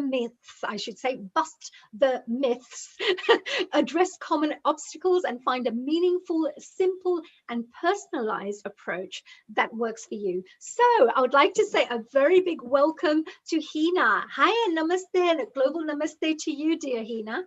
Hi, namaste. Thank you for having me today. Oh, we are so pleased to have you here. Hina, tell us, I mean, have you been watching the lovely guests who were presenting just a little while back? Yeah, it was really cool. I love the singing. That is absolutely really beautiful. I believe that by singing and enjoying your cooking, you put a lot of love into your food, and that gives it lots of high vibrations. So I think it's really important to do that. So wonderful, you know, Saivani and Anilji, both of them. So Hina, today, let's start off. I mean, how did you get onto this plant journey? Because you weren't always a plant-based, you weren't always a vegan. I guess you were a vegetarian. So what made you go onto this path, this journey? So interestingly enough, I wasn't even vegetarian before. Like when I was a child, like when I went to the babysitters or school dinners or whatever, I used to have a bit of meat here and there. I didn't really know much about what I was having. It was just something that happened and not much thought involved in it, to be honest. And then I don't know what happened to me when I was 11. I decided that I didn't agree with killing animals for food. So I went vegetarian, but I still ate eggs. So I wasn't a pure vegetarian, like the way Indians refer to vegetarianism. And a lot of that was because I don't really follow things blindly. I like to understand why I'm doing something, because otherwise, if I haven't got the faith in the reasoning for it or the motivation, then it will be very short-lived. That's the way it works for me, and I think for a lot of people. So whenever I asked anyone about why we shouldn't eat eggs, no one could really answer me. I got all these different reasons, and some of them were just myths and things to scare you to not have eggs. So I kind of carried on having them. And then the plant-based journey started in early 2008, where I got introduced to a video produced by PETA, People for the Ethical Treatment of Animals, but the India branch. And they showed a video about dairy production, and I couldn't hack it. I pretty much cried throughout the whole film. Went dairy-free overnight, and then found out about other things like honey and eggs, like the truth about eggs, rather than all these other things that I got told before. And basically went plant-based, so in terms of diet, and then found out about things like wool and leather and silk. So I started leading a plant-based, well, you can say plant-based lifestyle, but really it would be vegan lifestyle, so here or there. And that's how I. So even the clothes, like sometimes you wear jackets or you buy purses, you buy handbags, and there are so many designer items out there which uses animal products, which we don't even realize sometimes, and we just buy without thinking. Is that right? So you've incorporated all this in not just your food, but in your whole lifestyle. Exactly. Belts, clothes, makeup, jewelry, hair products, everything, cleaning products, and it sounds like, oh my God, my whole world's going to change. It's so hard, but it actually isn't. You just, once you have, I think someone who has walked the talk and they can show you where to go and what to get, it's actually really easy. But there must be, yes, a little bit of willpower required in the beginning stages. But once you make that, it's like with anything in life, really, isn't it? Like when you go and do some fitness training, in the beginning stage, it may be a bit difficult. But as you move forward, you start beginning to enjoy it. And then afterwards, you start seeing the results, which helps you to stay on the path as well. Yeah, exactly. It becomes a cycle, right? So once you start seeing the results, you want to carry on. So yeah. Yes, absolutely. Well, I think this is fantastic. And also, normally I find that I've just made a note here where some people talk about veganism, some people talk about perhaps dairy-free, and other people talk about plant-based or veganism. I mean, what is all the difference? Because there are so many of these terminology that moves around everywhere. And people out there must be thinking, oh, for example, I'm a vegetarian, and I tell everybody I'm a vegetarian. But then I do eat, drink milk, and sometimes you eat biscuits that you may not realize has something in it. But, so I don't know if I am considered pure vegetarian. Yeah. So I don't know, but I tell everybody I'm a pure vegetarian, which I think I am. So how would you describe these different terminology? Yeah, so it's interesting. The term pure vegetarian is really known amongst the Asian community, not really the Western community. So in the Eastern community, the pure vegetarian means that you don't eat anything that had a face, really. That's the best way to explain it. No meat, no fish, no seafood. Nothing that had a face. And then pure vegetarian would mean they also don't eat eggs. But in the Western world, vegetarian means that you don't eat anything that has a head or had a head. but it's not doesn't include eggs. So you can still eat eggs and be vegetarian in the Western world. And then, yeah, you mentioned plant-based, vegan, and dairy-free. So dairy-free means literally that you could be eating meat, but you don't eat or drink dairy products. So the dairy products could be yogurt, cheese, milk, cream, all those kinds of things. And then you've got plant-based. So some people say plant-based means that you don't eat animal products, but you may wear leather and wool and, do all your lifestyle is not connected to what you eat. So you've got kind of a bit of a duality. And other people say plant-based actually means that it's a healthy plant-based, because you can actually be a junk food vegan, what people call junk food vegan, or junk food plant-based, eating that kind of food. So some people say that plant-based really means that it's no animal products, but it's very healthy, wholesome food, whole foods. Right. And then vegan, it means the lifestyle. So it's not just what goes in your mouth. It's basically, I say it's not just by mouth, but it's by wallet. So basically everything you buy, that's for me an easy way to explain it. Wow, that is really interesting, isn't it? You would never think this, because you never look at the wallet part of it, that you're actually buying other things as well as part of your vegan lifestyle, because you think vegan means, so I would be considered as a pure vegetarian, for example, but there are also other things like you mentioned, where people go really deep into it, or they could be people who are non-veg but can still be dairy free because they're not having the dairy with it. Exactly. So there's a whole mixture of different types of, I understand that. That's really interesting. And also, sometimes we think, people keep talking about this, especially nowadays, and they keep saying, veganism. Everybody's talking about veganism. You have all these restaurants and cafes opening up. Now you go into the supermarkets, you have these fantastic vegan recipes and products you can buy. So why is it so important to go onto this plant-based diet? Yeah, it's really interesting. So I think it depends on you and your motivation. So some people go plant-based or vegan, one or the other, lifestyle or just the food, because they want to be healthier. Some people do it because they want to lose weight. Some people do it because they have certain health conditions and they want to reverse them, or there may be borderline for certain health conditions and they want to prevent them. So that's really interesting. Other people do it because of the environmental impact. They don't want to be part of eating things that are destroying the planet, if you want to put it that way. Other people, animal welfare, because of the cruelty involved when eggs are produced and dairy is produced, like they don't want to be part of that. So there's lots of reasons. And one interesting thing that I was reminded of when you were talking to Anil and Sevani was the last bit they were talking about to do with the mind and the body connection with food. So it reminded me of how, if you've ever been in a bad mood or just not focused, maybe rushing, and then you make something to eat and it just tastes pants. Like, it's just not very good because your heart wasn't in it, your love wasn't in it. Maybe you were grumpy, maybe you wished you weren't cooking, whatever it is, yeah?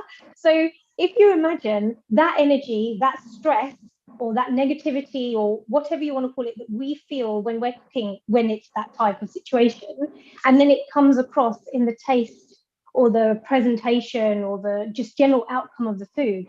So if you imagine, if we're eating animal products and the stress that they're going through, I know this is really horrible and I'm not going to say anything graphic, but if you imagine the stress that they're going through when they're in the factory farms and, their calves are taken away or the eggs are taken away or whatever it is, and then if we eat those things, like, that's got to have a negative effect on the body, right?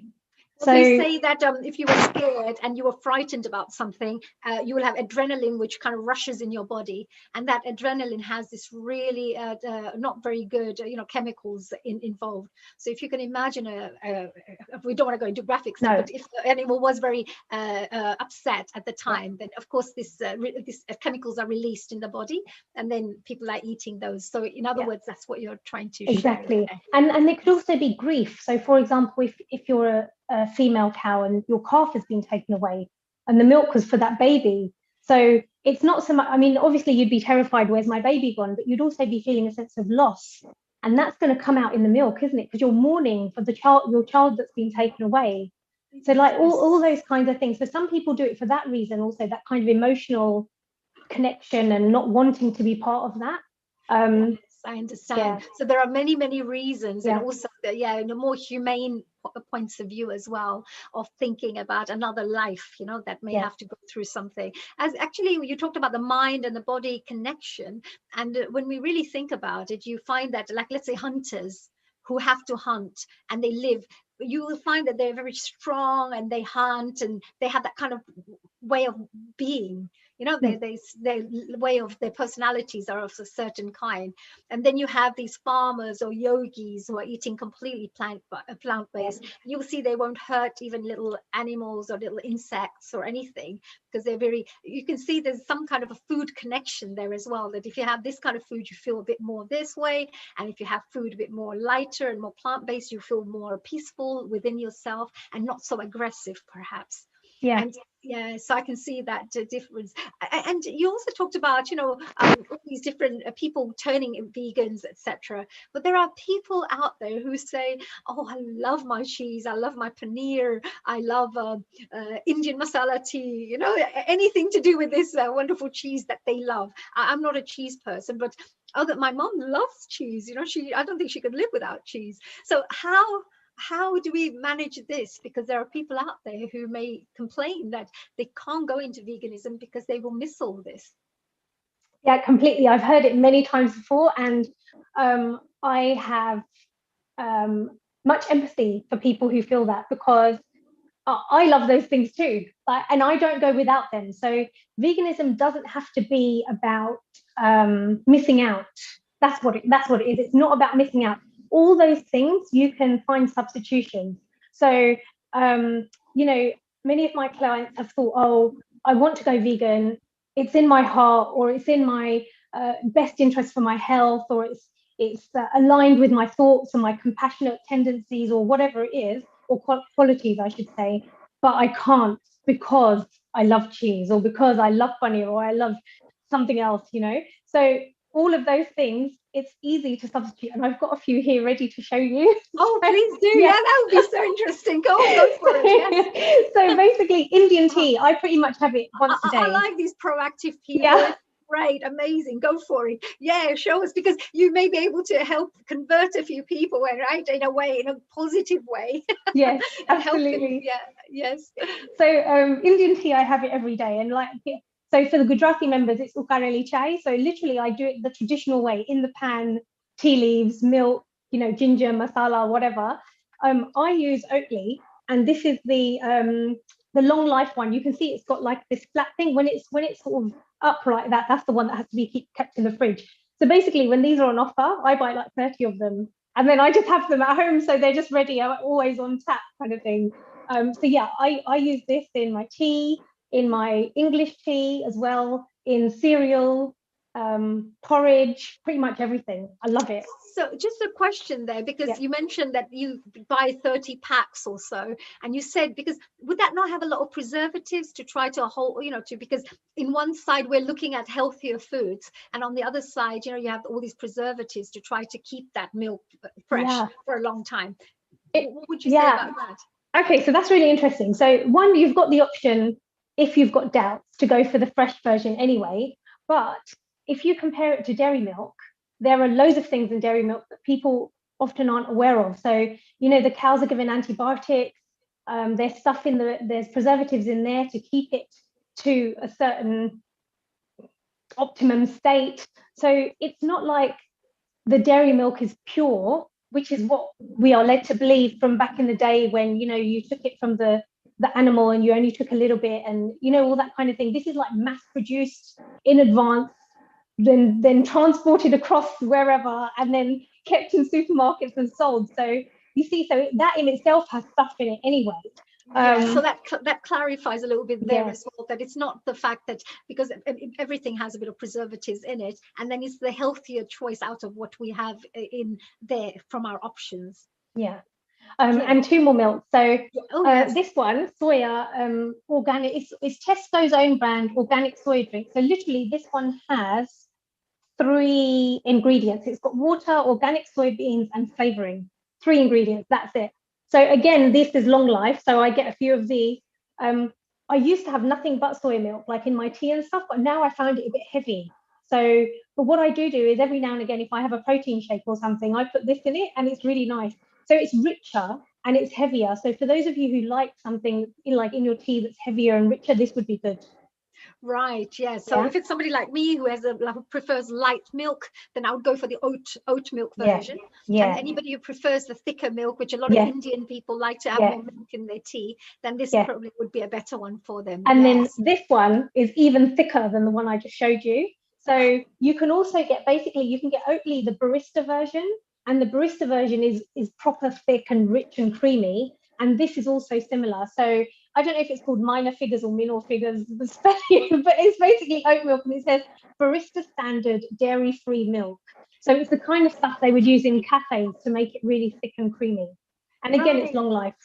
That's amazing. So, actually, people, you know, if they can always try, isn't it? There's no harm in trying, because if you keep saying I don't like it, I'm not very happy with this, or I'm not used to this kind of taste, well, maybe they haven't tried it yet. So but maybe if they do try it, they may like it and may not be so different. And you were going to also perhaps share a bit of like an Indian masala tea of how you make it. Or did you want to share? Did you want to share it as a presentation, or did you want to tell us how to make it? I could do either. Was it possible for you to show it via the screen share and me talk you through it, or? Yes, we could. I could try to find it. Yes, and if you've got it there, that would be really helpful. Okay, hold on. I will see if we can get our director and producer. He's the solution fan for everything, and I'm sure he'll be able to find a solution for this. But meanwhile, if you could maybe share, you know, because you also talked about. There are lots of kind of vegan types of dishes that can be veganized. Would you be able to maybe share some of those kinds of recipes? What kind of things are you saying can be veganized? And what are the alternatives? Because we have lots of things in the kitchen that you could maybe be able to find alternative options for, that our viewers can at least be educated about. Yeah, absolutely. So recently I was on ZTV's Out and About, and there I showed how to make palak paneer but veganized. So with that, I used I didn't show the brands because you generally can't on these shows, but I can show you here. So tofu, so TOFOO, and it's the plain tofu. So I use this, or I use the brand cauldron tofu in palak paneer, and basically it's the same thing. So you just substitute the paneer for this, and then you do with the spinach whatever you want to do, whether you blend it or chop it or leave it whole if they're baby leaves, and you can make that with it. So basically there's no reason for you to feel that you'll be missing out on paneer dishes, if that makes sense. Yeah, kind of. Yeah. Absolutely, yes, of course. Actually, it's very interesting because you know, when you're making all these masala tea, I'm one of those people who loves my masala tea and things like that. And I'm always thinking, you know, because I find that it's really important to put ginger in it. I put ginger. I always have ginger. Me too. Yes, I always have honey instead of sugar. I put honey in there. And you know, when you have masala, because I put masala, and they say masala, tea masala, we make at home as pure, fresh, with everything good you can think of, which I think is meant to be good for you. So I take tea as not as a tea, but as I take decaffeinated tea bags. So I find that also helps. But the only thing I don't do is to have the milk that you're talking about, which is the non-dairy milk. So maybe I should try it out myself to see how that goes here. And I will find out if there is a chance for us to maybe share some of your recipes. But before then, let's ask a couple more questions here. Oh yeah, can I show you? Can I show you a couple more things, you know, to do with the veganized please, recipe? I would like to. What are the ingredients that you could say? How do we become veganized? So this one, so it's Tesco's own, free from plain soya yogurt. So the packaging is changing. I think they're now going to bring them in smaller containers, but whatever it is, it's this. And I make chas out of this. So chas is different to lassi, it's thinner. And I've served this to, we went on a retreat and there were about 30 people, and a lot of them were not vegan, but they knew the food was going to be Jain and vegan. So when we made the chas and served some of them said, I thought you said everything was going to be vegan. And I didn't actually understand why they were questioning it. And I said, no, it is. What do you mean? And they were like, the tass doesn't taste vegan. So it tastes so nice with this. Like, I love this. And I even like having it on its own. So for those people who love yogurt and just like having a bit on its own, or having it with fruit, or making it into chass, like, this is really good. Oh, that's lovely. So it's Tesco, and the name was Tesco Free Roam, it says, right? Yeah, free from plain soy yogurt. And then they've got Right. another one, which is a Greek style. So it's thicker. And from this, I make shrikhand. Right. So people Yeah. out there, if you're making shrikhand, which is one of the Indian sweet dishes, then Yeah. of course they normally make it out of yogurt, but this would be a great alternative, you're saying, right? Exactly. So you could use that. Can we see that one more time? Which one was that? What last one? Absolutely. And this also, this is the second recipe that I showed on Out and About on ZTV, how to make the shrikhand. So that's available on my website also if anyone wants to see. That's great. And was there any other ones that you could kind of so I've got some cheese ready to show you.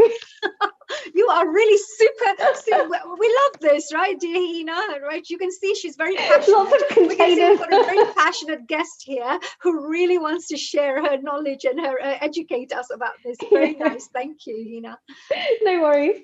So this is Violife, and it's creamy cheese. So, you know, like soft cheese. So I really enjoy this on crackers. A lot of people talk about how they like soft cheese on crackers or toast or in sandwiches or whatever. So this is really nice.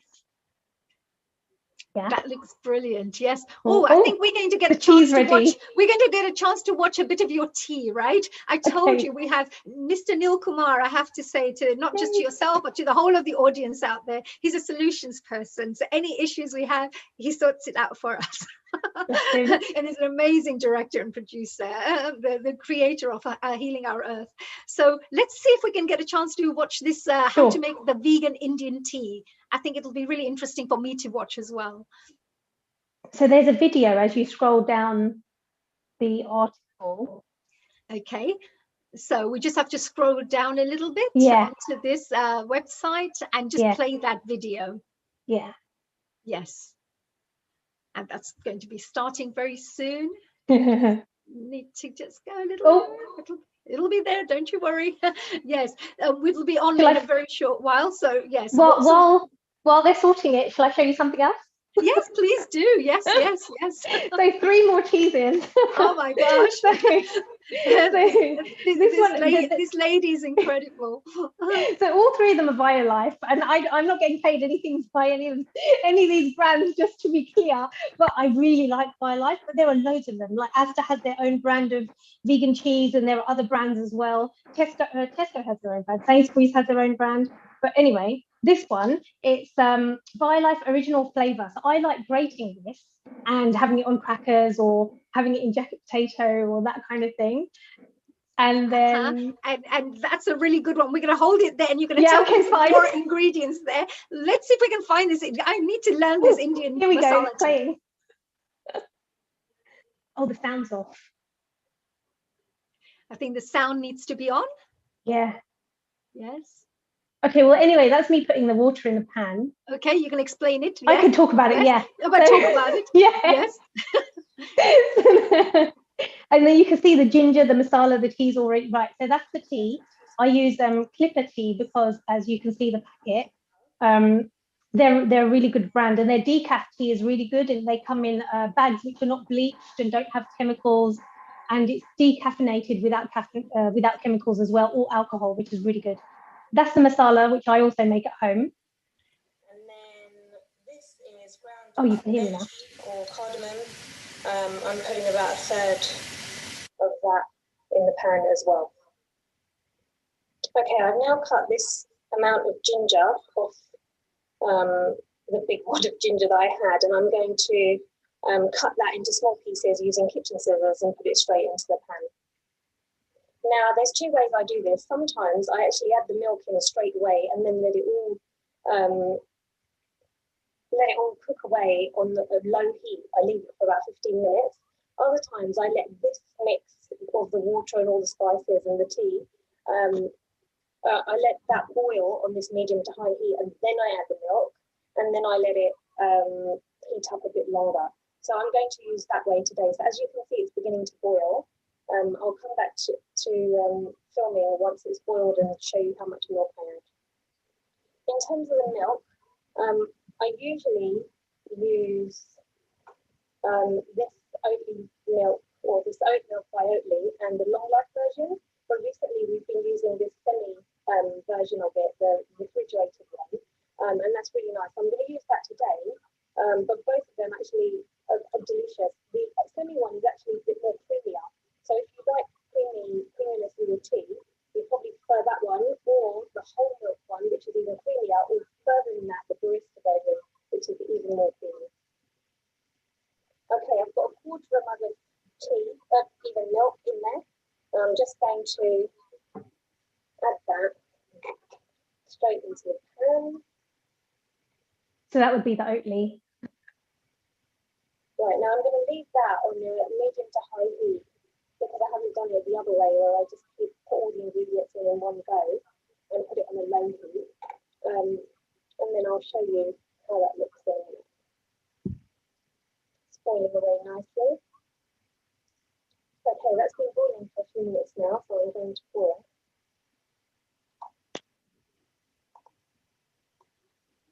So sometimes I cut the ginger up and sometimes I grate it. If you grate it, you get more flavor, which is actually a better way to do it. Yeah, and sometimes I blend it in advance and put it in the freezer and then chuck it in there. And that's what I tend to do, yes, fresh ginger. Yeah. Yes. No issues with milk. Everything is as it should be, and it tastes delicious. If I ever add sugar, I add this ginger sugar, which I'll add a jog in on it. Oh, that's lovely. That's nice. Use. I've thrown away the packet. I'm sharing a photo.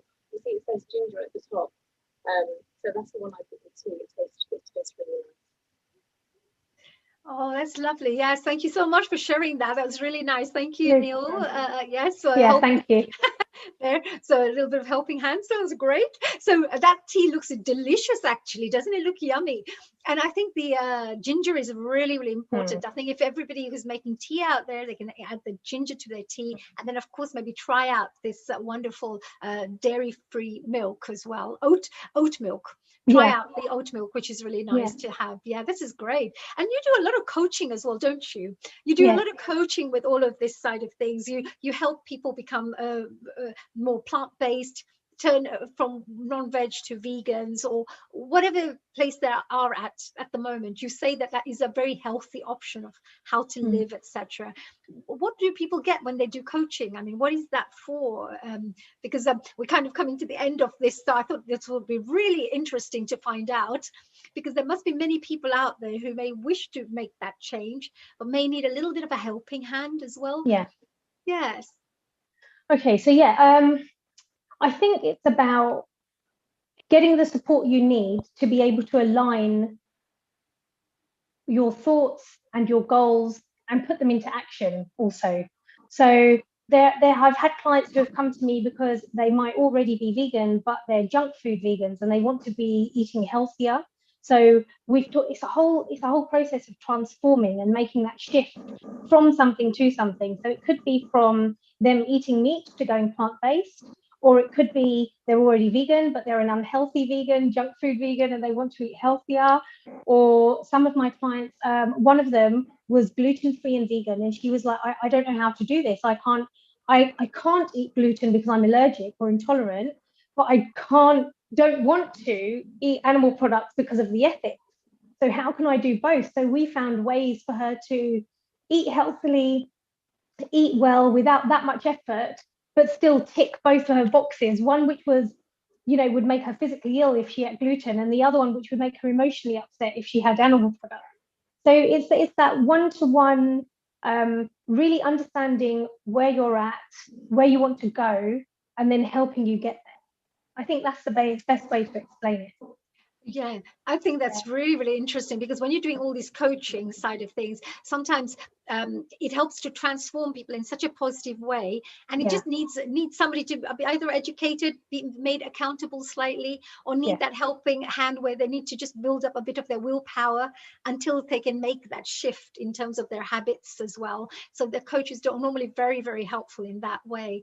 And I know that I noticed there was a free guide that you have on your website as well, where if anybody perhaps didn't want the coaching but just wanted to get some tips, some nice recipes and some tips on veganism, can you tell us just a little bit of how people can get access to that free report, so our viewers, if they wish to find out more? Yeah, literally, if they go to, I'm just going to check the link before I say it to you. So they go to plantshift.com and /vegan-guide. That's it. And then they'll email me, contact me through that to sign up for it. And then I'll send it to them. And it's really good because it shows you recipes and also non-food. And just quickly going back to food, can I just quickly show you these other few?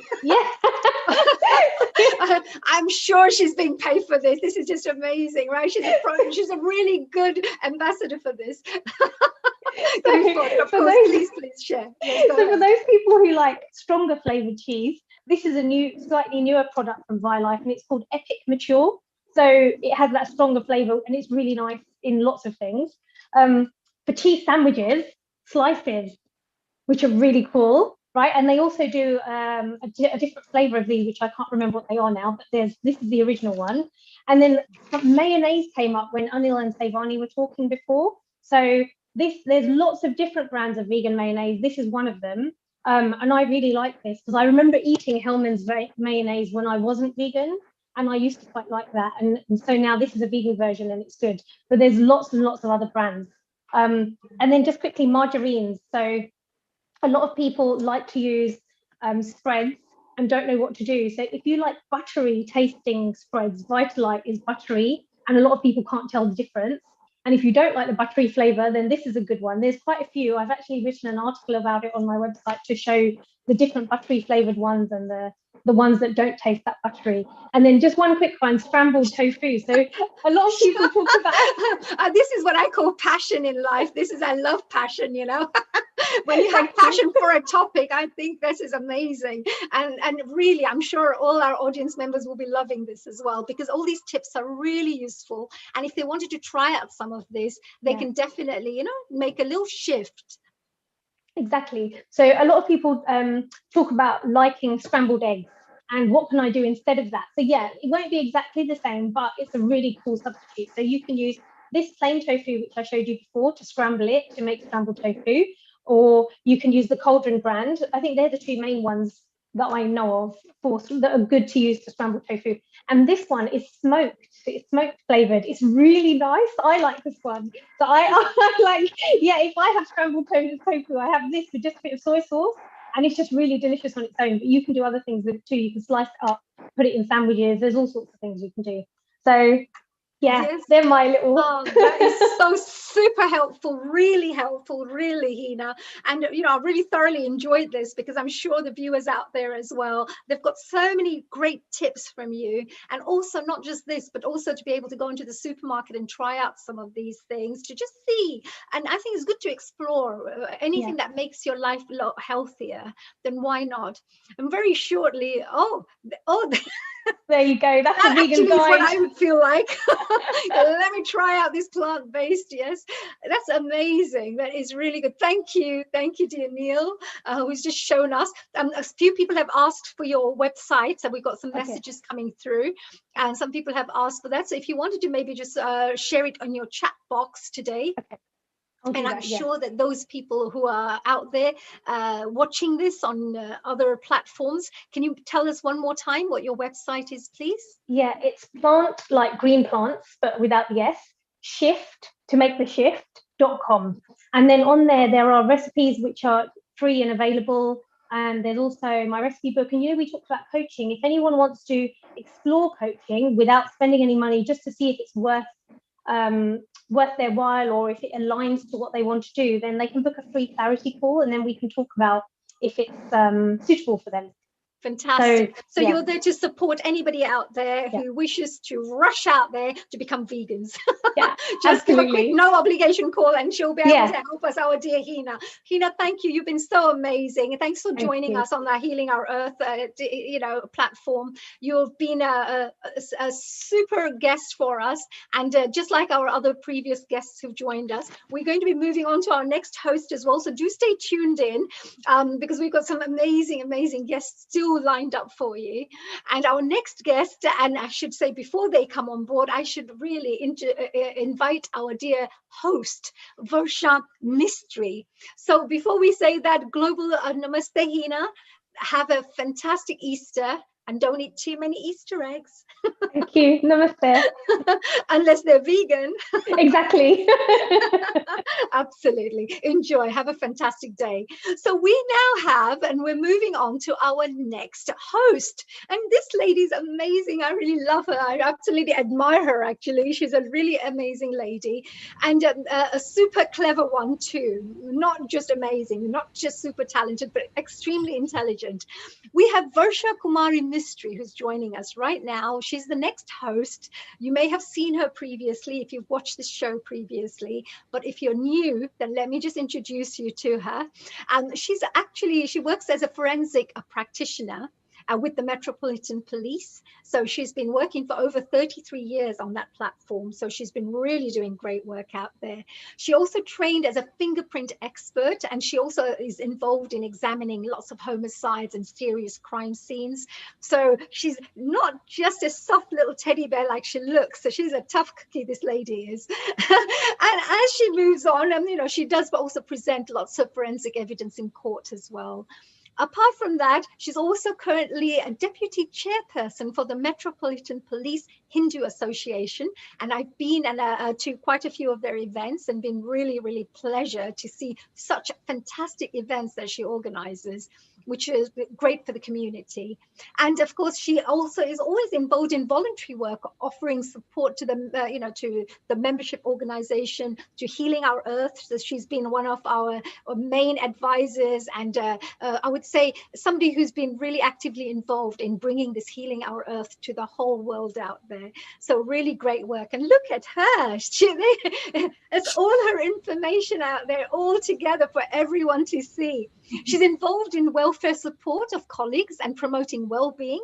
And as a proud mother of 3 children, which she doesn't look it because she looks so young, she's also, I think, a very spiritual person. So she is not just a mother, not just all these professional things that she does, but she's also very much in the heart of, I would say, working within the family as well as the career, which a lot of people out there find very difficult to balance. So this one lady knows how to balance herself in all of that. Now, before I go and talk about this whole book about Varsha Mistry, why don't we just call her and invite her to talk about herself and our other guests. Hello, dear Varsha. That was a long-winded way. I got really excited to interview, to bring you to our platform, and I got so super excited there. Namaste, Jenny. Thank you for that warm welcome. Lovely introduction. A global namaste, my dear Varsha. You are so amazing. Have you been having a good Easter day today? Have you been having a good Easter weekend? Yeah, just today, just trying to catch the last bit of sunshine and listening to Hina's amazing presentation. Like, it's always an education, isn't it? Learning. Absolutely. She was great. We saw your lovely smile, that big smile beaming when you were listening there as well, as always. So Varsha, you have some really great guests who are going to be you're going to be introducing now. So I am going to be moving from this side of the chair to watching it from the other side and watching you present these wonderful next guests of ours. So all to you now, and have a wonderful Easter from myself, and hope the rest of you all enjoyed these wonderful guests of ours. Thank you, honey. Thank you so much. Always a pleasure to see you, and thank you for all your support in so many ways to Healing Our Earth and indeed the Metropolitan Police Service. Very grateful to you. But yeah, I'm glad you can stay on, honey, and thank you for holding the reins so far and so well. Thank you. I'm learning from wonderful people like yourselves, and actually on our Healing Our Earth platform, we tend to find that Neil Kumar and our team that we have here helps us to really feel at home and really enjoy the experience of sharing this wonderful knowledge with the world, and to educate, to inform, just like what you do with others as well. We're all part of the same family now, the Healing Our Earth family. So it's wonderful to be here.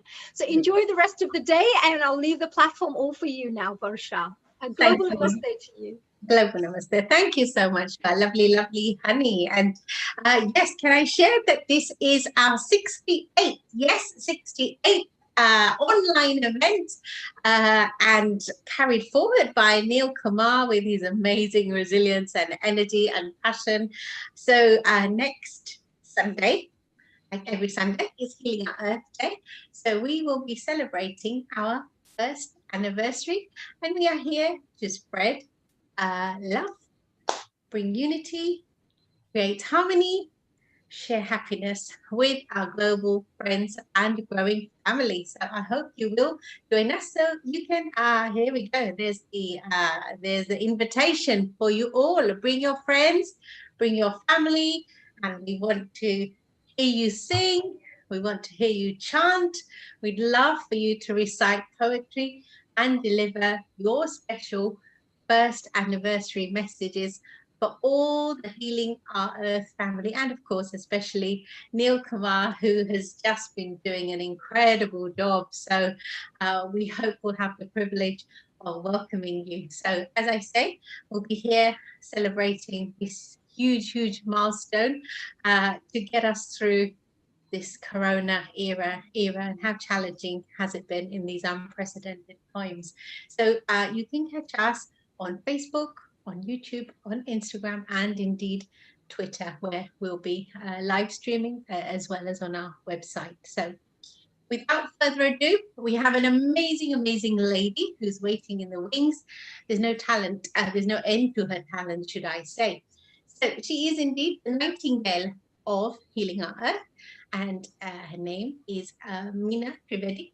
She's my Guruji, and as well as being an amazing singer, performer, music teacher, she's trained in classical Indian music and specializes in Bollywood songs, bhajans, ghazals, Ras Garba. Many of you will have seen her during our Navratri events. She was absolutely amazing as always. And of course, classical music. Meena has performed in various prestigious events and venues, including Trafalgar Square. Diwali in Trafalgar Square, as many of you will know, attracts a crowd of around 40,000 people. So yes, there she is. You can see Meena Ben's intro there. And on top of all of that, she's also a keen cook and regularly prepares various dishes for friends and family. She's looking forward to sharing with us her secret of ginger cake. We spoke about ginger just earlier in your tea. Now we're going to talk about it in cake. And this cake is really special because you don't have to bake it. So, Meena Ben, are you with us? Yes, I am. Global Namaskar, Varsha Ben. How are you? Global Namaste and a warm welcome to you. I'm very looking forward. Thank you so much. I believe you're enjoying the sunshine. Yes, I managed to get a little bit of it this afternoon, but I heard it's going to be a little bit chilly again tomorrow. So yes, I did manage to catch a little bit of it. So how's your weekend been so far? So far, yes, so far so good. I was looking forward to this evening because I'm going to demonstrate no-bake ginger cake for everybody. Yeah, I'm intrigued how you do this. Trust me, it's no-bake, but it tastes amazing. Wow. Yes. Before I start demonstrating the ingredients and how it works and all, I'm going to sing a few lines for you. Wow! How singing is my passion. I have to sing. Excellent. Yes. I mean, we heard in a previous session, a cooking vegetarian kitchen session, how the vibrations in your mind and your attitude affect the food you are making. So this cake's going to taste delicious if you sing before you make it. So please take it away. You said it very correctly. And this song actually is for you. Tu jo mere sur mein तू जो मेरे सुर मिला ले, संग गाले, तो जिंदगी हो जाए सफर। तू जो मेरे मन का घर बना ले, मन लगा ले, तो जिंदगी हो जाए सफर। तू जो मेरे सुर मिला ले, संग गाने, तो जिंदगी हो जाए सफर। तू जो मेरे सुर में। Did you get a hint here, Varshabin? That was beautiful. That was absolutely तू जो stunning. मेरे सुर में सुर मिला ले. Yes, I'm trying. Safar. So I would like you to sing a few lines as well very soon. Oh, because you are a wonderful singer yourself, Varshabin. how do you? Oh, how do I follow that up, Minaben? I'm feeling the pressure here. Beautiful, as always, beautiful. So, yeah, thank you for that. It's always a pleasure being on with you. No, definitely, I would like you to sing a few lines. Wow. So just prepare yourself. The ingredients of no-bake ginger cake is actually very, very simple. I've got some biscuits here, which are ginger biscuits. We call them ginger snaps. You get them very easily in all the supermarkets. And I have got some chopped or sliced strawberries, some blueberries, some decorations. That's caramel sauce. I just love caramel. And this is coffee water. Wow. This is coffee water. So these biscuits,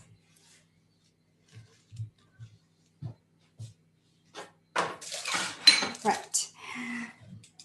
And I have got some fresh cream here, which I already whipped with some icing sugar. Okay. And a little bit of pineapple essence, so it gives that lovely flavor of pineapple, and a few drops of vanilla essence. And that's how I have whipped. It's thick peak. Okay, so what I'm going to do is I'm going to dip each and every biscuit in this coffee water. The first one, I'm not going to dip it so much, just half of it I'm going to dip it, purely because it gets soggy very easily, and we have to make them stand like this in a row. Okay, so if you dip it too much, it'll just collapse. So we have to be very, very careful. So I'm just going to dip it a little bit like this. That's the first one, that's why. Okay, do this and take a bit of fresh cream. As you can see, it's so basically you just spread some.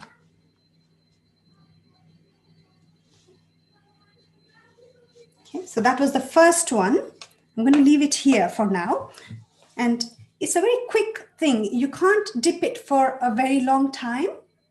Okay, so I'm going to just dip, take it out. That's it. Wow, that was quick. Yes. So with the coffee, Minaben, can it be any coffee, or is it any coffee of your choice? And the good thing is we don't need any sugar, butter, anything, because biscuits have sugar and butter, and so we don't actually need any sugar and butter. So how I'm going to do is I'm going to make them stand like this. Yes. Oh, wow. Okay. So they stand. And you can make as long as you want, depending on how many people there are in your family or how many guests you're going to have. So you really have to be quick. If you take a long time, if you leave it in the water for a long time, it will just collapse. Right, right. So And be careful. how strong should the coffee be, Minaben? Does it have to be? I am not a coffee loving person, so I have not made it too strong, as you can see. But if you like coffee, yes, you can make it as strong as you want.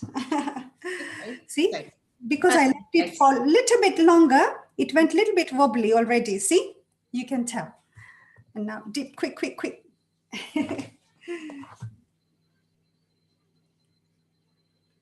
It's nothing like the smell of coffee, is there? Yes, true. I'm not a coffee loving person, so. Yeah, I have it. I have it when I need to make myself more alert. Yes. When there's been a late night, I tend to hit the coffee to get me through the day. I try not to rely on it too much, but yeah, I love the smell of coffee. Many people do. See, this is how you generously spread fresh cream. That's actually double cream that I have whipped with some icing sugar and a few drops of pineapple essence and a few drops of vanilla essence. You can put any essence in there. Right. Yeah. I'm just trying to think, if we were going to make this vegan, you just substitute the Yes, cream. you can. Yes, you can. I think those ginger nut biscuits are vegan anyway, from what I understand. So it's a really quick. You can also spread soft cheese, which you can get vegan soft cheese as well, and you can make it vegan too. Sure. So many alternatives available now. So it's really good. We are spoiled for choice, aren't we? Yeah, definitely. Definitely. And sometimes, the vegan options even taste better than the other. Yes, absolutely. Yes. We had some vegan burgers on our barbecue today, and I know my children often prefer those than the alternatives. So they're doing things really well at the moment, I'm pleased to say.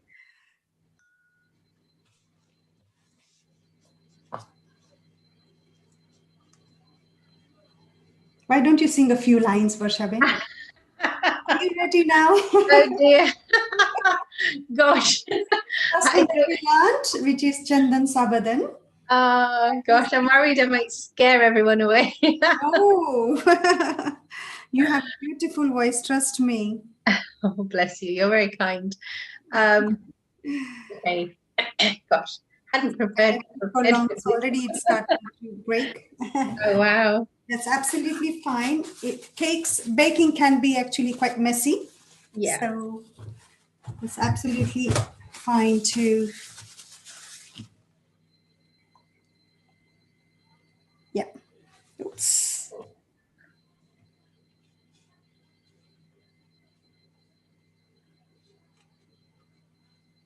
Okay. Yes. Looking amazing. It must be really good, like if you have a short notice visit from somebody to be able to put that together. Because, right. I'm always panicking when you get that phone call. That's right, and it's so quick. It just doesn't need a lot of ingredients. You just need to have some fresh cream in the house, and biscuits. You can just store them. Yeah. I'm always in a panic when you get that phone call. Yes. Oh my gosh. This is a quick dessert, actually. Yeah, it looks amazing already. So, is this something you created yourself, or where does this inspiration come from, Minavid? I watched something similar to this on YouTube. Okay. Just created my own. They're the best recipes, aren't they? When you add your own twist to it. And I think during all these lockdowns, there have been so many different culinary aspirants and creativity emerging, and it's been wonderful. It's been absolutely wonderful. It's great that Healing Our Earth are able to bring us, all these tips and tricks and lovely recipes from across the globe. I think we're in Mauritius and Malaysia earlier on, and I think we're going to Hong Kong in a while. Wow. It's such an education, these Sundays. Absolutely brilliant. But totally that's agree. great, the way your biscuits are just Stand up. Wow. So basically, you just have to make them stand in a line. Right. And as I said, you can make them as long as you want, according to how many people you have to feed. You know, I'm looking at that. I was just thinking that a lot of children, they love this thing that some shops sell that is called a caterpillar cake. Yes. A bit like caterpillar, yes. Everybody knows about the caterpillar cake. And I can see that you could quite easily turn that into a caterpillar cake quite easily. So clever. I love those ginger biscuits as well. I love ginger and everything. And like Honey was saying earlier, especially in the winter, you need. Yes, ginger is actually very good for health.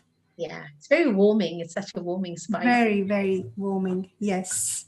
And so many health benefits. It's got anti-inflammatories and all sorts. Yes, so, correct. Yeah.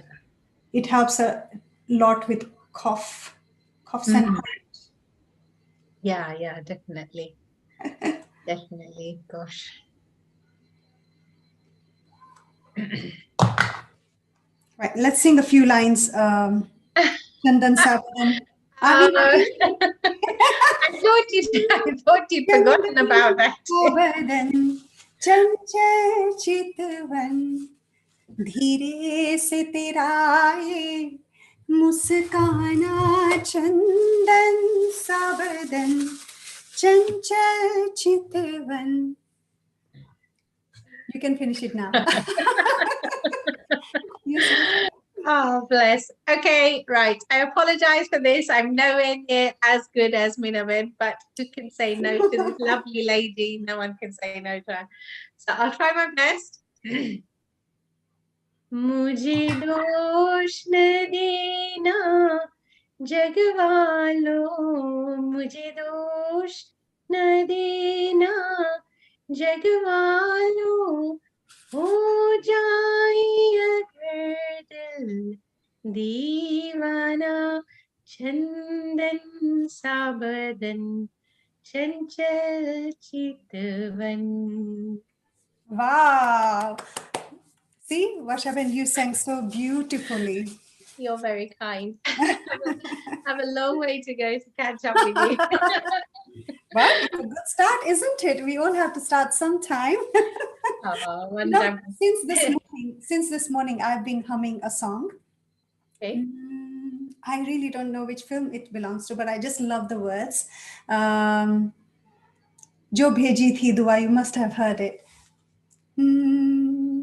किसे पूछूं है सा क्यों बेजुबां सा ये जहां है, खुशी के पल कहाँ ढूंढूं बेनिशा सा ये यहाँ है, जाने कितने लबों पे गिले हैं, जिंदगी से कई फासले हैं, बस जीते हैं सपने क्यों आंखों में, लकीर जब छूटे न आंखों में यूं बेवजह, जो भेजी थी दुआ वो जाके आसमां से यूं टकरा गई कि आ गई है लौट के सदा, जो भेजी थी दुआ वो जाके आसमां से यूं टकरा गई कि आ गई है लौट के सदा, किसे पूछूं है सा क्यों बेजुबां सा ये जहां है. Amazing, absolutely amazing. Thank you. I've been humming this song since morning. Gosh, I'm just wondering, like, would it help a person to sing if they eat loads of that ginger cake you're making. I'm trying to unlock your secret, Minaben. How do you do it? Secret? There is no secret. Just sing while doing whatever you want. Wow, that was amazing as always, and yeah, we never want you to stop. Our caterpillar is taking shape. And this is a sandwich bag. I'm not using any piping bag or anything special. We all have sandwich bags at home, okay? So here's the sandwich bag. What I did, just to make it neat and not too messy, I'm going to put this half. I don't know if you can see, yeah. And I'm going to do this. See? Wow, okay. And I've got special, this is double cream as well, the same as what we had earlier, what we put in here. But the only thing is I've put some pistachio flavoring in there. Oh, wow. Okay. And some, again, a few drops of, what do you call it? Vanilla essence. Sure. And this is slightly soft peak. This is thick peak and this is soft peak, because soft peak so that we can spread it easily. Nice, okay. So that's what I've done. And it's very easy to pour because first, I always use this silicone spatula. I just love it for my baking. So I'm going to put it just so that it's neat. Right, of course. Otherwise, baking can be really, really messy. Oh, yes, I know. Like this. I never like washing up after I've done the baking. See, it's so neat and clean. You don't even feel you're making a cake. Okay, it gives that nice green color. Yeah. You're just using an ordinary sandwich bag. No need to invest in these amazing little piping tricks that you get. As you can see, I have filled almost the whole glass. And wonderful flavors you've got going on there. You have pineapple Minaben, you have vanilla, and now pistachio with the ginger biscuits and coffee. It's sounding amazing.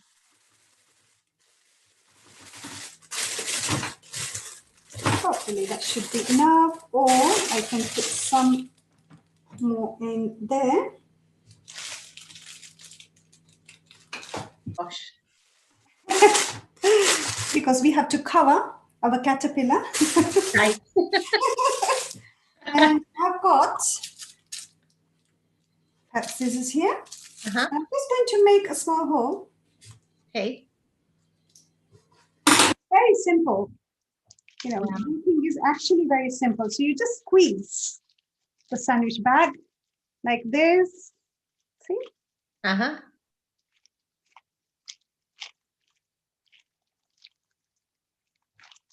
I always loved cooking, baking, but I never thought I'll demonstrate one day. Thank you, Risma, for giving me this opportunity. It's going really All you do is see, so that it spreads evenly. You can also do it with a spatula straight away. You don't have to use this. But I like to.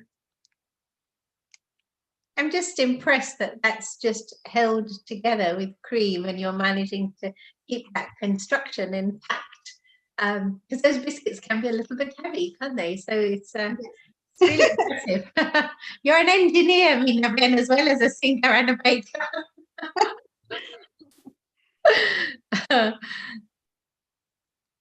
I love baking, that's for sure. It looks delicious. I just trying to imagine what those flavors must be like all together. It tastes so nice. You are most welcome to have a slice. Come and have a slice. Better times, definitely. You try and keep me away. We're nearly we're nearly out of the woods now, hopefully. Yes, we are. Yes, we are, hopefully. In a few months we'll have some normality. And I guess we really appreciate, all the little things that we've been taking for granted up to now. Very true. Very true. Yes. And yeah, literally seeing people just seems like such a huge luxury now, doesn't it? Like, it is a luxury which we never valued before. yeah.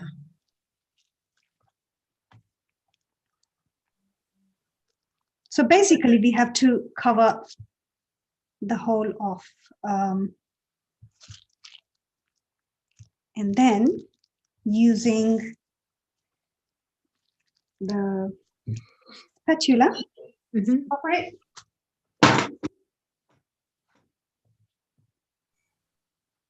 Oh, just spread it over. And if you think you a little bit of water, you can. Right. Okay, so the water helps to smooth it over then. It does, yes. Ah, thank you. We're learning something here. That's really interesting. So, yeah, you're using a spatula dipped in water to smooth Just to smooth it, yes. The freshly whipped cream. Does that keep for long once you've made it? Is it something that you'd have to eat straight away, would you say, Minawel? Sorry, say that again, Varshavi. Is that something that is this cake something that you'd have to eat straight away? Or No, you can leave it. Yeah, you can leave it for about 2-3 days, even in the fridge. Really? Wow. Oh, wow. That's interesting. So basically, a little bit of water. Oh, and that's coffee water. Oh, is it? Yes. The same coffee water that we used to dip the biscuits in. Oh, okay. And it's not colouring the icing at all, is it? It's not doing anything to colour the icing. No, not at all. Oh gosh, okay. Good. Right. Now I'm looking at that amazing fruit you've got there, and yes, I've got some strawberries. You can put any fruit, it doesn't matter. Even kiwi would look nice. Even kiwi would look nice. Some grapes would look nice. Yeah, I can imagine. Could make it really colourful, couldn't you?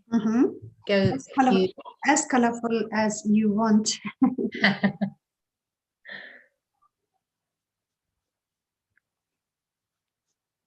It's just so nice that you know, the like what you're making today, and what Hina was sharing earlier, that you know, the eggless and the vegan and the vegetarian is definitely becoming like more commonplace now, whereas before, yes.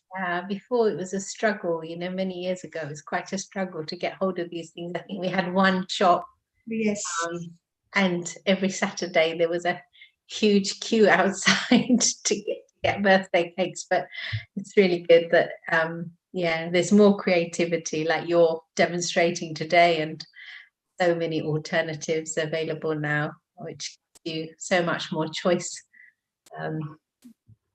Especially with the sweets, and cakes. Looking very neat, you know, Ben. I'm trying my best.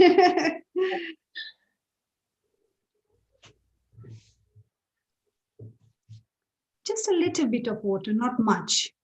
Sure. Just to smooth it out, that's it. You just make it look so easy. It is actually very easy. It is very easy. I guess you can use any biscuits, but they have to be hard because ginger biscuits are hard. Yeah. So you have to have any biscuit, but you can use any biscuit, but they should be hard. Okay, to hold the shape, presumably. Exactly. Otherwise, they become soggy very easily. Sure. Yeah, that can be frustrating. I'm, by confession, a person who dunks their biscuits, and there's nothing worse when you lose it in your tea. But the ginger nuts generally do hold on, don't they?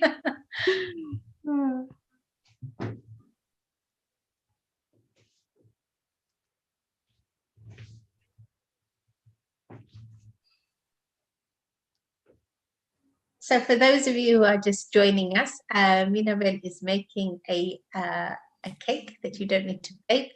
And what's gone in there so far is ginger nut biscuits. She's dunked them halfway in a coffee solution, and she sandwiched them with a whipped cream with pineapple and vanilla flavoring. And just by sandwiching them together, she's made a row of ginger biscuits, and now she just covered them with whipped cream, which has been flavored with pistachio. And so now we're going to decorate with some delicious fresh fruit. Strawberries we have there. And you know what? I don't throw these leaves that are there on top of strawberries. They are I use them to decorate. So can you eat them? No, you can't. But I would just decorate them. So add a bit of green, add a bit of color. Like that. I would just use them to color. And these strawberries, I would put them on the side.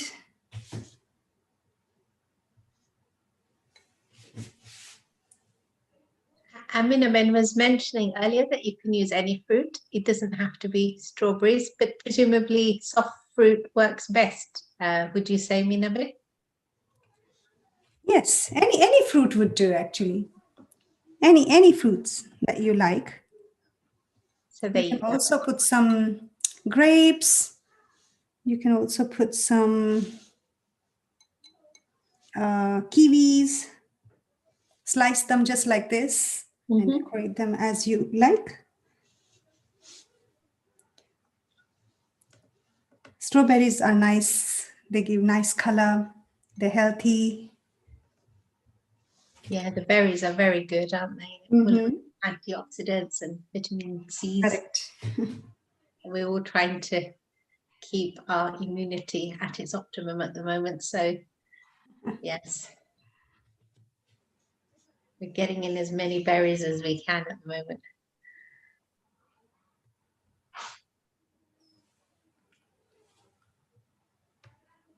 I was listening to Hina speaking earlier about the masala tea and stricken without any dairy. It's so interesting. Which is very interesting. I was listening to her, yes.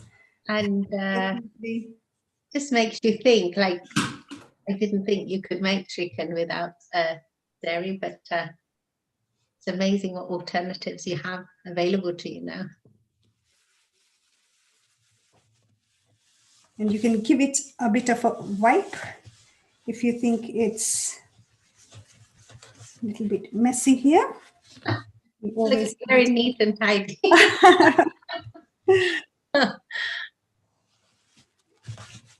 Baking can be very messy, actually. Yes, yes. Yes, you have the flour out and everything. It's it does get everywhere, no matter how hard you try. Right. And I've got some blueberries here, and then I've cut them in halves like this. Right. So I'm just going to place them. Oops.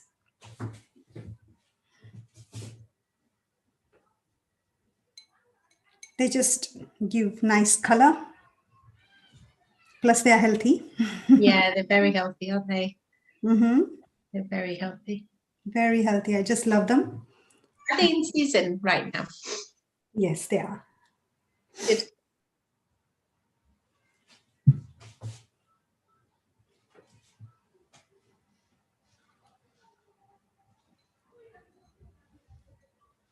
You can also put some grapes if you don't have berries.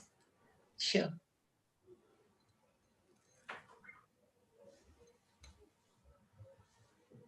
You can be as innovative as you want in cooking, just like as singing. With singing, we can be as innovative as we want.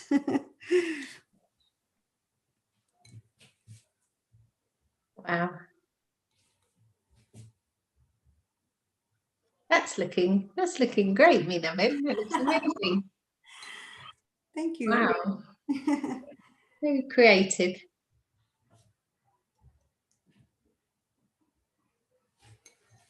Those sharp flavors must really complement all the, you know, the pineapple and. I've got some sugar decorations. If you have a sweet tooth, you can just to give some more color, red, yellow, blue, green. Gosh.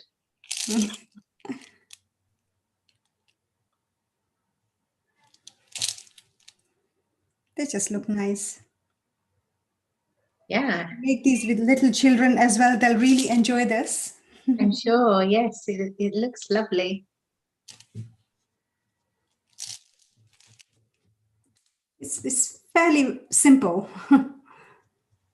Everybody can make this.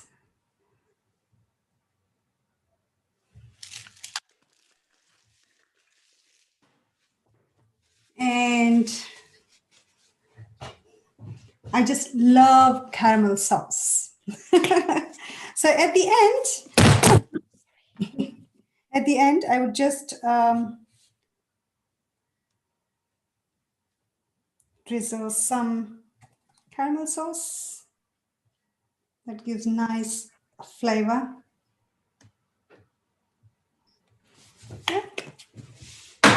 Wow. That looks really indulgent. Amazing. That looks amazing. Gosh. It's nice. Now, I will show you how to cut it actually. Okay. Yes. So this cake, you should never cut them like this. If you cut it straight like this, you'll never be able to see the layers inside. Okay? Right. So you have to cut slanting like this, diagonally. Okay, so I'm just going to show you what it looks like.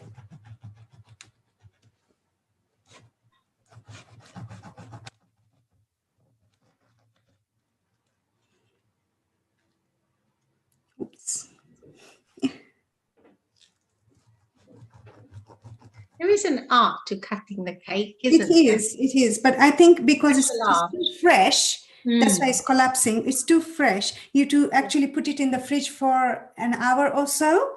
Okay. But you can see some how do you call it? Some layers here. Sure. Not very perfect though, but because it's really fresh, otherwise you can see some layers here. Ah, okay. So Yeah. that's a good tip for all fresh cream cakes, I presume. That's right. You just have to let it set in the fridge for an hour. But I thought I'll show you how it looks, but it didn't come out very well because we have to set it first. It for an looks hour. delicious. It looks absolutely Everything amazing. sets perfectly, and then you can, when you cut in slanting, it just, you can see the layers. Sure. Oh wow, that's you learned so much there, Meena. Thank you. Thank you for sharing that with us. Thank you so much. And your tip of using the sandwich bag to pipe the icing, that was really, really useful because yeah, there might be people who might avoid that because they don't think they've got the right equipment. But you shared so many of your tips with us kindly. Thank you so much. And Thank you so much. Thank you for singing the song as well with me. thank you for bearing with my singing. No, you were amazing as usual. No, thank you for singing for us and sharing your wonderful recipe. I'm sure loads of people will be trying that at home. So could we just quickly do a recap again of what you did there, Meena, for those who are just catching up now? Maybe Yeah, sure. I used ginger snap biscuits and I had some coffee water. All I did was dip the biscuits in coffee water quickly and spread some whipped double cream on top, and just make them stand in a line, and then cover it with another set of double cream. with any flavor that you like, and then top it up with any fruits that you like. You can also put anything. It really doesn't matter how you decorate your cake. It really doesn't matter. So that's how it is. Amazing, amazing. Well, It's thank you so much. fairly simple. Yeah. That was wonderful and definitely something I'll be trying. Thank you so much for sharing that with us and for singing with us. That's always welcome. Thank you so much for having me. Please do stay with us, and we hope to see you again with another one of your amazing recipes, and indeed with your beautiful voice. Thank you. Thank you so much. Global Namaste. Namaste. Global Namaste. Thank you so much. So that was our amazing Meena Trivedi with her no-bake ginger cake. It looks delicious. I'm feeling really, really hungry now. So without further ado, we have a very special lady who's going to talk to us about being healthy for life. Her name is Carla Halford. Before I introduce her, I'd just like to welcome Carla. Carla, are you with us? How are you today? Hello, namaste. Thank you very much for having me. I'm Oh, very excited to be involved with the global health team. a warm global welcome to you, and namaste, dear Carla. Thank you for taking the time to join us today. If I may take a few moments to tell people about your amazing skills and capabilities before we bring you on. Is that okay? Yes, of course. Yeah. So let me tell you, Carla has been in practice for no less than 30 years. Yes, for 30 years, she's been working in the technical team of a leading supplement manufacturers for 10 years.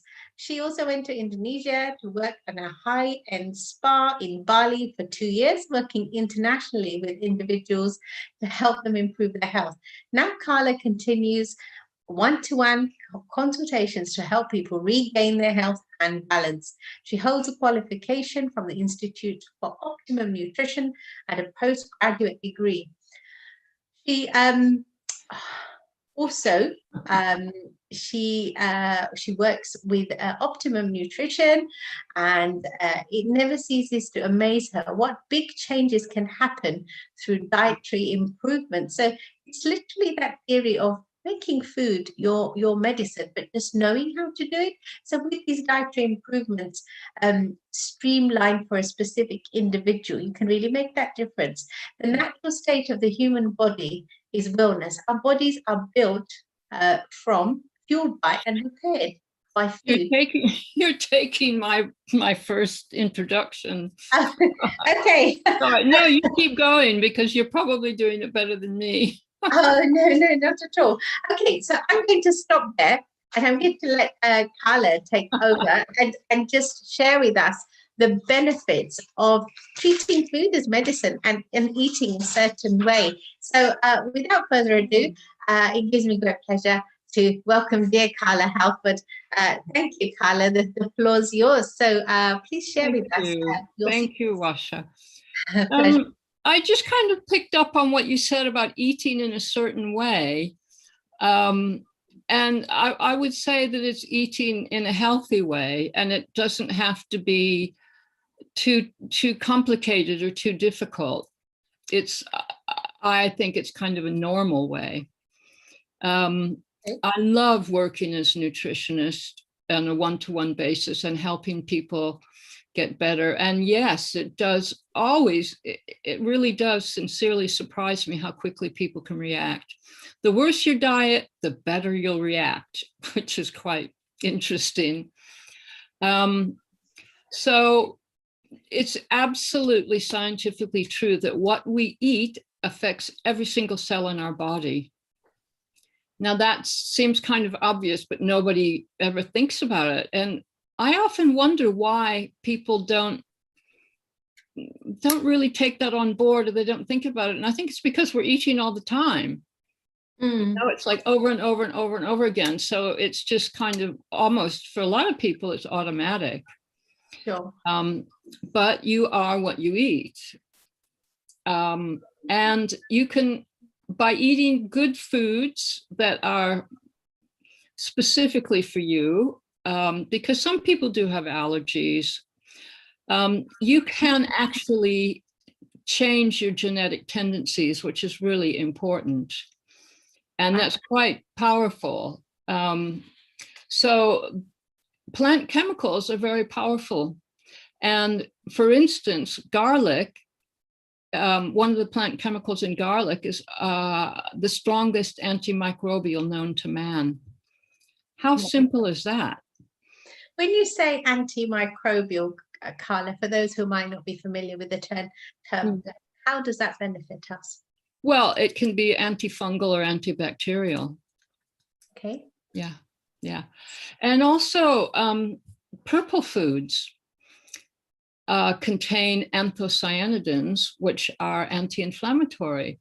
So you can get purple onions, you can get purple cabbage, you get purple grapes. You know, start noticing around you, you know, the colors of foods, because a rainbow diet, you know, that was kind of became popular quite a few years ago. But it's good to have a broad diet, not eat the same things all the time. So if you think about having a rainbow diet and, you know, different colors of food, like, you know, you've got red peppers and yellow peppers, you know, they all contain different things. Another thing I wanted to talk about was our gut bacteria. It's also termed microbiota, microflora, microbiome. It's all the same thing. And it's a fascinating, fascinating subject. And they are really, really steaming ahead with fascinating research done. So we all have about 4 pounds of bacteria in our gut, and they're good guys and bad guys. And the quote, bad guys are supposed to be there. So what you always want is a balance. And the repeated use of particularly antibiotics and steroids can really throw things out of balance. And also a poor diet will throw it out of balance. I mean, I have occasionally met people that don't eat vegetables, which that always surprises me. And also it's recently been found that there is a definite link between your gut and your brain. Wow. Yeah. I mean, when you think about when you're anxious, you get butterflies in your stomach. True. But there's all, you know, there is a definite link, and that kind of kicks on to, there's a link between your gut bacteria and depression. And that's what that's what they're finding. I mean, it's so fascinating. It's really interesting. Wow. So we're really looking at the whole functions of the body in a holistic manner through diet. So, you know, in this challenging corona era, there have been significant mental health concerns. Yes. So if you were suffering from depression, let's say, what could you do to in your diet to improve it? Or would you say it's a tailored approach for each individual? Oh, I would say get outside. Okay. And I wouldn't have, I'd probably avoid having stimulating food like coffee and a lot of coffee. I'd probably drop the sugar. They've also found that people that get depressed have got a different microflora profile, as do people that are obese and people that are diabetic. So, and you get your gut bacteria when you're born, you pick it up from your mother. And we all have an individual profile. What helps gut bacteria is fiber and fermented foods. And I want to talk about that a bit further, but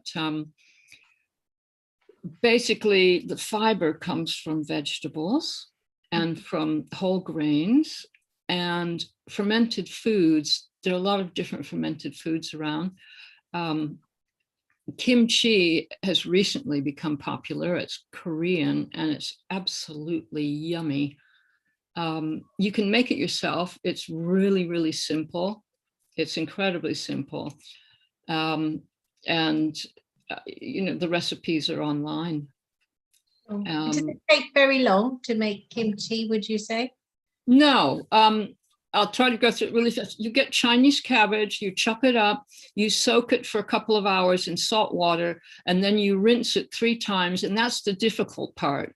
Okay. Right? And then you squeeze the water out and you put all your spices in.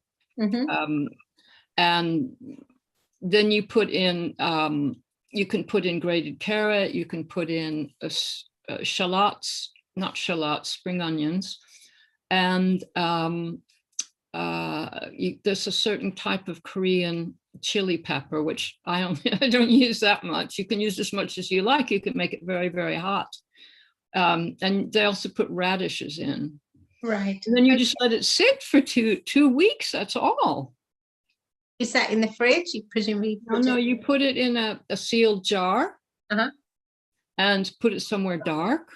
Okay. And in 2 weeks, you've got a delicious, like, condiment, really.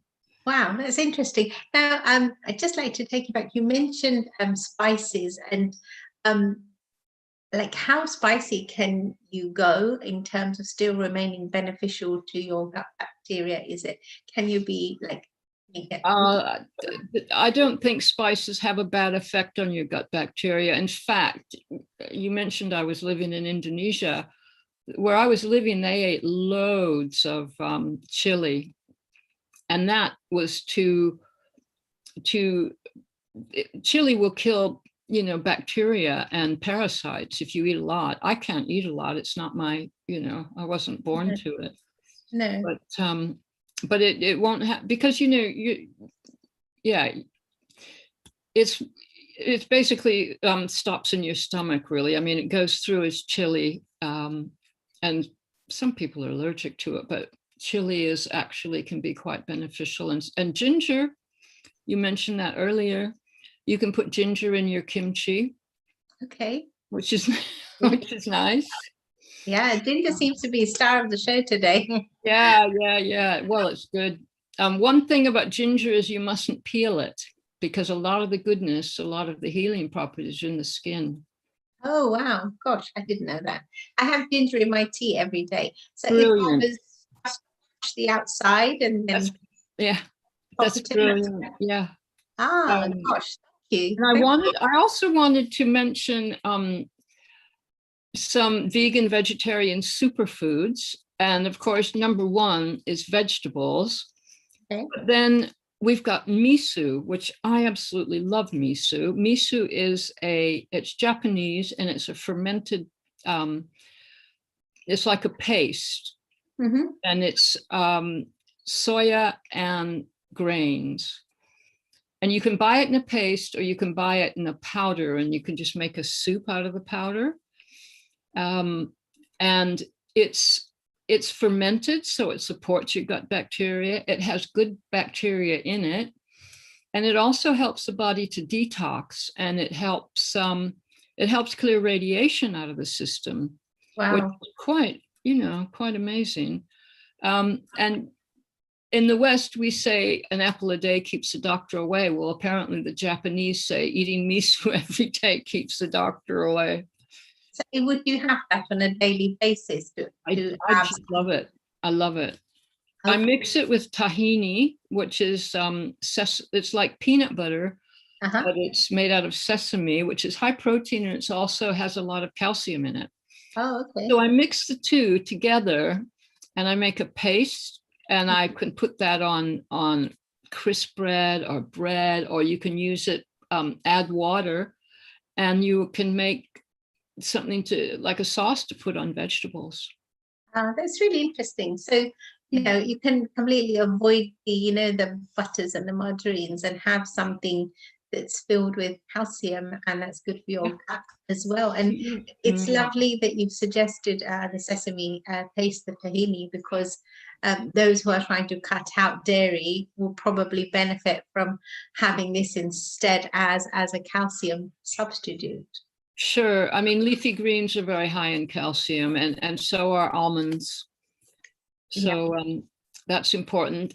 Another good food is chia seeds, because they support the lactobacillus, which is a name of one of the good gut bacteria, little guys. And they're high in fiber and high in protein, and they're used to make puddings, because you soak them, in almond milk, or something like the vegetarian milk, and you can add, there are lots of recipes. My recipe didn't turn out wonderfully, but it's to me all the time. I ate it anyway. It happens to me all the time. So, Kale, the chia seeds. So, you mentioned they're good for protein as well as calcium. How much should just protein? Oh, sorry. Yeah, protein. Yeah. So, how much should one have a day? Let's say. Yeah. Well, I mean, I would think like a teaspoon a day, but if you make a pudding, you make it with 3 tablespoons, but you're not going to have that pudding every single day. Right. One of the really important things is you want a broad diet, and people get bored and they're busy. They do the same thing every day. Well, more or less. Yeah, it's convenient and you get bored. I think that's yeah. It's to evolve. It's tricky. Quinoa is also very good. That comes from South America. Right. Yeah, that's high protein and low carbohydrate.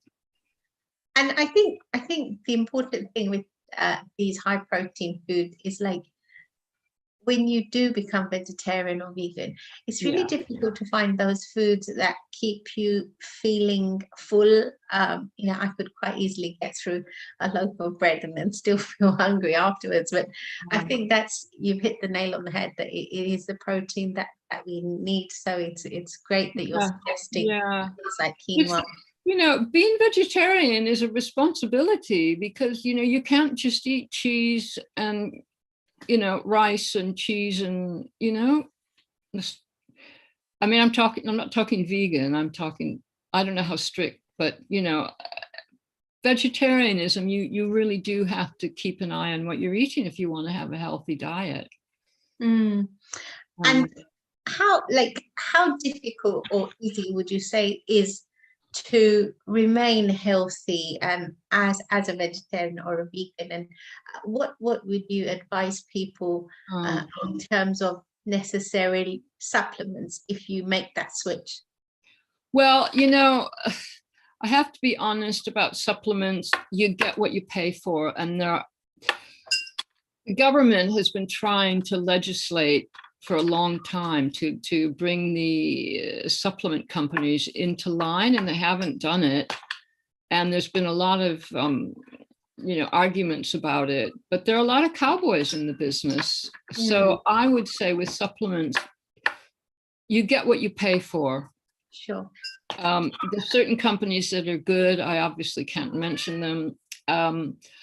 And I mean, if I recommend supplements, it's very much on an individual basis. I would just say maybe get a good multivitamin. Right. I mean, there's certain, yeah. I know, like B12 is the thing that, most people are advised to boost on.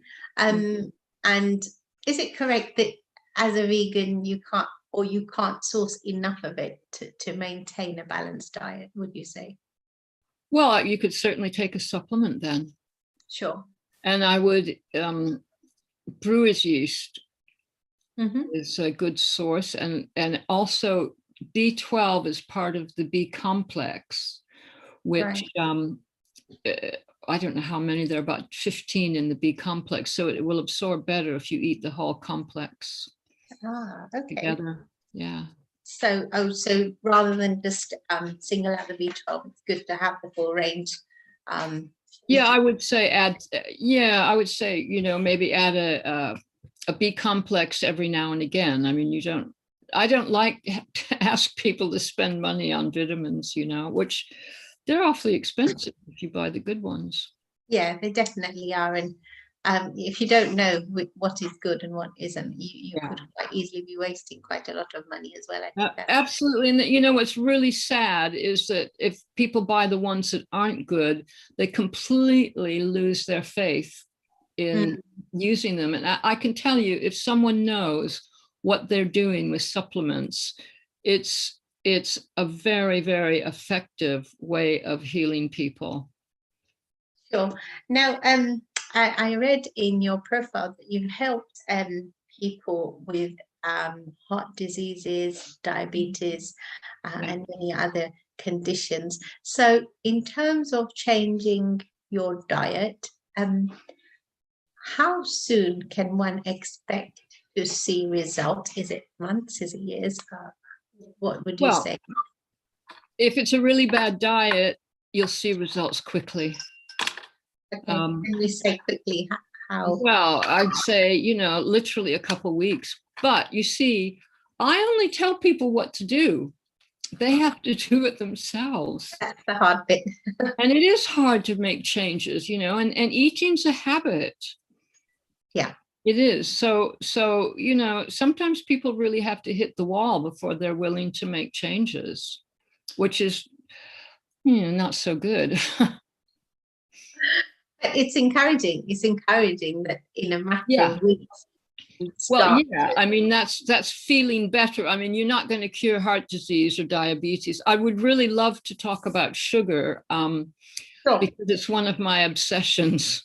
I ate absolutely masses of sugar as a child. And, we didn't know any better, or they didn't know any better in those days. And luckily, I became a nutritionist and I avoided I'm sure I would have been diabetic by now.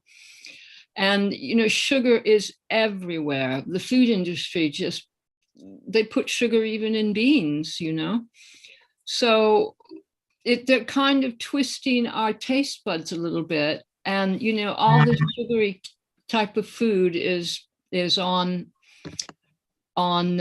display next to the cash, when you go to pay and etc. There are sugar substitutes you can use. Right. Stevia, xylitol, and erythritol. Now, these you can use in cooking. You can put it in tea. Mm-hmm. In all honesty, I would suggest people try to get used to not having sugar, because you do after a while, you definitely lose the taste for it. But, if you want to do it slowly, you can get these, which they don't affect your insulin levels. Right. Okay.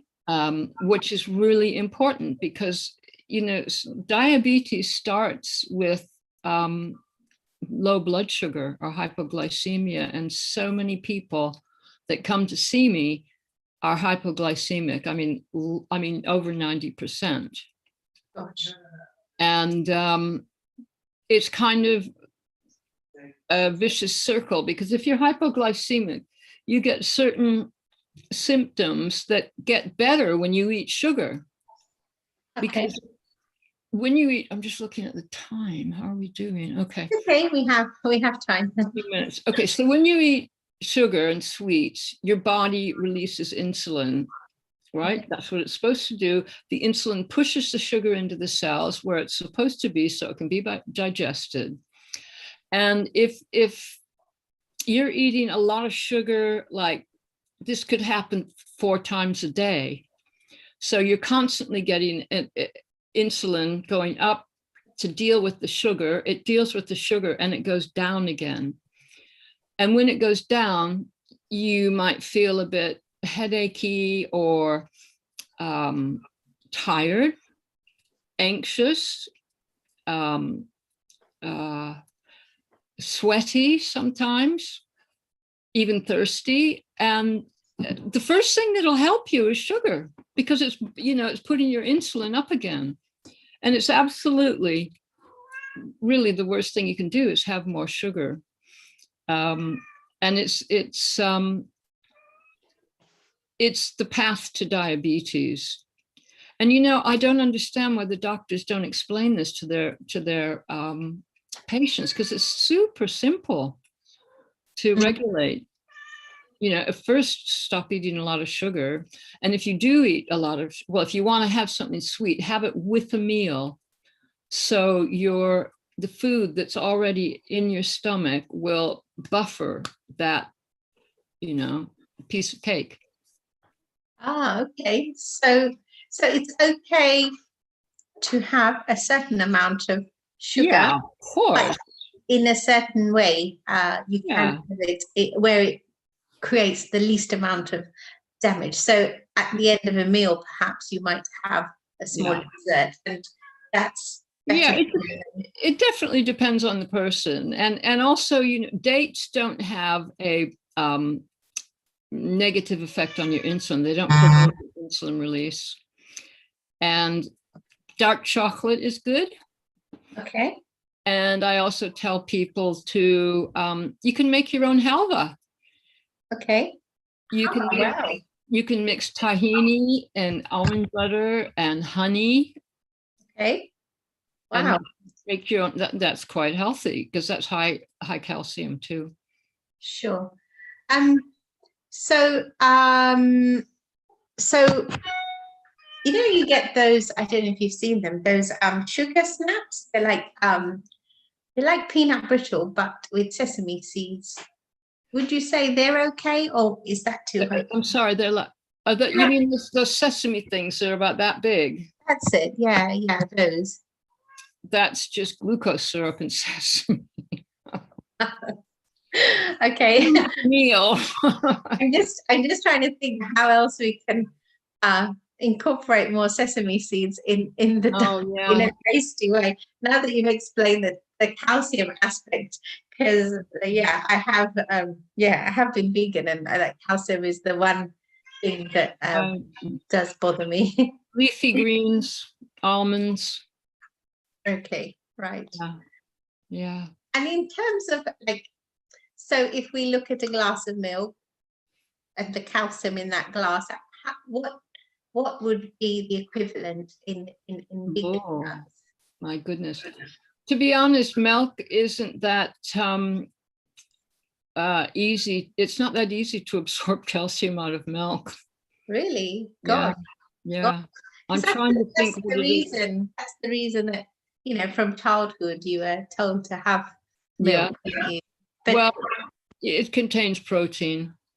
Okay. Right. One little tip is, if you find it difficult to digest nuts and seeds, soak them overnight. Okay. And that'll help you digest them. Okay. And that's another source of calcium as well? Yeah. Yeah, nuts and seeds. Tahini, and you can also get almond butter. You can get nut butters. Okay. You know, another thing that's important, and it's I don't know. I mean, I find it interesting, but I'm a label reader. Right. I read all the labels. So all you have to do is pick up a jar of tahini or a jar of almond butter or cashew butter and read how much calcium's in it. Okay, right. Yes.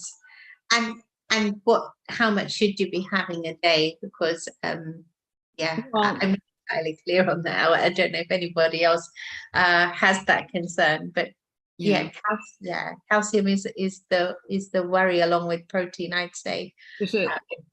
Okay, well, I mean, you could have it every day, but it depends on the quantity, and don't forget you're eating fat. Yeah, that's the other thing, isn't it? Especially with it depends how well you digest fat. Sure. Some people don't tolerate fat too well, but you know, I would say you could have, you know, probably 2 tablespoons a day. Don't quote me on that, or don't hold me to that, because as I said, I deal with individuals, but you know, it's not that much. You know, you can spread it on a piece of bread. Of course. Okay. Or you know, make a sauce out of it, in which case you'd probably use more. Right. No, I mean, they're great swaps for, you know, your ordinary butter or margarine, you know, that they have. They don't have any calories. No, margarine. Okay, tell us about the horrors of margarine. Why should we avoid margarine, Carla? Because margarine's a totally man-made product. Your liver doesn't even recognize it as a food. And they say now that margarine doesn't have any trans fats in it. Well, trans fats are very, very dangerous.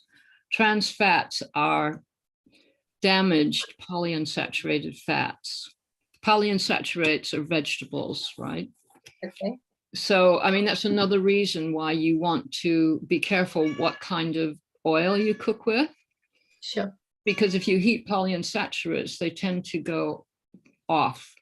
And if they go off, they will affect you on a cellular level and cause oxidation. So cold pressed oils are the best, and you don't want to heat vegetable oils. And that was the thing about margarine, is because they were heating it up to get the oil out of the seeds to make the margarine. Now they use, I believe they use a chemical process to do it. But it's just not, you know, as a vegan, you're going to have to use nut butters. Okay. Rather than butter or margarine. Really interesting and good to know, because just earlier on we were looking at all the alternatives to butter. Yes. Yeah. Gosh, it's interesting to know how it's produced, and not very natural from what I'm hearing. It's appalling. You know, you go into a supermarket and the whole aisle is margarine, because people thought if they ate margarine, they wouldn't get heart disease. That was how it was sold. That's right. That's right. Yeah. But yeah, so gosh. Okay, so I'm so glad. I'm so glad you're demystifying all our facts for us, and you know, helping us to make the nutritious choices rather than what we believe is healthy. And clearly, it's really important, you know. It's so I don't know. I think it's a commonality. It's because we eat every day. I don't just think people don't think about it. No, and I think it's what you mentioned earlier as well, that it is those habits and you know, creating beneficial ones and moving away from and I think that today, just listening to you for this short time, you know, I feel like I've been misled in so many ways, or you know, just wrongly assumed so many things. So it's been a incredible education, and I definitely will be making those you know, changes towards you know, definitely. So when you were talking about sugars earlier, and you mentioned dates and stevia, again, I'm guessing that there needs to be some moderation in terms of how much you should be having. So what would you say is a healthy quantity without you know, breaking the limits and doing just as much damage? I suppose it depends a lot on what you're doing. It depends on your metabolism. It depends on your genetics. But I would just suggest that people, you know, because sugar is nice. I have a theory that we crave sugar because we're the only mammals besides fruit-eating bats and guinea pigs that we don't manufacture our own vitamin C. And vitamin C is found in sweet fruits. Right. And I just kind of made that up, that we want sugary sweet things because of this need for vitamin C, but it's gone way out of the fruits, you know, onto, you know, sweets. So how much sugar can we eat a day? As little as possible. Okay, so could you, like, if you were to avoid it altogether, is that a good thing to do? Well, it's a very interesting test. I did that once. I mean, I do eat sugar. I eat sweet things occasionally. I try not to, but I do. But once I went a couple of months without having any sugar, and when I tasted it again, it was like, ugh. But I soon got used to it again.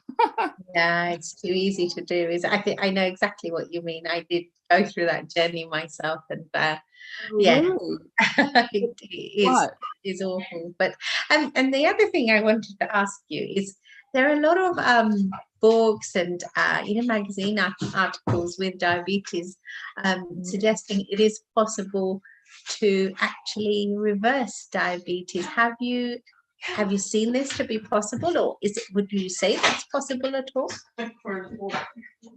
I would say you have to be very, very, very, very careful, and you need to do it with professional help. It depends what kind of drugs you're on. It's illegal for me to take anybody. You no alternative practitioner or can take people off of drugs. That's illegal, and I would never ever do that. And you would have to get permission from your doctor to start trying to do something like that. But yes, it depends on the person. It depends how long they've been diabetic. If they haven't been diabetic for very long, that's more probable. They might be able to pull themselves back into something more normal. I know two people that suddenly turned up with their friends. They suddenly got type 1 diabetes, and they're both injecting insulin. Wow. Gosh. I mean, that's like bam, just like that. Presumably, I wouldn't dream of doing anything about that. No, no, that would be concerning, definitely. So, like in terms of if you can't, if you've been diabetic too long, let's say, and reversal is probably not a realistic option in terms of bringing your sugar levels down, or the severity of your diabetes down. Would you say cutting out sugar is the best first step to take? What else could you do, would you say? It also depends if you're measuring your glucose levels every day. Okay. And there's also something called chromium, which helps with glucose levels, but you can't just go and buy it. You've got to be working with someone that knows what they're doing. Okay. And B vitamins are involved in diabetes as well. Mm-hmm. So yeah, it's complicated and it's dangerous, because diabetes is dangerous. It's just, my thing is helping people avoid getting too far down that road. Prevention's definitely better, sure. If you know how to do that, if you get the right level of support. Yes. So gosh, the red flags, I suppose, and how can you? The way the food industry is hard. The food industry is constantly pushing it in our face. Absolutely, gosh. Well, Carla, I've learned so much in that short space of time, and I really wish I could talk to you for so much longer. So if people would like to seek personal guidance and advice from you, how can they look you up? Do you have I have a website. Okay, would you like to share that, please? Oh, it's carlahalfordnutrition.com. Okay. And where are you based, Carla? Near Birmingham at the moment. Okay. So I also work in London because I go down there and stay. Right. Okay. So if people wanted to get a consultation from you, would they need to come and see you personally, or can that be done remotely? Well, at the moment it's remote, but I prefer to see people face to face, and I will be doing that again. Ah, brilliant. Okay, so that was incredibly enlightening and so important. Thank you for all that you've shared with us. And it's incredible that your gut health can affect your mental health. And yeah, it's just the damage that sugar does. It's really educational. The MISO, including. Thank you very much for your intelligent questions. Thank you for building them so well. It's been a huge pleasure having you with us today, Carla. Yeah, thank you so much. Well, stay safe, and I hope we'll have the pleasure of welcoming you again, Carla. Take care, and on behalf of Neil Kumar and the entire Healing Our Earth team, God bless you, and namaste, and thank you again for being with us. Take care of yourself, Warsha. Take care. Bye-bye. Wow, so that was Carla Halford. What an education there. So without further ado, from New Birmingham, we are now going to take you to Hong Kong. Yes, we've got our wonderful Seema Bhatia with us. I hope, Seema ji, are you with us? I am, Varsha ji. A very warm global namaste to you. Global namaste. Namaste. Team at Healing Our Earth. How are you? Very well, delighted to see you again. Thank you so much for joining us. And before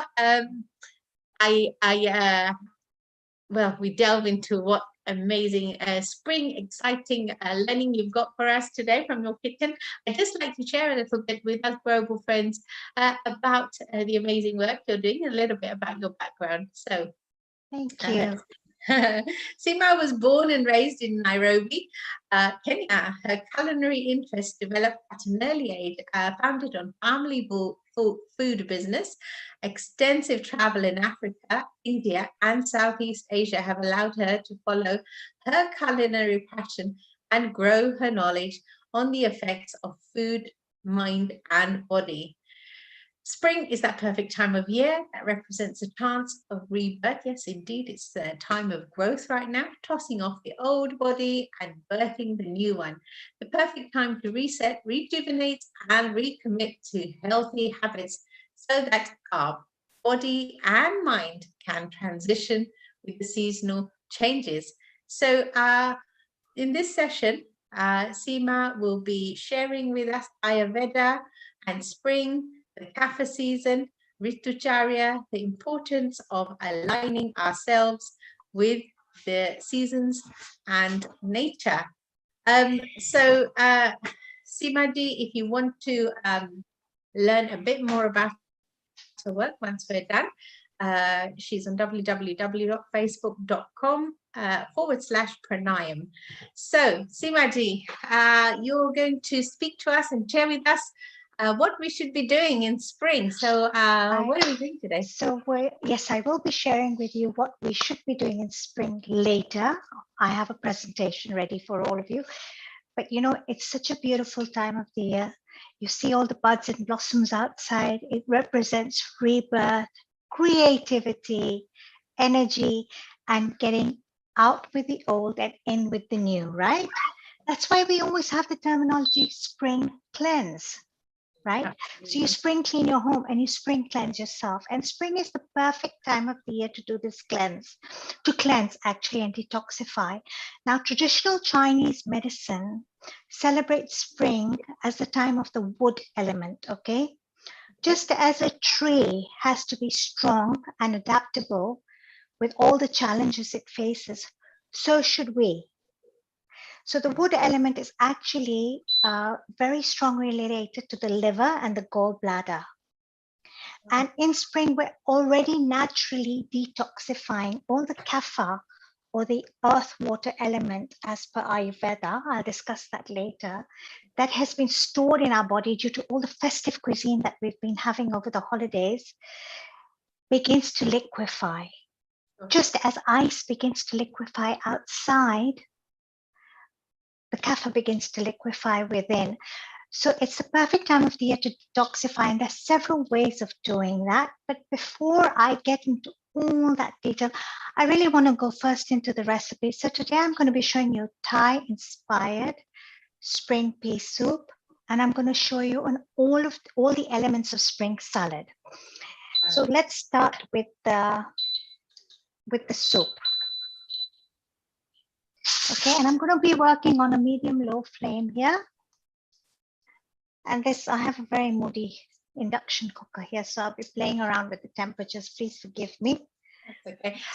Simati, you mentioned spring pea soup. So is that the same as mange tout, or is that a different type of pea? I'm just using garden green peas, no mange tout right now. Okay, just spring garden green peas, and we're going to be bringing more elements of spring into it with arugula, which is a great detoxifying element for spring. Actually, if you can get dandelion greens, which are cholagogues, I never say this correctly, cholagogues, which are actually liver detoxing foods because they pull the bile down from your body, that would be ideal. But I just couldn't find them. I went up to the greengrocer over here, this old man with a hat and everything.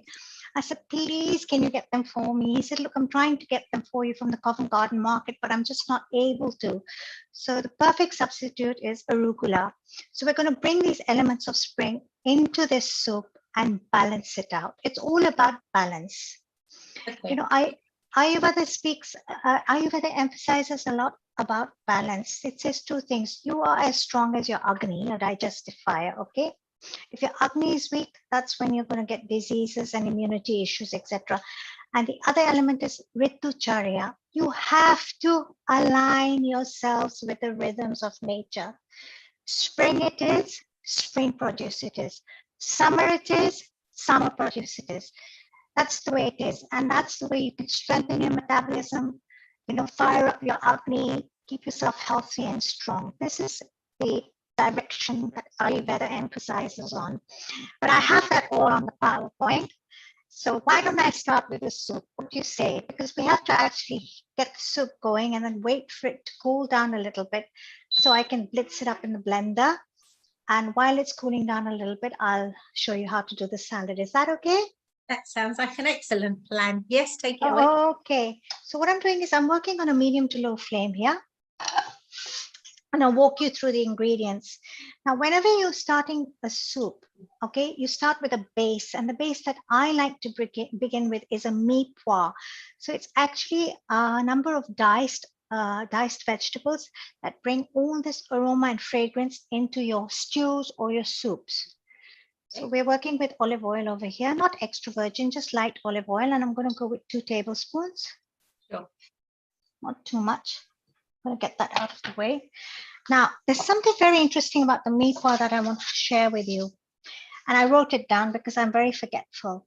So it dates back to the 18th century. And it derives its name from the cook from an aristocratic employer of the cook of Charles Pierre Gaston Francois de Lévis du de Lévis mi pois. So it's named after a gentleman whose cook actually derived this melange of diced vegetables. So mi pois traditionally is onion. We're going to bung that in. Okay. Carrots. Okay. You bring it. And celery. Okay. And you really do get this fantastic aroma whenever you're doing your stocks, your broths, etc. They normally start with a mi pois. Now, because it is spring and I want to bring the element of spring into this, sorry, I just have to, into this soup, I'm going to put in some diced spring onions because I love them. Okay, I'm going to turn this up a notch. And you're just going to saute this down very lightly. Okay. Now this is a spring soup, but we're not going to add coconut into it because spring is the season where you're in the midst of the wintry kapha season and the passionate fiery pitta season. And it's predominantly kapha, earth, water element. So you don't want to aggravate kapha, right? You want to actually eliminate kapha. So if you use coconut milk, it does tend to be oily and can aggravate kapha. So I'm working with almond milk over here today. So it's purely vegan. It's a purely vegan recipe. Excellent. And you can really smell these elements coming through. Now, as I go along, Bashaji, my creative juices get flowing, and then my ideas all come back to me. So another thing you could add into this meatball, if you wanted to take the soup one step further, is you could add in some bay leaf. Okay. You get these lovely fresh bay leaves here in the UK, and they're fantastic. So we're just going to keep sauteing this down. We want the onions to get a bit translucent. So what I'm going to do is, at this stage, I really don't like adding salt into my food beforehand, but just to pull all the liquid out of the onion, I'm going to add in some Himalayan pink salt. Okay. Similarly, you mentioned the use of fresh bay leaves. In terms of flavors, would you say there's a big difference between the fresh ones and the dry? I think the fresh ones bring in a lot more pizzazz into the dish. Okay. However, bay leaf will always give you a lot of earthiness, into anything you bring. We put it into our curries as well, right? Yep. But because I'm spoiled for choice here in Oxford. I have this wonderful green grocer down in Summertown, and he has everything from cereal to fresh thyme to fresh bay leaf. So if you can get it fresh, why not, right? Okay, right. It's like my mom used to say, if you get fresh curry leaves, always use the fresh curry leaves over the dried ones because the flavor is always more intense. I have a bay tree in my garden, and when I'm jealous. Yeah, I'm jealous. I'm very jealous. And I I got it for decorative reasons, but when the recipes say add a bay leaf, I'm just wondering how transferable like the dry one is to a wet one, or vice versa. So I think I'll just go with it now, having listened to you. Just go with the fresh one. Okay, you can see the onions are cooking down. I'm going to add in some garlic. Okay. Some fresh garlic, just 1 clove. I'm going to put this recipe up on the Healing Our Earth website. Wonderful. I'll type it up and put it up. Okay. Great. And we're just going to keep sauteing this down a little bit. We're just going to wait for those aromas to come through. Okay. I keep stirring. Everybody asks me, why do you keep stirring? So I'm not working with a non-stick pan. No. I'm working in steel, and I don't want it to get stuck to the bottom, and I want to use as less oil as possible. Cool. Yeah. I'm just gonna. I really work with my sense of smell and my sense of sight. Cooking is all about your senses, right? You use your sense of sight, your sense of taste, your sense of smell. Yeah, absolutely. And it's you yourself will know when things are ready. This is all coming down. I'm going to bung in about 1 inch knob of ginger. Just stick it in because it's all going to get blitzed in. Now you can, if you want to add kaffir lime leaf. I'm using 1 dry kaffir lime leaf. If you don't want to, that's fine. Lemongrass. Now this is just, about a half a stalk of lemongrass. Sure. That I've chopped up. Now the thing with lemongrass is it's very, very tricky. Okay, now it's a hard find for me here in Oxford, so I freeze mine. And what you do is you have to go with the inner bits of lemongrass, okay? Because those are the tender bits. The outer bits are very fibrous, and they get, you'll get the fibers in your mouth. So always go with the inner tender bits of lemongrass. I'm going to go turn this lower. It's good to know that you can freeze it, because it's very difficult to use the whole lot when you buy a packet. It is. Now it's Thai cuisine, so we're adding in some chili, and I'm from Kenya, so I love my pili, as they call it. Don't we all? It actually gets to you. And we're gonna throw in our peas. This is about 300 grams of garden green peas. It's a quick soup, okay, but it's very flavorful. Have you boiled those or anything beforehand, or they're just peas? Straight up, they cook really fast. Potato. Okay. And then we're just going to top this up with some hot water, which I've already got ready. Just let this cook down a little bit. We're just going to cover it up, okay?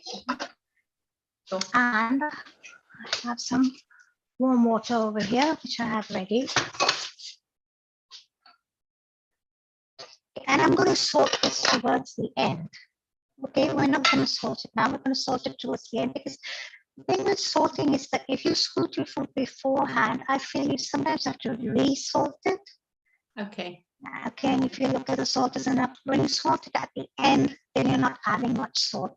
And I like to work extensively with Himalayan pink salt because it's very rich in minerals, and it's also very good for the pH of your body, you know? Yes, yes, yes. It seems to be very popular now. It is. It is very popular, and it's actually native to the Himalayas. Some say Pakistan, some say India, but it is native to the Himalayas. It's extensively found that we want some healthy fats. So, now this one, you spoke about nuts earlier on. These are soaked overnight and peeled. Now, the reason why we soak our nuts, our lentils, legumes, and nuts, it's very important to soak them. See, when they're growing, they have ACE inhibitors or phytic acid. Now, phytic acid is an ACE inhibitor, and it doesn't allow your system to absorb the nutrients from the nuts, lentils, or legumes very effectively. Okay. But when you soak them, they sprout, they become living foods, and it becomes nutrient dense, and it allows you to absorb the nutrients from the nuts, lentils, or legumes. That's why I always emphasize on soaking your nuts overnight, soak your lentils overnight, or at least for 3 or 4 hours, soak your legumes overnight. You know, in our traditional Indian kitchen, we will always soak our chickpeas and our kidney beans overnight, right? Yeah. So you're bringing them back to life. That's what it is, living foods. You're bringing them back to life. Ah, that's really interesting. I didn't. It is. I've never thought of it like that. I soak them overnight because I think it will be quicker to cook, but there's actually a nutritional reason why you should do that. So thank you for sharing that. Okay, I'm getting all these Thai aromas coming up here. I'm just turning it up a notch a little bit. And now at this stage, I'm just going to add in a little bit of water. Okay. Just to cover up the vegetables. And you want to cook these potatoes down, you know, till they're tender. Now, this is going to take a bit of a while, okay? This will take a good 8 to 10 minutes. So we can keep chatting. Or if you want, I can share my presentation now. What would you rather do? Yeah, let's see the presentation. See the presentation? Okay, let me just get this out of the way. Sorry, I live in a very small apartment here, and I would need an enable screen share, please. Nearby, hopefully, will be able to help us with that. There we go. Excellent. Can you see it? Yeah, we can see. Okay. So can you see the full screen? Yes, you can. So, okay, we're saying hello, spring. So we're welcoming spring. Okay, I need to get this out. I need to get that out. So as I said, it's the perfect time of the year to reset, rejuvenate, and recommit to healthy habits so that both our body and our mind can transcend with the seasonal changes. Okay, we're coming out of the cold winter. Right? Right. Okay. Now, as I said, we're going to discuss Ayurveda in spring. It's predominantly the Kapha season. Ritu Acharya, the importance of aligning yourselves with the rhythms of nature. This is very, very important to bring your body into balance, okay? And just some spring guidelines, the general do's and don'ts for spring. Okay. We're doing 2 spring-friendly recipes. One is already going over here. Yeah. And then the other one we can do later, okay? So according to Ayurveda, spring falls between the damp Kapha season of winter and the hot, passionate Pitta season of summer. Hence, actually, it's in a nutshell, the Kapha Pitta season, okay? Okay. It's that time of the year where all the toxins that have accumulated of the wind, or all the Kapha that has accumulated of the winter warms up and begins to liquefy. Now, liquefying Kapha, like I said, just as the ice is melting outside, our Kapha, the earth water element, is melting inside. Now, many of you are going to ask me, Seema, what is Kapha? So Ayurveda suggests that we are all comprised of the 5 elements of earth, air, water, fire, and space. Right. Yeah. The balance of these elements is manifested in us in 3 metabolic types. Vata, which is air and ether. Pitta, which is fire and water. And Kapha, which is water and earth. Okay? So it may pose an ama, as I said, let me reread that. Liquefying kapha may pose an ama or a toxic buildup in the body.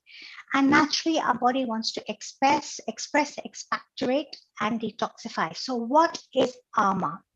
So ama is an excess of toxins that get stored within our body at a cellular level.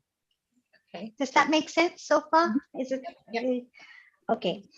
So you want to detoxify. It's really nature's version of out with the old and in with the new, as I mentioned. Now, knowing which foods to eat will help accelerate this process and help us feel better while it is already happening. Synergetically, the ice is melting outside, right? Okay. And our kapha is liquefying inside. Okay. So, but detoxification has to be done slowly because detoxification is always uncomfortable and transitioning from one season to another is a bit challenging and uncomfortable, okay? We need to focus on foods that reduce our discomfort and at the same time detoxify us and strengthen our immune system, building our ojas. Our ojas is our vital fluids. So for example, the very tomato that you eat today, ojas is the elixir, all the benefits, all the rasa. This very tomato that you eat today will build into elixir or vital fluids or ojas 30 days later. Are you with me? While my soup is bubbling. Does that make sense? Yes, I'm following you. Thank you. Okay. So Ayurveda, India's ancient science of life and the sister science to yoga, they go hand in hand, okay? Sure. Might just have the perfect answer for us to get our springtime groove on, okay? And that is aligning ourselves with the rhythms of nature. Spring it is, spring produce it is. Each season has a different effect on our body. So you imagine for a moment, okay, on a cold, snowy winter's day, someone offers you an ice cold milkshake or an ice cream. How does your body react? What does your mind tell you? You try to avoid it. Nada. No me gusto, right? Absolutely. And if you're, let's say you're in Thailand on a hot, sweltering day, and someone gives you this hot Thai spicy soup laced with chilies and ginger and all the yang elements, how's your body gonna react? Nada. No me gusto, right? You don't want it. Absolutely. So really, there's a reason why your body and your mind reacts to these images. Because we all have this innate intelligence within us. We are born like that. The problem is we have all these problems today is because we've deviated from the norm. You know, if we lived within the rhythms of nature, observe the circadian rhythms, we'd be in balance, okay? So living against these natural rhythms can harm us both on the inside and outside. When we are out of sync with nature, even if you eat healthy otherwise, now I have so many friends say, oh, but I have my berries and I have this and I have that. Yes, but you're not eating seasonally. If you can't do it all the time, at least do it 3/4 of the time or bring those elements of balance into your food.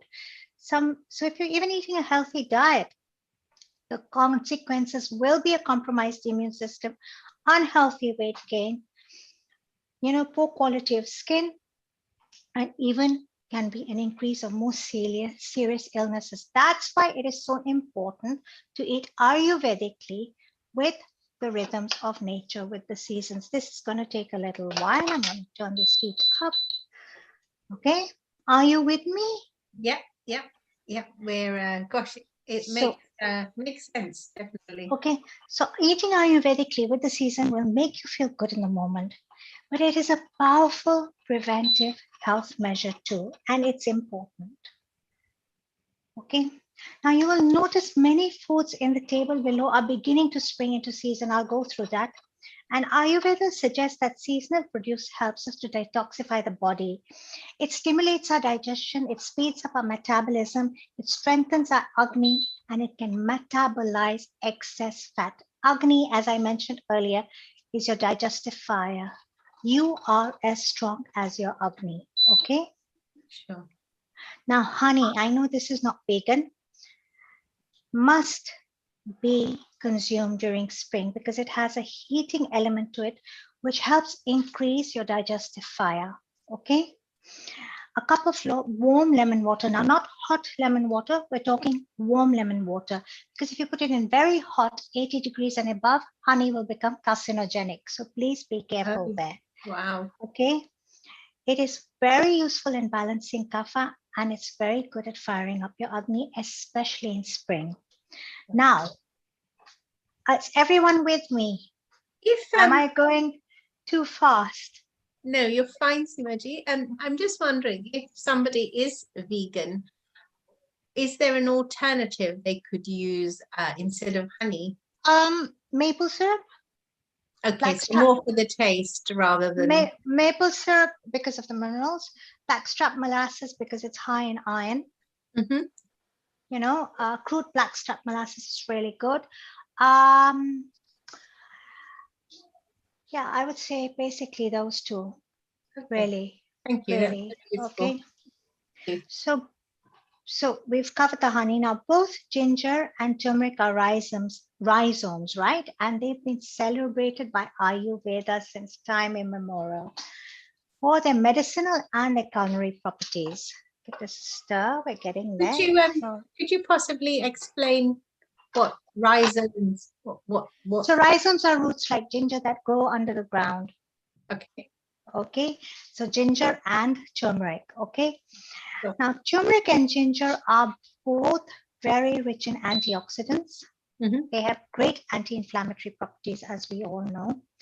And the combination of the two are like a high-powered scraper, really, that scrapes away all the residue and the toxic buildup of the winter. They work synergetically, they work hand in hand. So in spring, if you want to get your springtime groove on, it's very important for you to have some ginger and some turmeric. Now, when you have your turmeric, I always say this, and I'm known to repeat this over and over again because this is my mantra, okay? Turmeric is the Maharani of spice. This was what my Nani used to always tell us, okay? And black pepper is her husband, the Maharaja, the queen and the king of spice. It's a marriage made in heaven and both are inseparable, okay? Sure. So the thing with turmeric is it's very high in curcumin. Okay. But curcumin is not so effectively absorbed into our bloodstream. But when we add black pepper, her husband, with her, she's a happy woman. She's complete, and the bioavailability of the turmeric goes up to about 2,000%. I'm just going to check. Wow. That's a huge leap. Significant difference. So they say. This is going to take a little bit. This is a stubborn potato.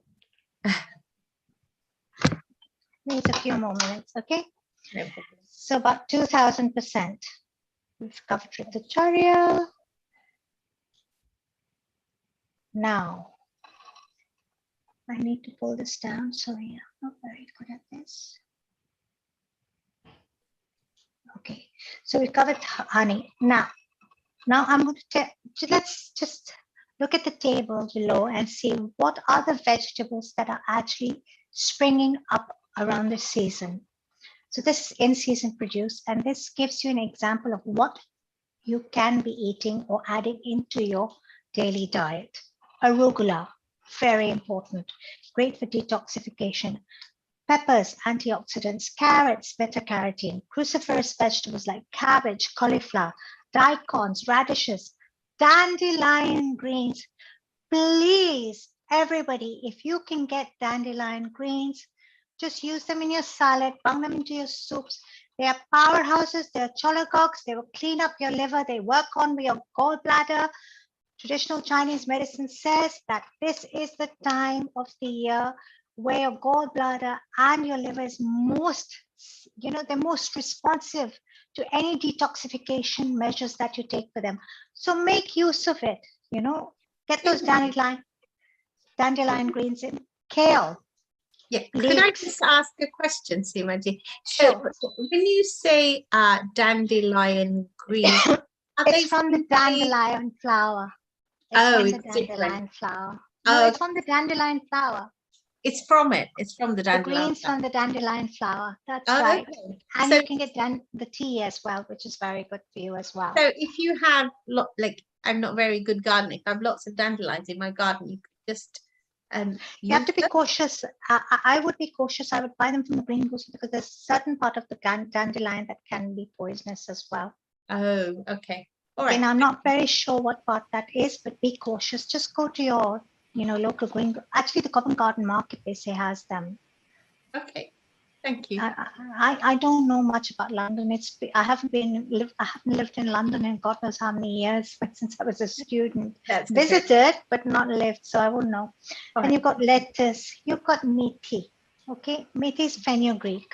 Sure. And you get lovely fenugreek here in the UK at the Indian provision stores.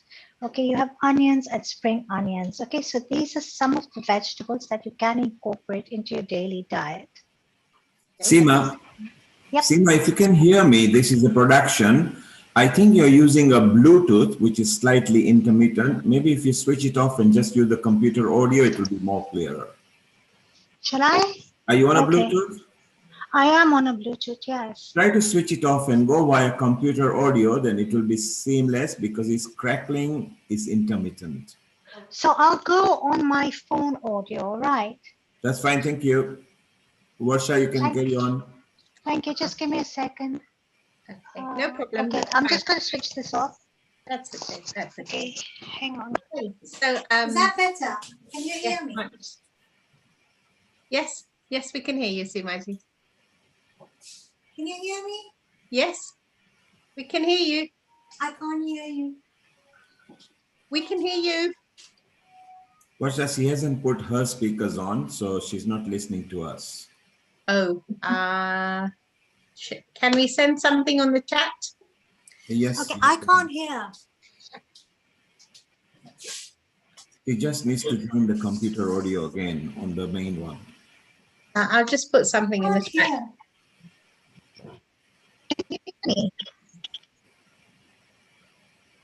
Seema, Seema, just join the computer audio again, please.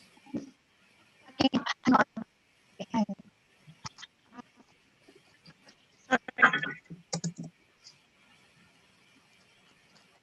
you hear me now?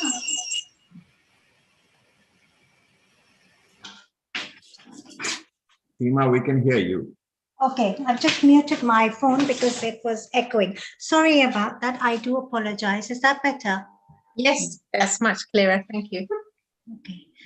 So now we're coming to spring foods, the fruits that you can have. You can have apples, cherries, peaches, pears, pomegranates, cherries, raspberries, etc. Okay. Now, one thing I need to tell you, this would vary from country to country, right? Because spring produce in other countries may be different. Like, for example, in India, you may be getting different fruits at this time of the year. Okay, now, some of the spring foods, the legumes and etc. you can have amaranth and the grains. You can have barley, sprouts, black beans, chickpeas, green mung, millet. I love millet. Millets are coming in a big way. Oats and red kidney beans. Okay. I've switched this off and I'm just going to let it sit. Okay, because it'll soften up and all come together. Sure. Now, the spring diet is all about shedding your winter coat. You're coming out of winter, you've been having all that festive produce, you've been sitting at home, you haven't been doing very much. So it's a chance of rebirth, throwing off the old body and birthing of the new.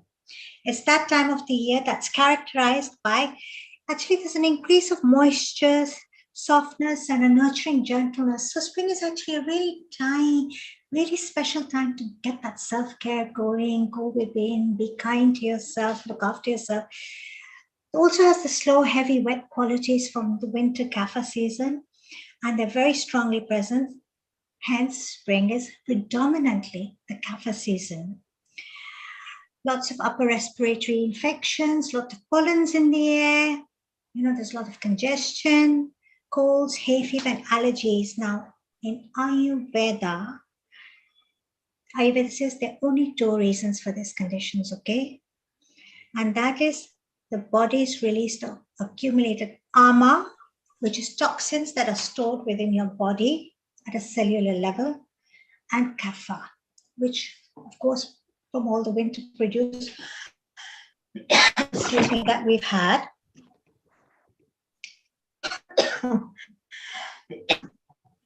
Excuse me, winter produce that you've had, you have this excess kapha in your body, okay? Now, our body channels are known as shrotaras, okay? Sorry, I can't say this properly. Shrotas, they tend to tighten during the winter. Simati, we have a question. If we can just go back to your grains. There's a lady, Dolly, who's asking us if you might know what the Gujarati word for oats might be.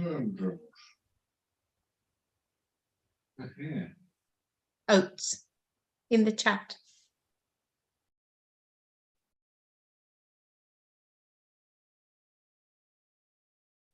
Hello? Hello?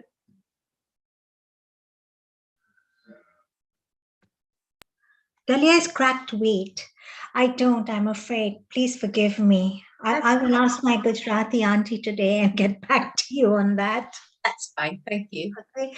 So I came to the body's channels, or the shrotas, okay? They tend to tighten up during the colder month. So there's accumulated toxic waste, right, in our cells. Now, as the weather warms up, our shrotaras are opening up. So the ama, all the toxins that are stored at a cellular level are being released. So actually there's this cocktail going on between kapha and ama, but I won't go into great depth with that because it gets complicated.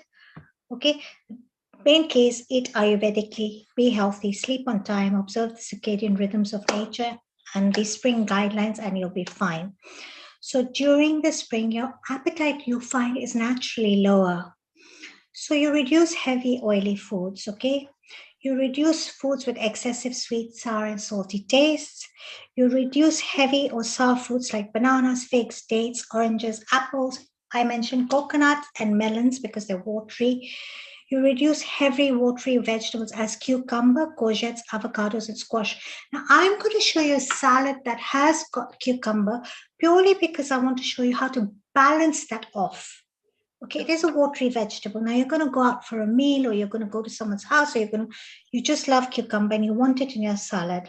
Okay, but it's not a springtime groove, okay? So what do you want to do? You want to balance it off, and I'll show you how to do that, okay? Great. To reduce kapha in your body, open up your channels of elimination, and get rid of that ama, you have to favor foods with pungent, bitter, and astringent tastes. Ginger and turmeric, as I mentioned earlier, they work synergetically and they're fabulous anti-inflammatory agents. And remember I mentioned that they're scrapers? No, you haven't. So they scrape out all the ama and the toxic buildup from the winter. So ginger and turmeric are very, very important in winter. And if you don't have very much of a high BP problem, add in some black pepper, okay? Now you increase lighter foods that are easy to digest, such as in-season fruits and vegetables. Eat plenty of freshly cooked vegetables, a variety of lentils and beans, bitter and astringent tastes, bitter gourd, methi, fenugreek, for their purifying qualities. Simati, I just wanted to ask, is there benefit in having fresh turmeric if you can get hold of it? And if you can, would you still have it with black pepper, or is it okay to consume it as it? They're husband and wife. They're inseparable. It's a marriage made in heaven. Okay, so even with fresh turmeric, you would always. I think fresh turmeric is fantastic. You know, add it into your smoothies, into your juices. You can have a turmeric and black pepper tea. Add in a squeeze. This is really delicious. Now, what you can do is, you can make an infusion of ginger, turmeric, and black pepper. Fresh turmeric. My grandmom used to say kadukas. So you grate the root into the water. Sure. You do the same with the ginger. You add in the turmeric and the black pepper. And another little secret I'll tell you is add in some oregano. Wow. Alicia earlier mentioned that oregano is really good for getting rid of excess mucus in your body. She's right. Add in the oregano and make an infusion of this and drink it as a tea. Don't overdo it. Maybe 1 cup per day is fine. Perfect. Oregano is very heaty. It's very good for coughs and colds and congestions. So you can add that into your tea, and it's really quite delicious. Bring the temperature down to 70 degrees and add in your honey. Boom, you're ready to go. Wow, oregano as well. Oregano. And you get fresh oregano here in the UK. Like I said, I'm spoiled for choice here. I don't get fresh oregano in Fresh Bay in Hong Kong. Really, it's a hard find. I have to go to a gourmet supermarket, which is like 5 blocks down from Central to get it. So it's quite an effort. So you increase foods that are easy to digest, such as in-season fruits and vegetables. A khichdi cleanse is fantastic in spring. If you can opt into a khichdi cleanse with all the spring produce, bring in your spring vegetables 3 times a day, just a khichdi cleanse and in-season spring foods, you're fine. Eat plenty of freshly cooked vegetables, a variety of lentils, beans, bitter astringent. We've been through that. And additionally, during where was I? You mentioned lentils. There's such a great variety of lentils available now. So are there any particular ones that are aligned with a specific season, or are they generally Generally, all are acceptable, but if you ask me, my go-to lentil is green mung beans. They're very high in prana. High in prana? In life force energy. Oh, wow. Okay. Gosh, mung beans. In K or Che, as you call it, okay? You can have them in your lentil soups, or you can sprout them. If you sprout them, you're even increasing the pranic level even higher. Gosh.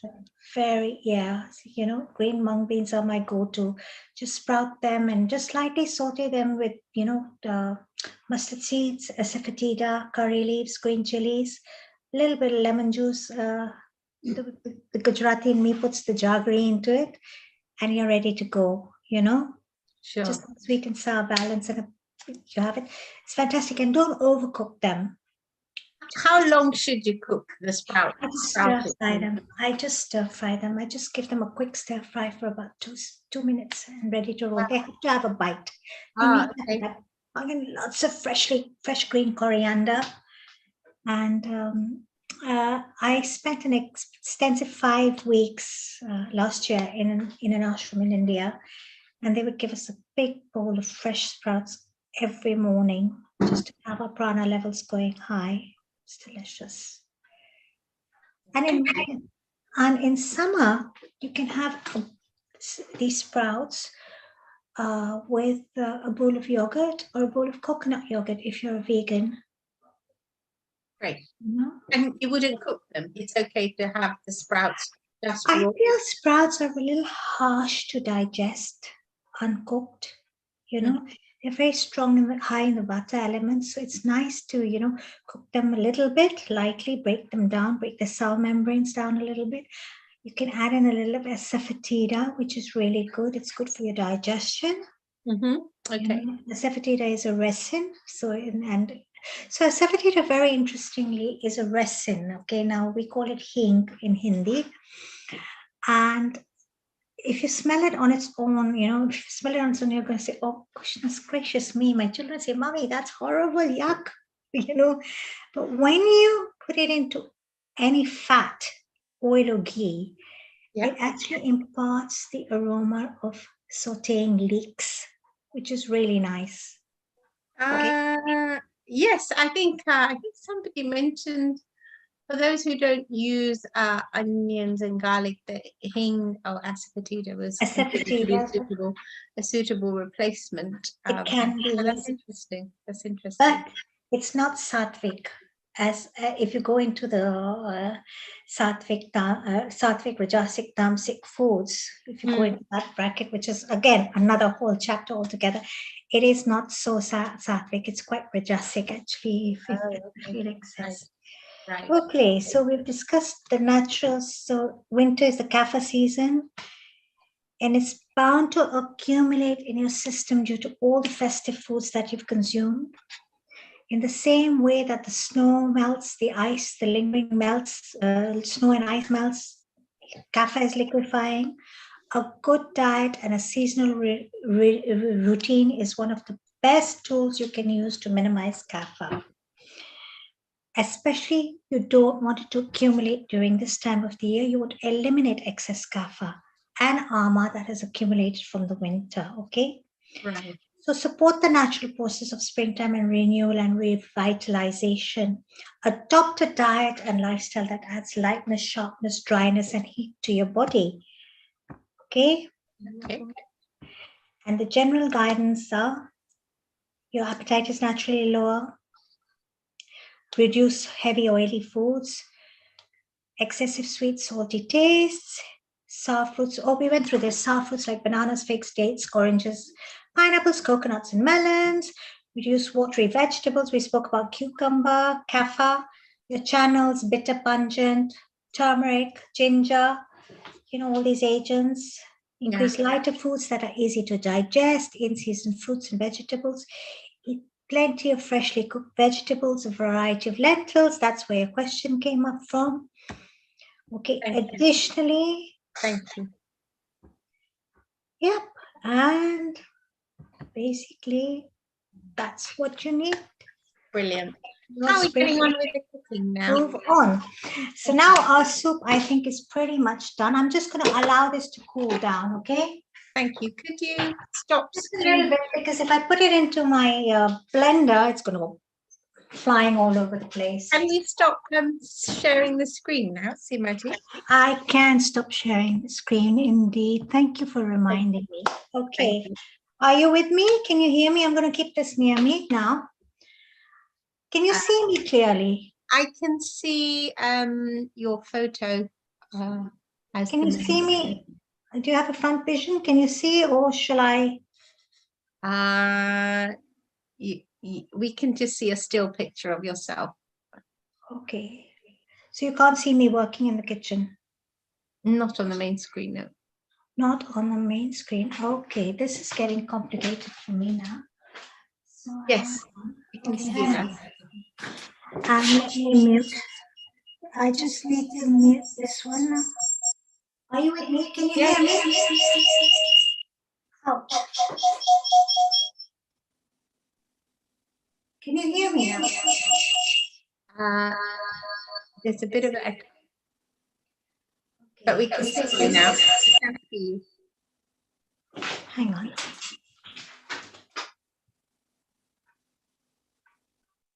I'm sorry. Technology and I are not the best of friends. Can you hear me now? Yes. Yes, we can hear you, but on the main screen. Can you see me from the front? Okay, can you see the spotlighted camera over here? On the main screen is just a still picture of yourself, Simaji. Okay. Hang on a minute. Now we can see your cooker. Okay, so can you see this now? I can see, yeah, I can see your stove. Can everyone see it? Yep. Okay, so what I have is a plate of arugula, okay? What I'm going to do to this is I'm going to build this up into a salad. All springtime vegetables. So I've got some radishes, as you can see, radishes and cucumbers, as you can see. Yep. So I'm just going to lay those over. Mm-hmm. Okay. Just how you want to. My daughter suggested doing this, but I don't think it's a very good idea. It's just going to spread it all over your salad. Sure. Yeah. I get so passionate when I speak about Ayurveda. I don't know when to stop. That's the problem. We're very grateful to you for sharing all this with us, because I'm still learning. Yeah. It's a journey, you know. You can never, the learning curve never ends, right? Yeah, I mean, you know, you're constantly told to buy seasonal produce, but it's really great. It's so important. It is so, so, so important. I can't tell you, you know. Try and have a lot of, in spring, if you can, it's a Karela bitter gourd, because it's a bitter taste, right? Yeah. And it's a great detoxifying, and it's good for your blood sugars as well. So you've got I've heard it's very good for the blood sugars. See, okay, we're building up our salad here. So we've added the radishes and the cucumber. It's about 3 generous handfuls of arugula over here. Now we're going to build this up even further. Now, last time, I think I showed you all, I told you all how to do the spring onions, but I will repeat that again. So these are finely, thinly sliced spring onions. Cut them really thin. You soak them in cold water for about an hour or so, and they'll curl up, okay? Now, you know, in Asia, we love to add all these elements into our food, you know, make food look beautiful. And so we're going to put a lot of spring onion into this. Make sure you get the curly bits on top. So you're going to build this up really beautifully.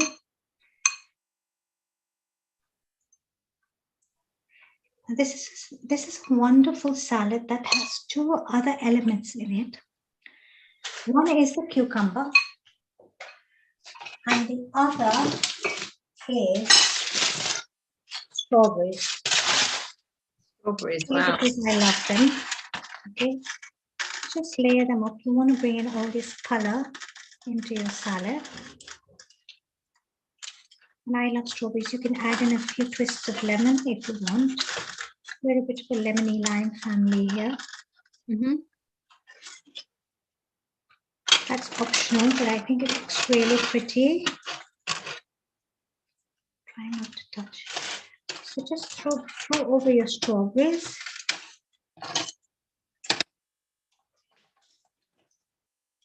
And of course, you would gem up your salad. Now, this is a salad we're going to be making that has pomegranate vinaigrette.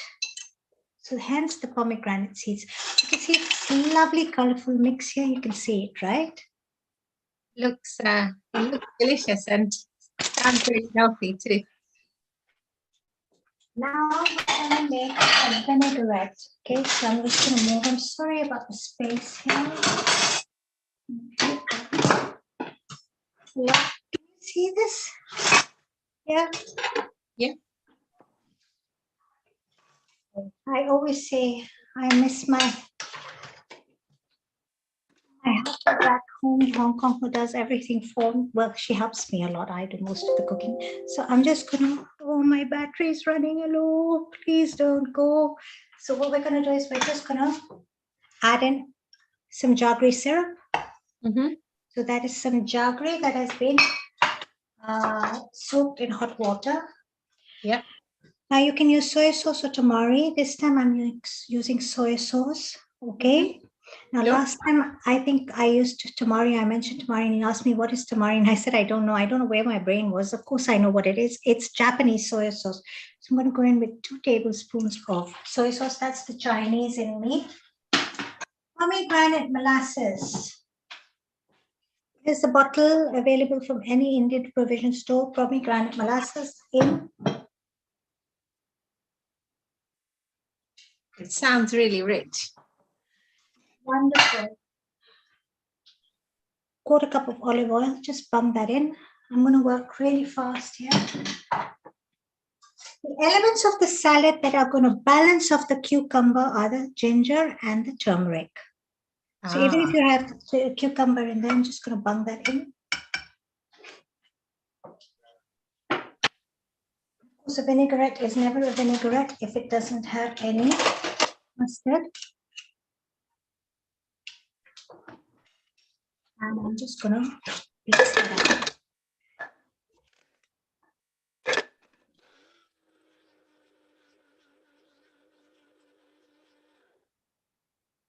Red chili, it's a red chili pomegranate dressing. In with the red chili.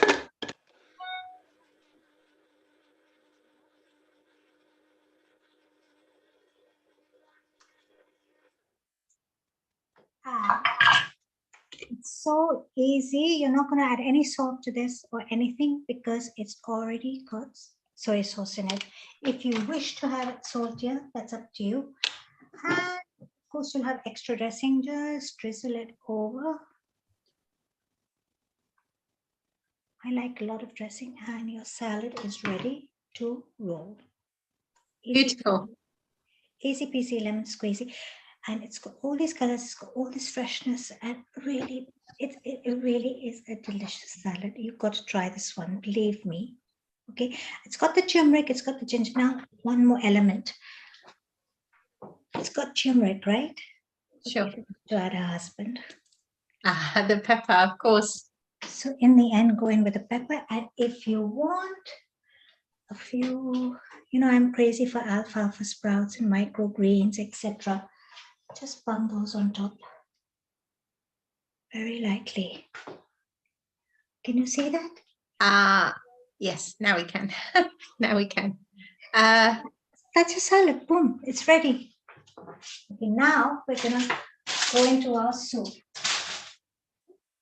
Okay, just gonna get some things out of the way here. It's a bit of a mess, please. Oh, two more things. Now, if you want to add a little extra protein and iron, just bung over those hemp seeds. You've got your superfood in there. And if you want texture, go with some Maradona nuts. Ima, Okay. can you please point it to the camera? Come near the camera. Yes, bit more. Okay. Bit more. Come inside the camera. Come in. That's it. That's better. Thank you. Okay. Lovely. That's your salad. It's ready. Okay, I'm going to get that out of the way. Now we're going to work with the soup. Okay, now this soup is pretty much cooled down. And you can see it's all cooked down over here. All the vegetables are cooked down. So what you're going to do is you're going to bunk this into this. It's still hot, but I'm going to take a chance, okay? I'm going to do what my mother used to do.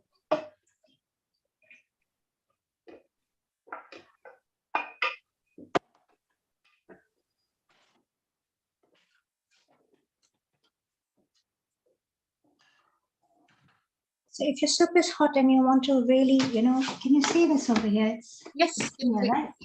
Yep. Just cover it with a cloth.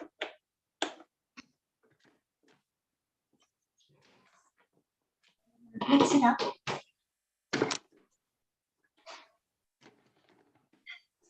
Isn't this happening? Today's not my day.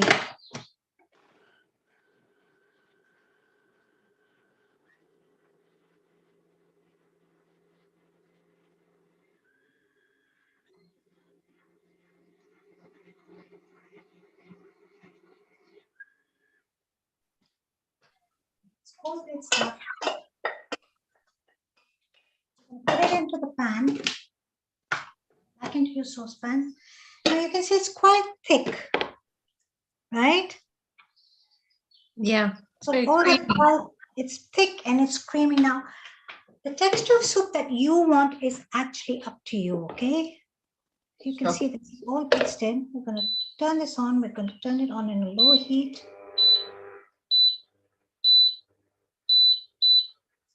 Now, what you're going to do is you're going to thin this out to your texture, desired texture. I have almond milk here. You can make your own almond milk at home, or you can use this. So, just going to add in a little bit. Okay. Some people like a very thick soup. Some people like a very thin soup. And this is when you're going to add in your salt and pepper, okay, at this stage. So I'm going to add in this salt. I'm going to add in this pepper. I'm going to stir it up. Okay, so you have this Thai soup. Now, should you wish to change this and you want to add in some arugula, go ahead, add some arugula into your blender, and then a little bit of almond milk. Okay. Cover it up.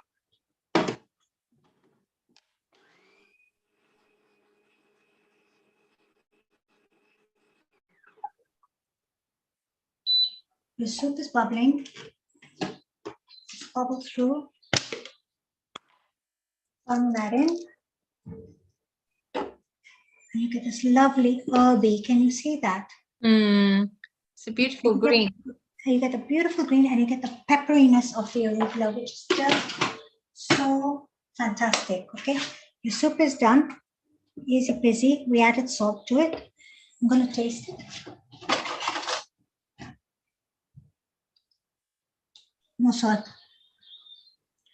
And I can really feel that ginger coming through here, which is perfect.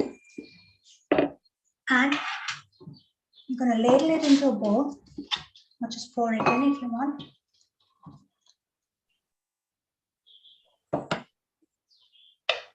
Switch that off. Now what I like to do is I like to add in a little bit of lemon and some alfalfa sprouts, bit of chili, and the soup's done. Can you see that? Ah, yes, it looks amazing, and it's amazing how many vegetables you've managed to pop into that, and including your the microgreens. And it's got the almonds. Now, if you want to take it a step further, like I like to take things further with my children, but somehow I always get caught in the like, I know you've put something in this, it tastes different, you've cheated, you've done this, you've done that. Just you can sprinkle in over some chia seeds. Ah, okay. And it gives you a nice sense of color. And there you are. Lovely. I'll give it a nice texture as well, I should imagine. A nice texture. And you know, the thing about spring is you eat your landscape, and the landscape is green. So go green. Wonderful. Thank you so much. You've, we've spoken so much about eating a rainbow, and you've shown us how to do that, and introducing things like arugula, which I have never eaten, or the dandelion salad. So I'm definitely going to try that. Thank you. You eat your rainbow and you eat your landscape. In spring, especially, you eat your rainbow and your landscape. It's very important. It's the perfect time of the year to get that detox in. Wonderful, wonderful. And the Ayurvedic principles behind it and the benefits. It's been incredibly valuable. Thank you. Thank you so much. You can do 2-3 day kitchen cleanse, opt for that, bring in all these elements, and boom, you're ready to go. Excellent. A bit of a messy kitchen and lots of cleaning up to do. I'll get my daughters to help me out. That was really educational, and I learned personally so much that I definitely will be looking to have those lovely teas as well as the soup you've made. So will the salad be shared with us as well on the Healing at Earth site? Yes, I'll share the salad, I'll share the soup, I'll sit and I'll get it all ready and I'll put it up on the site. And I just want to thank you, Bashaji. Always such a delight to have you as my host.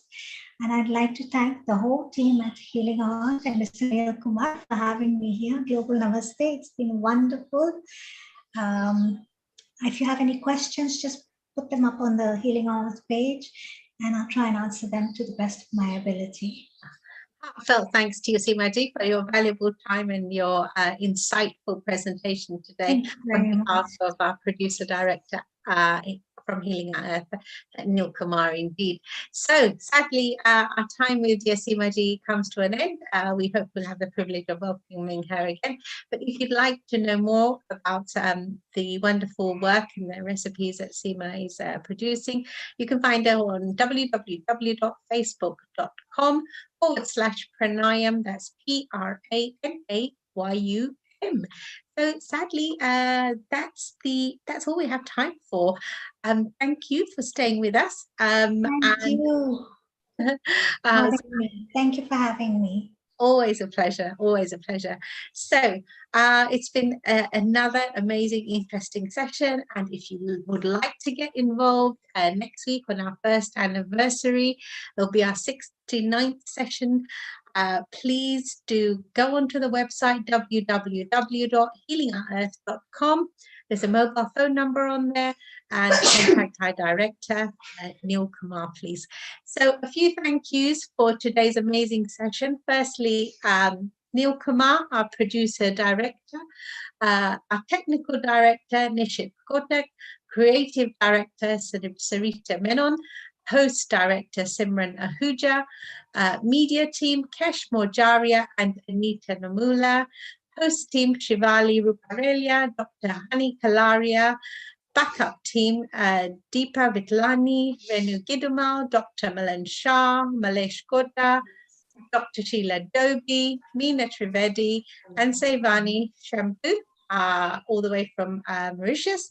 Then we have our facilitator team, Seema Bhatia, who just met, Hansa Pankania, and our amazing channel partners, Hindu Forum of Europe, and Dr. Lakshmi Vyas is with us today, and a firm supporter. We're very grateful to her.